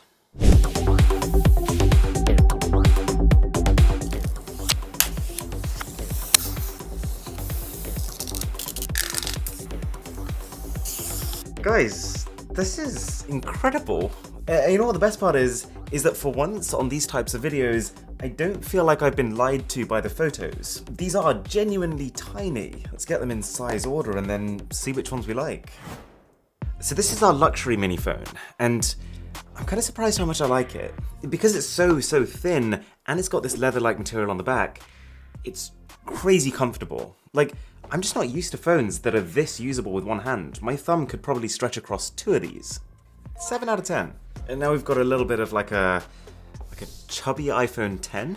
To be honest though, apart from that camera layout, it's very standard. The camera, for some reason, it just has the text megapixel. So I guess we can assume it has 1. Feels like a 4 out of 10. This one's surprisingly good. I like the way it looks, and the screen is bright. It kind of looks a lot like an OLED screen, which means the blacks are dark enough that it hides the border. Also, it's actually just pretty smooth. 8 out of 10. Okay, yet another iPhone clone. Oh, okay. So we've got a white iPhone style bezel, but then inside of it you've got another set of bezels, basically. One could say we have an iPhone-y on our hands. And why do companies feel the need to put text like that on the back? I'd give this one a 5. Okay, I'm particularly excited about this one because this one is inspired by Huawei's Porsche design limited edition phones. They're like 2.5 grand. And I do get the impression of quality here. Like, this one feels in particular very firmly constructed. And I like the contrast between the plastic rails and the glossy buttons. It's like a weird level of attention to detail for something as cheap and cheerful as this. Let's try the camera. Probably going to be disappointed, aren't I? Oh no, it's so bad. Why you gotta do me like that? 7 out of 10. I kind of hate this one. It's trying to look like an iPhone, right? It's got the iPhone camera, the iPhone flash. It's even got a notch on the front. But it's a keypad phone. It's a non-smart brick phone that's just trying to jump on the bandwagon. And it doesn't really pull it off. 3 out of 10. So this one is iPhone number 2. I actually really like the way it looks from the back. That white and silver combo, that is one of the colours on the iPhone 10, and it doesn't look far off. But I think the front is even worse than the other one. Pretty smooth phone though, all things considered, and the home button does work well. So, 6 out of 10?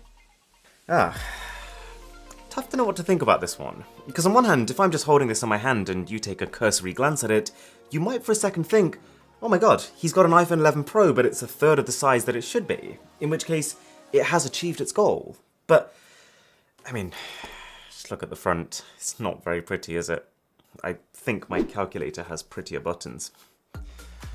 This one's pretty interesting. So it kind of reminds me of the iPhones we had earlier, like this one, but they've obviously trimmed some sort of corner to make it even smaller. And they've definitely made some sort of compromise to the screen, because the colours and the contrast here, they're not even close. Still though, there is some part of me that's just impressed that, like, this is full Android. Like, look how tiny some of these icons are. How often do you see that? Okay, but now we are going down a serious step in size. This is midget. Oh my god, look at it. It's got more bezel than screen. It sounds like me when I used to play the recorder. So this is not running a full smartphone operating system. It's more like a smartwatch operating system, but it is still touchscreen, and do you know what the really impressive part is? It has a headphone jack. And it also has a camera. Although, as with most of these things, I can't vouch for how that looks. It feels like there's a certain size beyond which you start to make some major compromises. But this is a really interesting case study, because this one is a phone that isn't trying to be like a big phone that's then shrunk down. This was made to be the world's smallest 3G phone. Pretty sure I paid like $60, $70 for this, which for a non-smartphone is crazy pricing. The screen is very bright, and I like the fact that the buttons are backlit. And it is kind of crazy that this has internet. Too small. But with a keypad this small, it's going to take me 5 minutes per word just to type out a search. And then we've got the smallest one of the bunch, a flip phone. Would you look at that? This is actually not bad. I mean, my thumb does cover the entire keypad in the front, but the screen looks decent, and it does have a much more normal, functional phone interface. And the best part of a flippy phone, wait for it.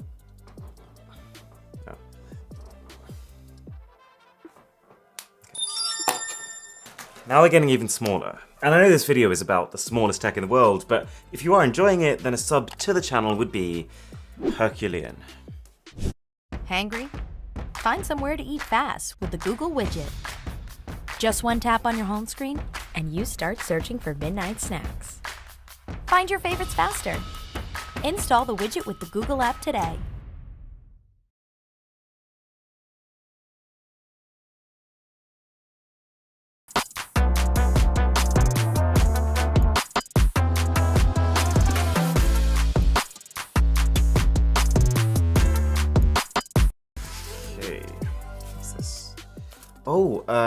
So this isn't a mini phone, but while I was browsing Wish.com, I found apparently an iPhone, like a real iPhone, for $1. So, we'll see. It does look a lot like a real iPhone. Feels a lot like a real iPhone. Really? Oh my god, no. This is a fully working iPhone. Okay, if someone on Wish.com is watching this, please explain to me what is the business model here? It's like the strangest mix of a scam and a charity at the same time. Ah, I think these are our two mice. Why is this one packaged like my mum's curtains? So this one is meant to be the slimmest mouse in the world. No way. You unwind it, okay. It just feels weird, like I'm kind of used to having something I can wrap my hands around. It just feels like I'm pushing something along a table here. You've got a virtual scroll wheel in the middle. This ain't it. Look.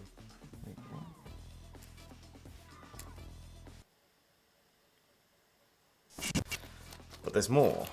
I don't know why, this just reminds me of like a block of cheese. So this one's a wireless one, so you get a wireless receiver. Oh, that's it works. Oh, that's way better. There's something very nice as well about having a three-dimensional object to grip onto, as well as an actual physical scroll wheel. Much better. Getting to the really small ones now. So this is meant to be world's smallest TV. Oh dear. What have I got myself into? So this right here is the speaker. This is the battery. This is the remote control. It's so tiny. Put the circuit board inside. Yeah. Okay, I can build. Oh. Look at that. Can I change program? Oh my god. So strange. Is this like Russian propaganda? Oh. I built it, okay. I've got that speaker. I'm pretty sure that's not what I ordered. We'll take what we get. It's very small. Now we just need to find a phone with a headphone jack. LG to the rescue. Some of the few modern phones that do have headphone jacks. Even if they are now out of business. Okay, 3, 2, 1.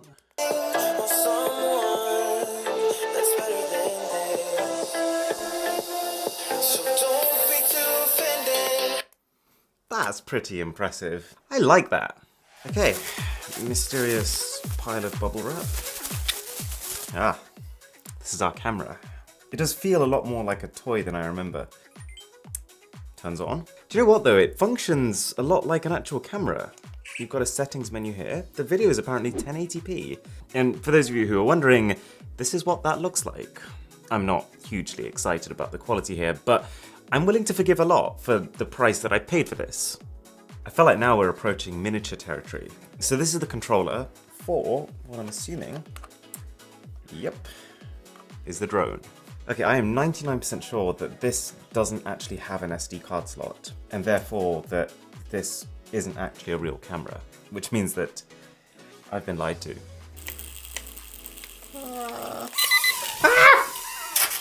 Oh dear, oh no, oh no, oh no. Okay, we've set up a bubble wrap finish line. I'm gonna try and drive it straight through and just see what happens. Ooh, ooh. Oh my god, oh my god. I've got a surprising amount of control over this. Okay, let's go, let's go, let's go. Oh, oh. Oh no, okay, bring it back in, bring it back in. Oi! Ah. No, that's me, that's me. That's, oh no. That was so close. That could have been Apple Pro Display XDR down the drain. And this is our miniature power bank. Oh my god. Look at it, so that's the micro USB cable. It's built inside of it. What else do you do with a power bank?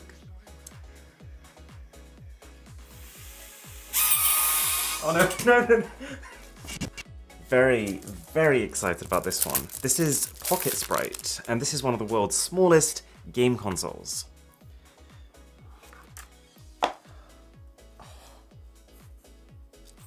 way. That's beautiful. It's absolutely minuscule, but it kind of works, I guess because there's just not that many buttons on it. But like, just for some perspective, Game Boy, Pocket Sprite. I always wanted a transparent Game Boy when I was younger. I just thought it was like the coolest thing. And I'm trying to think what my reaction would have been if someone had rocked up to me then and handed me this. And finally, the miniatures. So, I believe this must be our PS5. I know it's not going to do anything, but I'm strangely excited about this. Look at that. That's amazing. And it actually feels like, I don't know what it's made of, but it's proper high quality. And you can also see every single port on the back of it. PS5. Mini PS5. And then we have iPad Pro and iPhone 12 Pro Max. Mini. It's just crazy. I don't know why I'm impressed. I mean, it's just a piece of plastic with a screen taped on top, but I'm just not used to seeing tablets of this dimension. And then our iPhone. What is this unboxing experience? That's the iPhone. Let me try and get closer. It's like a Tic Tac. You could probably swallow this and you wouldn't even notice. All right, the moment you've all been waiting for. The big reveal of what temperature my tea is now. Oh, it feels cold. We've got our temperature sensor here. Come around. So it is 18 degrees Celsius, 2 degrees below room temperature. We've been filming for 4 hours. Okay, never mind. Does anyone want a fridge? Okay, here's something to think about for a second. Your location, your operating system, every hardware detail of the device you're on right now, as well as all your past browsing history. These are things that you'd want to keep to yourself, right? Well, this is how much information a website immediately knows about you the second you click on it. And to be honest, if it's a website you trust, then it's fine. But I'm willing to bet that there's a lot you visit that you probably don't. And that's where Surfshark VPN comes in. As far as I've seen, it's the most affordable way to keep yourself anonymous. It's just over $2 a month for as many people and as many devices as you want. But there's another perk. Because I can effectively pick the location that I want my device to be from, I can, for example, pick the United States and watch US TV shows. You can effectively have the exclusives for every single region without leaving your home. Like if I wanted to watch Batman The Dark Knight, I just switch to Canada, and I can do that. So, check the link in the description, and if you use the code BOSS, you get an 83% discount and an extra 3 months for free. If you enjoyed this video, then here's an Instagram story that completely crashes your phone. You might find that interesting. And for the best smartphones of 2021, click here. And where's that Henry? You know that feeling of having to rewash dishes that didn't get clean? I don't. New Cascade Platinum Plus with double the Dawn grease fighting power and double the scrubbing power for a no rewash clean and a cabinet ready shine. Upgrade to new Cascade Platinum Plus. Dare to dish differently. I've been reviewing gadgets for the last 12 years of my life. Over 1,000 videos, over 5,000 products, but these are the 10 that I actually use every single day of my life, each one more essential than the last. And number 10 is my smart trash can, which sits permanently just outside our filming room. And I've picked it because it is the most streamlined way to trash things. I can literally wave my hand over it and it will open, but even if you don't have a hand to spare, you can actually just say, open can, and you can dispose of it without even touching the bin. Pretend that fits. Not to mention the 2 separate compartments so I can recycle things easier, the anti-fingerprint, anti-germ finish, and the fact that it's built to hide the existing bin liners that you have in there, while also giving you a really quick way to top them up from the back. Really has been revolutionary.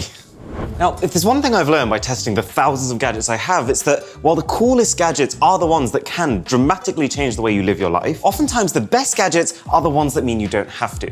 They fit into your existing life and just make the things that you already do either faster or richer. And maybe the best example of that is the the Ember mug. This is a mug that I set up once when I first got it like 3 years ago. And from that point, every single cup of tea that I've had has been kept at my perfect, exact, ideal drinking temperature. And I realize that sounds excessively particular, but for me, this whole idea of a tasty hot drink is actually my incentive to start working and also to stay productive while working. And so a mug that can both keep the drink hot, making it more enjoyable to drink and therefore a better incentive, and also make the tea last longer, because you can't just down it, you've got to sip it, is actually really good for my productivity.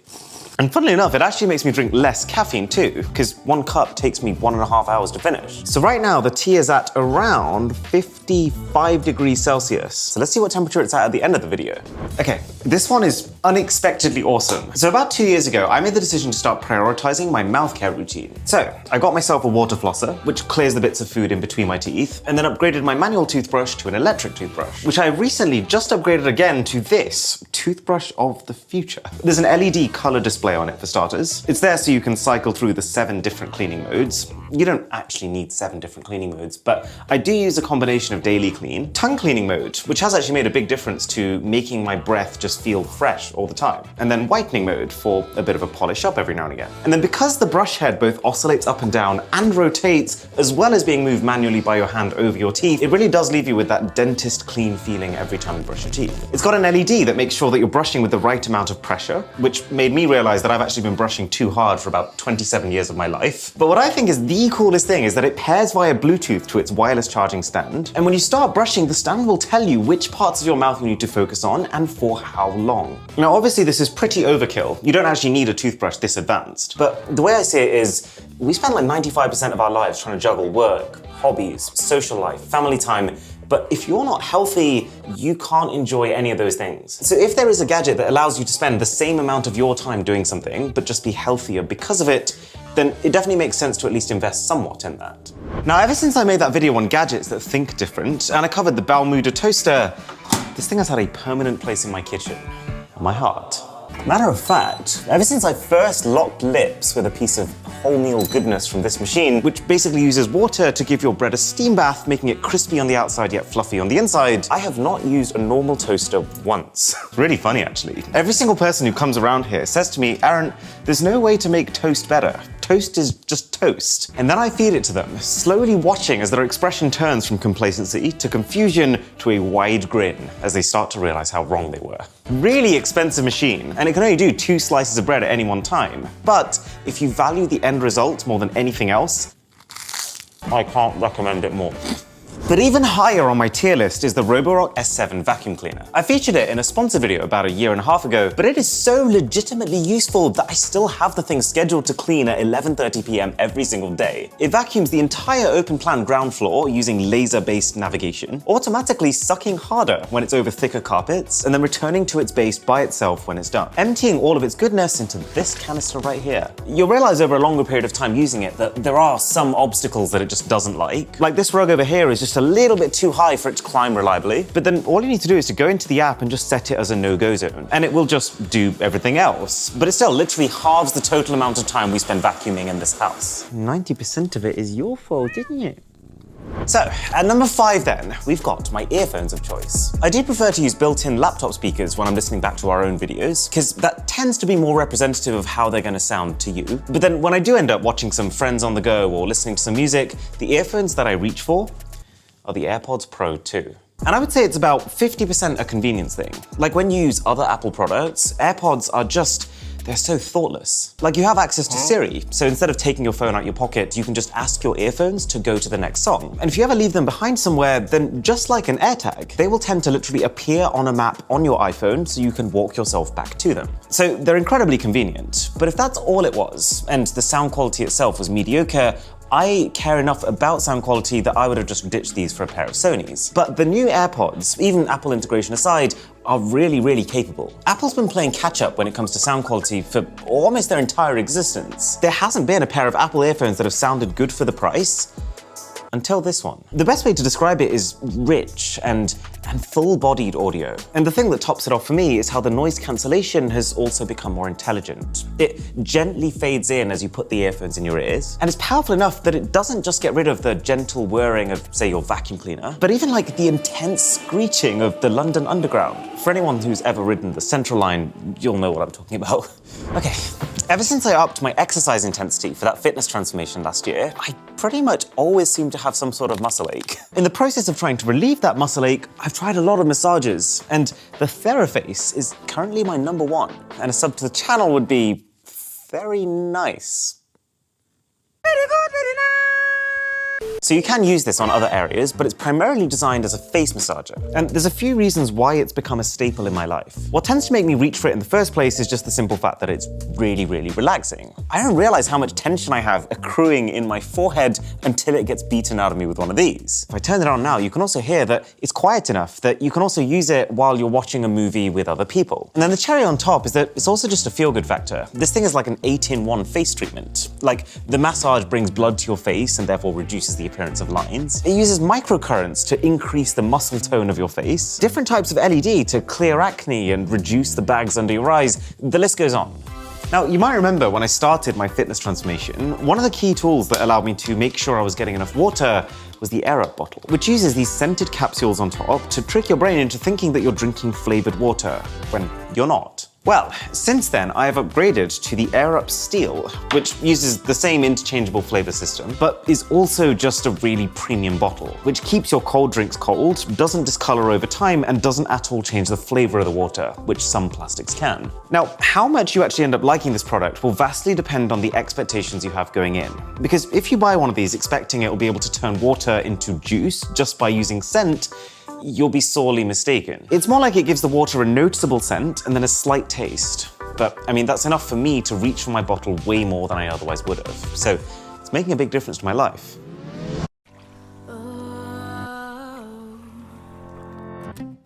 Then you take me by the hand.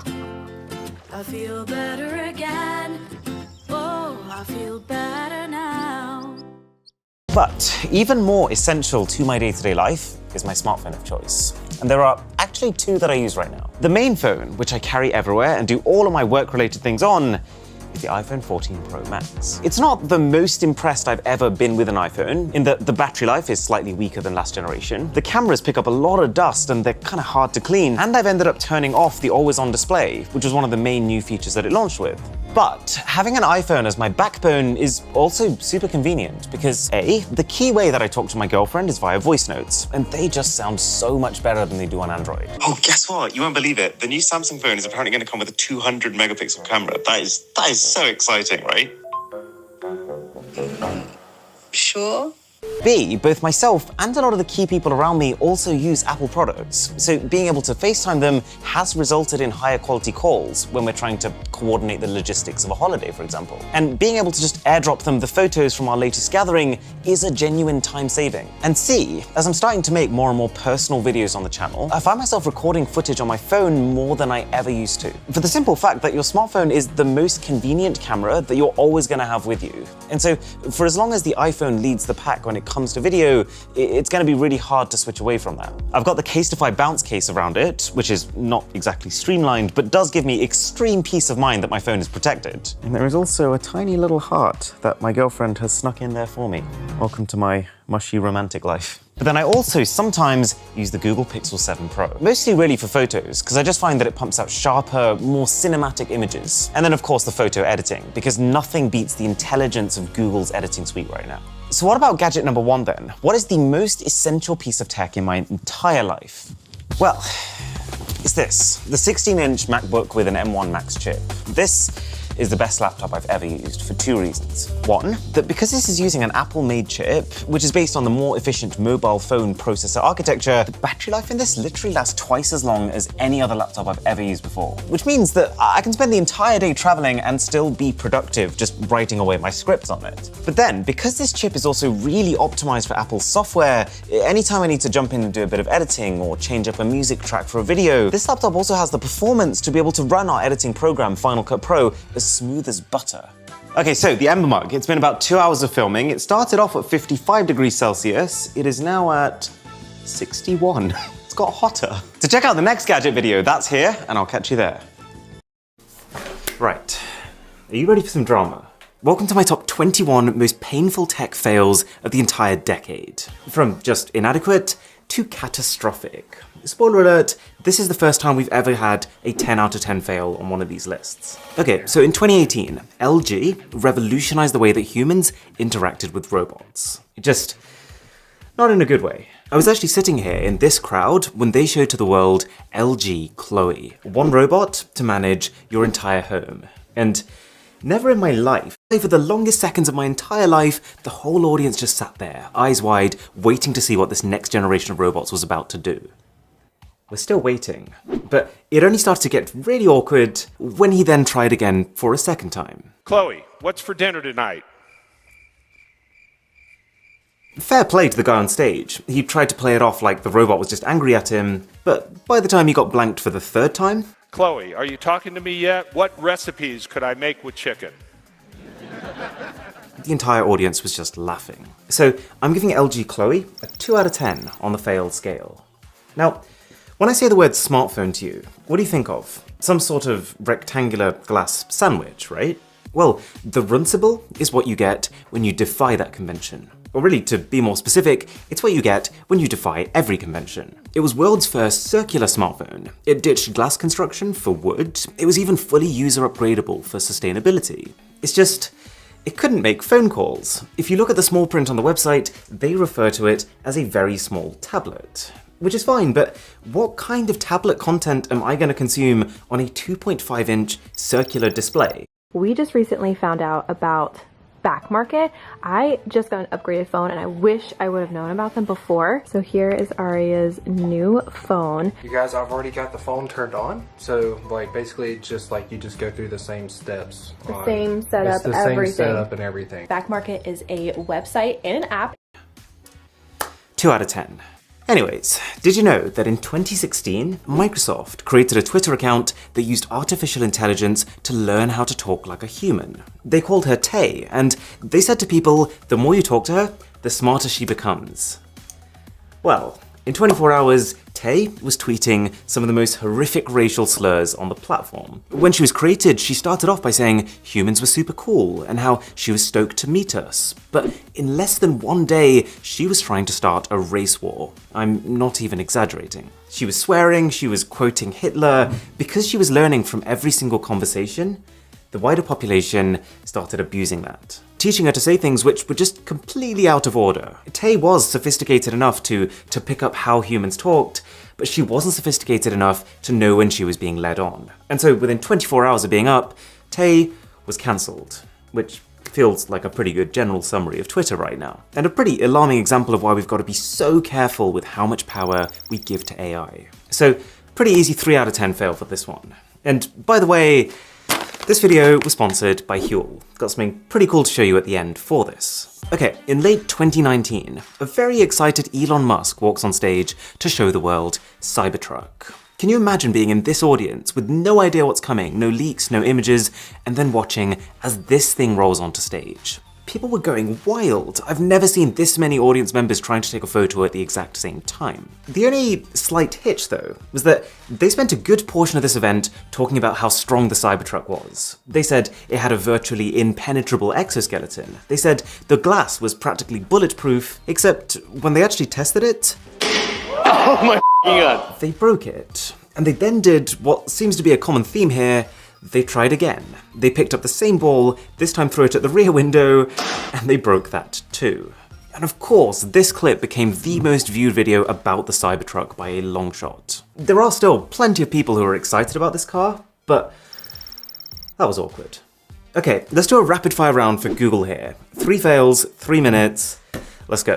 So first of all was the Nexus Q. It was a media streamer, basically a way for your phone to display content on your TV. Think Chromecast, only worse. It was wildly expensive at $300. It could only stream Google content like Google Play Music, which is also dead, and the New York Times described this as wildly overbuilt for its limited functions, which is not the kind of review that any brand wants. But even more disappointing was Google Glass, because unlike the Nexus Q, which just kind of came out of nowhere and then flopped, people were excited about Glass. Google made trailers like this, showing us the world that we were about to step into. They showed 4 people wearing Glass jumping out of a plane, whilst all still having a Google Hangouts chat. However, there is such thing as being too early. Google was trying to merge the digital and the physical worlds before the tech was really able to. And so for almost everything it could do, it just had a massive asterisk next to it. You can probably imagine then that this whole concept of dropping $1,500 to effectively beta test a product that did everything your phone did but worse, did not sit well with the average consumer.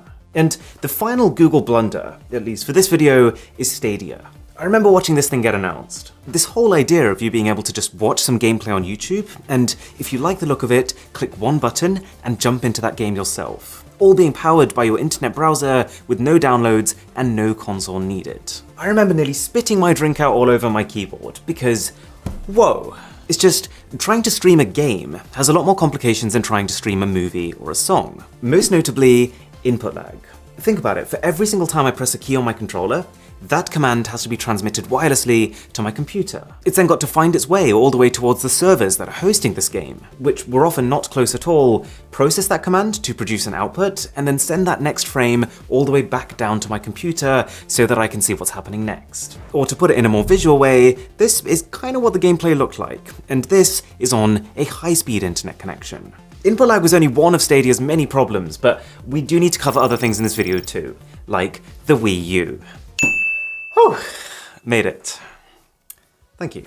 You remember the Wii, right? That console, even though it was about as powerful as my fridge, it changed gaming forever. It was the first time that I'd ever seen 3-year-old kids playing the same games as their 70-year-old grandparents, with both groups loving it. So it's kind of crazy that Nintendo could go straight from highs like this to lows like this. 6 years after the Wii, they decided it was time for its next-gen successor. A console that you could just play normally on your TV, but also with the option to play the entire games using just this new controller with its built-in screen, so other people could use the TV at the same time. I don't think it was a terrible idea, it's just it was executed with all the elegance of a Galaxy Note 7 moments before explosion. There were plenty of issues, but I'd say the primary culprit is just the fact that they called it the Wii U.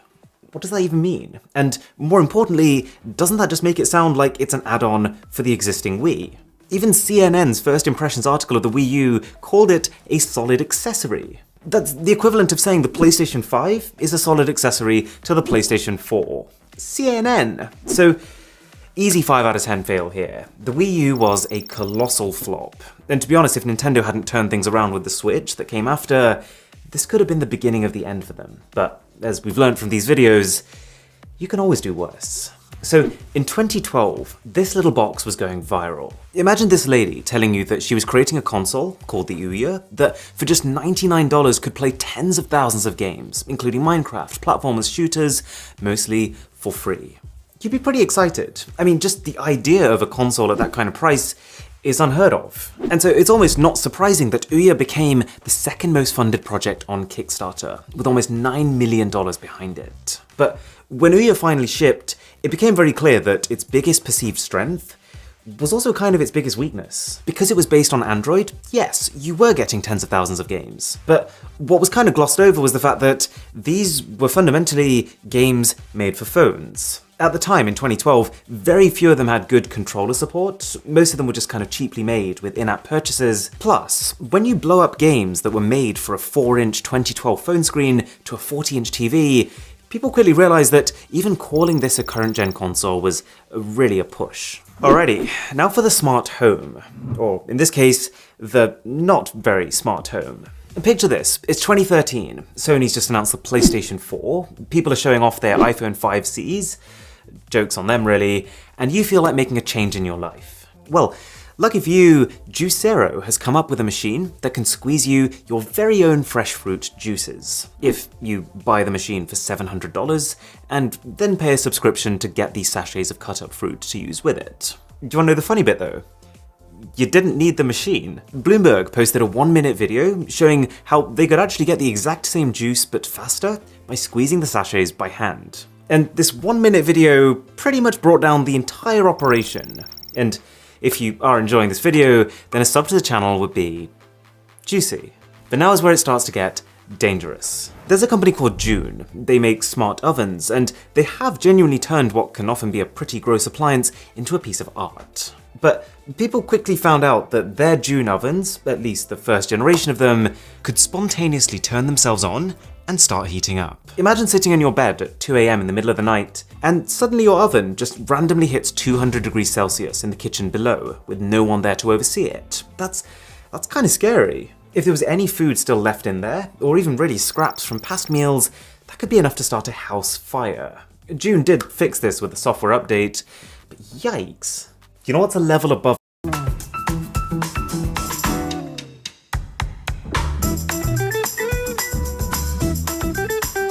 that? The Amazon Ring security system. No, literally, a security system that puts people at risk.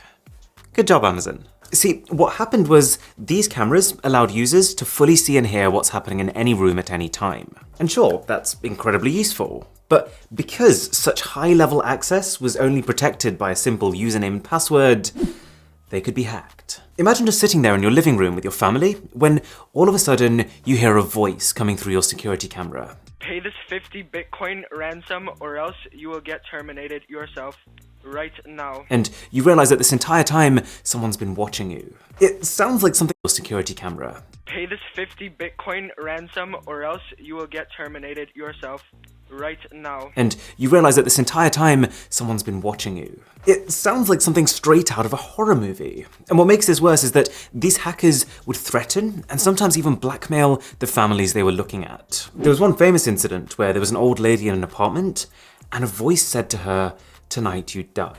Oh yeah, and also the Amazon Ring smart doorbells, the accompanying product to the cameras, they started spontaneously bursting into flames. So, quite the duo. I mean, obviously this wasn't Amazon's fault, and they did address it with a software update, but what a horrendous oversight. Okay, do you remember when Segways and hoverboards were like the coolest thing on the planet? How it finally felt like we'd figured out a solution to walking. Where did they go? Well, we found out the hard way that Segways were dangerous. You lose focus for just 1 second and you're either in a ditch, a road, or you've already knocked someone over. Even the President of the United States was seen falling off one of these. And this right here shows when a cameraman managed to plow straight into Usain Bolt, the world's fastest sprinter. Or at least he was before that. It's actually kind of sad. You know, the owner of the Segway company in 2010, or at least he was. And this right here shows when a cameraman managed to plow straight into Usain Bolt, the world's fastest sprinter. Or at least he was before that. It's actually kind of sad. You know, the owner of the Segway company in 2010, he actually drove a Segway off a cliff and he died. You know, I was actually going to make an entrance to this video on a Segway, but then partway through doing it, the battery ran out and I fell nearly face first on the ground. They're dangerous. And so it's not really surprising that a lot of governments got involved and basically started banning their use in public spaces. And what really didn't help is that many of these supposed hoverboards, which, let's be honest, were just boards, they started catching on fire. 500,000 of them had to be recalled, which, let's face it, that's enough to ruin any potentially up-and-coming product. So, this is definitely a 7 out of 10 territory. And that leaves us with a few major social media fails leading up to the big number 1.